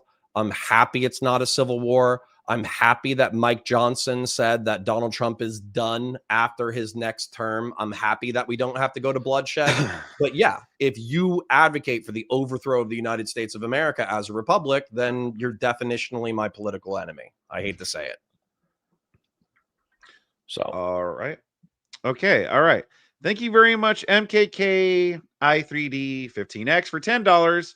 Trump played the Democrats by making the Epstein shit look like something that was going to hurt him so he could get Dem support, also to demand their release. And they did. Trump played Dems like a fiddle. I think this might be the dumbest person in our chat. Why would you call Nancy Mace and Marjorie Taylor Greene trying to get them to get off of the petition? Why would you bully Thomas Massey if you thought that it was going to be good for you politically? MK Kid, you might be the dumbest person here. All right. XBTW for $5. How is paying hush money to Stormy Daniels as a private citizen a crime, Connor? You just equated that to Epstein accusations. You're struggling, bro. I think the way that it was a crime was that he used his lawyer to pay the hush money. That way Stormy Daniels wouldn't know that the story was being bought by a third party. And then he reimbursed his lawyer from campaign funds. So I think it was a campaign finance violation. And then equated that to the Epstein accusations. You're struggling, bro. Listen, man, I'm just saying, if it walks like a duck, talks like a duck, if it cheats on its wife while its wife is pregnant, if it hangs out with pedophiles, if it talks about banging young chicks, then maybe it banged underage chicks. So quite the stretch. Pedophile duck. Quite the stretch. Well, we'll see on December 18th. All right. Jake P for $4.99. Leftist policy requires force because no one actually wants it. It requires stealing to make it possible, which kills the incentive it steals from. I think that this person would probably think all taxation is theft. So I don't. It's okay. A lot of forms of it are. All right.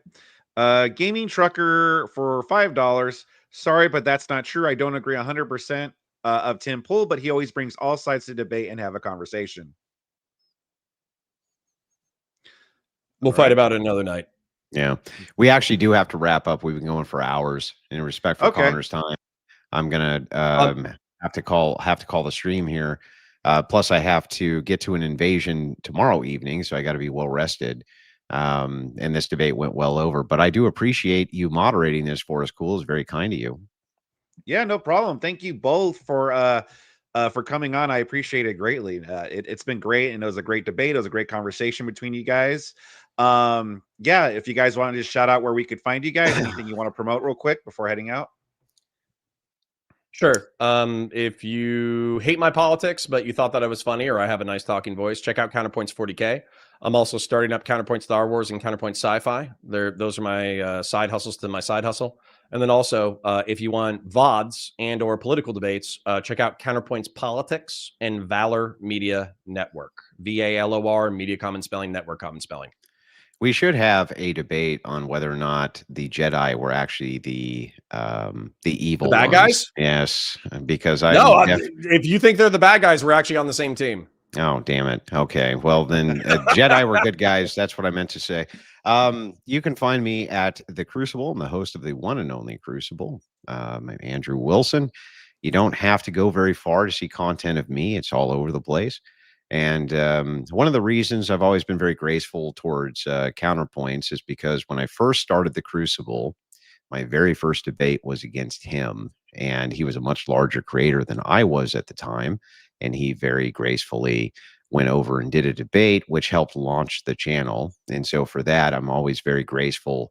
And I don't rip him to pieces like I do most people as brutally, because I remember that that's the case. So counterpoints, a little bit of benevolence from the evil Smoky Man. I do not forget things like that. So I did appreciate it. I appreciate it. We don't always see it eye to eye. We get a little bit spicy, but I always have a good time. So I'm while I might demean your success by saying that you're bullying e-whores some of the time, I'm proud that you've turned it into something awesome. So congratulations. Well, I mean, I also debate with the top debaters in the fucking world. True. It's like I've always wondered about the criticism of the fact that I take all comers. No. A lot of these feminists, they have fucking degrees. They're way better educated than me. You know what I mean? And it's like, why the fuck is it that I can debate with 2 PhDs in a weekend, Daniel Kikikachu and then Richard Carrier. And then if I go on to talk to a bunch of fucking poli-sci majors, somehow because they have a pussy, that means that it's completely invalidated. It's the weirdest shit to me. No, honestly, the Hakikaju thing was fucking wild. I'm just gonna say, like, I actually borderline hated it as content because I'm like, we're gonna get into theology, we're gonna get into history, we're gonna get into this, then we're gonna get into that, and then you're like, hey, Muslims fuck their cousins, and I was like, there's no way that's the argument. And then I started Googling the stats and I was like, fuck. It's such a great argument. It's brutal. It's brutal across the board. But anyway, I appreciate it, gentlemen. It was very kind of you to do this evening. With that, I got to get out of here. Have a good night. All right, you too, Andrew. Take care. All right, cool. You need anything from me before I dip out as well? No, you're good, brother. Thank you for coming on as well. It was nice meeting you and stuff.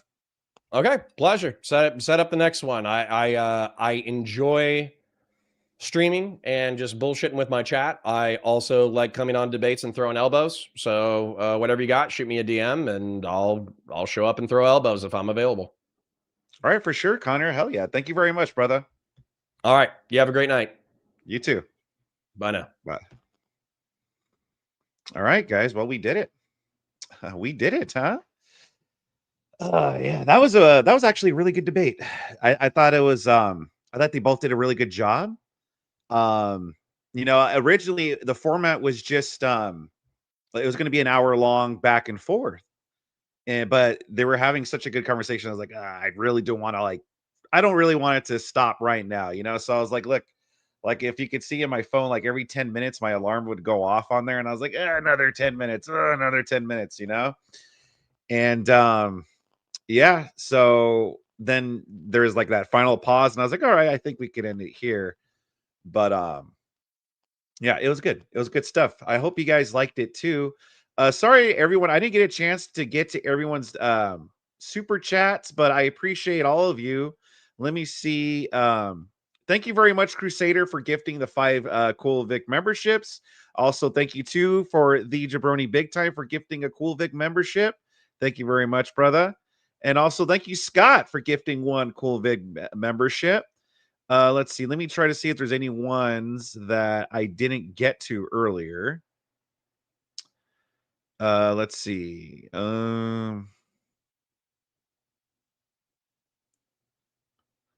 Yeah. Thank you very much, Wi-Fi Gospel, W Vic. Thank you. I also, after a while, wanted to, if there was any that was just complimenting me or the channel or whatever, I wanted to skip over and just keep it to the debaters. So thank you very much, Wi-Fi Gospel. Ali for $2. The Shah of Iran is the best example. Okay. $1.99 Don Capone. Fuck Israel. Okay. Ron Quay for $2. Liberals would gleefully level a city of MAGA. Yeah, I think so. Ron Quay again for $2. Oh, you sent it twice. All right. So nice you sent it twice. So thank you very much. Flair Riot for $2. Smoky, it says Smoky Bad, but I'm assuming Smoky Bad. I don't know if you meant Smoky Man Bad or just Smoky Bad, but all right. Let's see. Natsier for $1.99. Counters philosophizing is being found wanting. Chicken pork adobo for $2. Connor looks too good to be lefty. He looks normal. Natsier for $1.99. Counter rebut Christian nationalism bad because bad. Natsier for $1.99 is working out glutes with the homies gay. Hashtag glute gay. I don't know what that's about, but that's funny. Natsier for $1.99 is offset as sophist depending on who's winning. Falcon. Kirk did way more for discourse. Thank you very much, Falcon, for $5. Kirk did way more for discourse, engaging with future voters without spurging than you're spiraling, frustrated like it's some argue at Connor for fuck's sakes. Andrew Starr for $2. Connor Owens all night. Giant leaps from logic. $2 from John Ruck. Thank you very much, brother. Comer turns out anyone with opposing views in his chat. Three Jabroni big time. His brother, sister's cousin's uncle once rode an elevator with Epstein's uncle's daughter's brother-in-law's sisters. Boom, proof. Thank you very much, brother, for your 5. Let's see. Connor answered that one. Okay, yeah, that too. Okay, that too. Michael Hatchtube for $4.99. Just watched Lexington and Concord on Ken Burns' new doc. Highly recommend the series. You guys could watch it with commentary. Us. All right.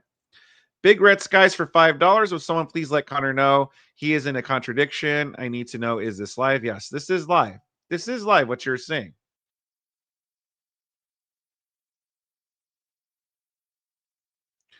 Let's see. Thank you very much, Ty Jenkins, for $2. Andrew, you're the man. Keep it up. Another new account for $5. Connor isn't pissing me off enough tonight. Let's fix that. Connor, thoughts on Afghan evac? Do you blame Trump or Biden for it? Ken for $10. Andrew's beard looks better than Connor's beard. Smoky Man good. Not one step back. Thank you very much, Ken, brother. Thank you very much, Ty Jenkins, for $5. What kind of martial arts do you do, Andrew? Huh. Interesting.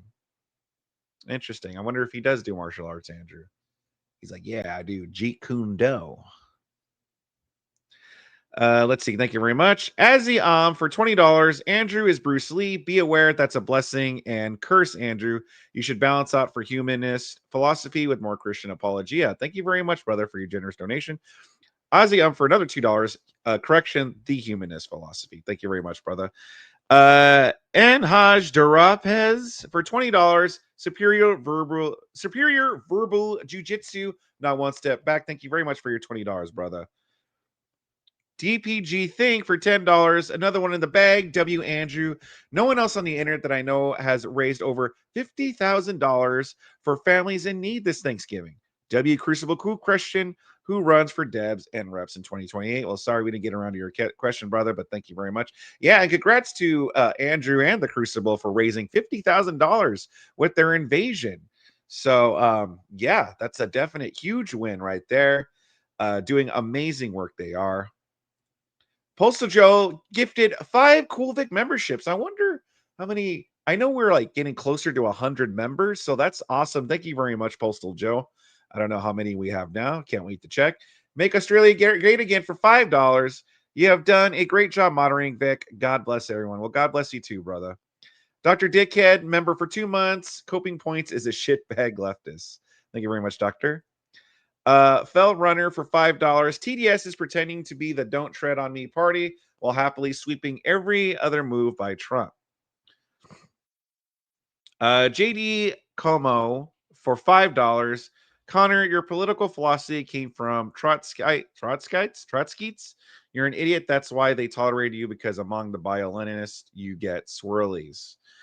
All right, and that's it. That's the complete super chats. That's the complete. Thank you everyone for donating. It's very much appreciated. I think next time, if it's going over, I might have to set a new limit because that's how many people donated. I might have to be like a little minimum, might be $10 questions, huh? Thank you guys very much. Had enough of mental damage via super chats. Yeah. The leftist who dreamed he was a right winger. And thank you very much, Dave, for posting all the links where you could find me. In case you guys are new here, you can find me all in these links. These are all in the description. Verbal mixed martial arts. Yeah, that's what Andrew does. Awesome jog, Vic. Thank you very much, guys. Christ is king. Yeah. Christ is God. Christ is God. But how do we know it was a debate without a mod interrupting and arguing for one or the other half of the time, W? Thank you very much. I try. Thank you very much, Tyler. Crushing it. Great job, brother. Thank you very much. I know it's funny because I would see in the chat, like, Vic's doing an amazing job. And I was like thinking in my head, it's like, I'm just sitting here, but all right. Like, I'll take it. I'll take it. That's a lot of super chats. Yeah, it was. It was a good night. Thank you to Andrew and Connor for both coming on. It was good stuff. Vic is the mod that Rotten Tomato wishes she could be. Yeah. Connor said he'd come back on too. Yeah, listen, he's always welcome back on. Like I said, he did a good job. You know, you might not agree with his politics, but he did a good job debating. It was a good one. The key was he jumped in at the right times when needed. Yeah, I tried. Sometimes, like, it's like I'm hesitant to jump in because I'm hesitant to jump in sometimes because like Andrew and Connor kind of did good, kind of sorting it out on their own.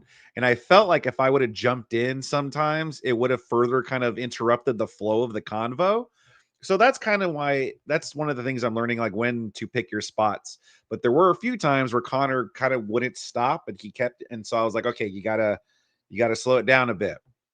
But it seemed like they I didn't want to ruin the flow of the conversation unless I had to. It was a good night for Vic, yeah. Yeah, Andrew and Connor handled it like men. Yeah, they did, you know. And they were respectful for each other. When Connor was like, "Hey, well, hold on, let me talk. You interrupted me." Andrew said, "Okay, let him finish." And then Andrew, for the most part anyway, when he would say, "Hey, well, let me talk.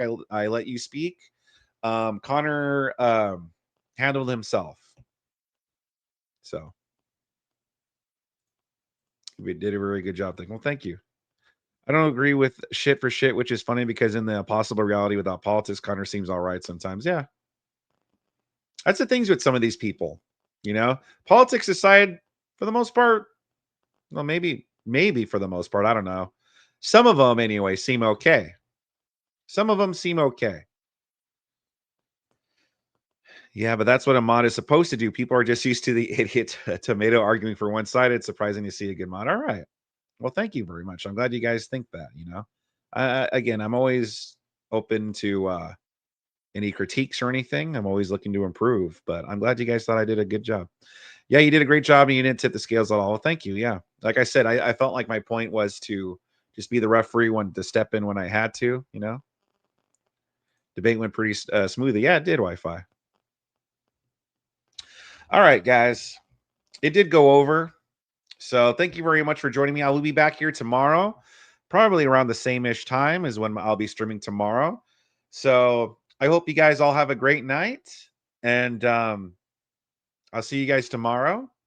Hail Victors and Christ is God. Let me, you know what? Actually, before I go, let me see if there's anyone to raid to. Let me see if there's anyone to raid to, and then we'll raid from there. Oh, looks like Christian, not Christian, Wi-Fi Gospel. Wi-Fi Gospel streaming. Let's go raid to him.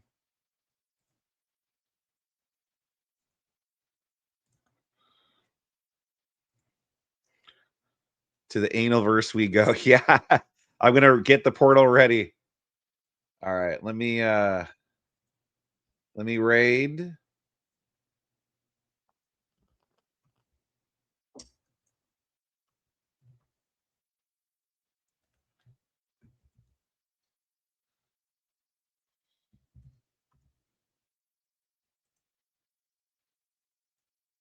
All right, guys. Have a good one, everybody. Take care.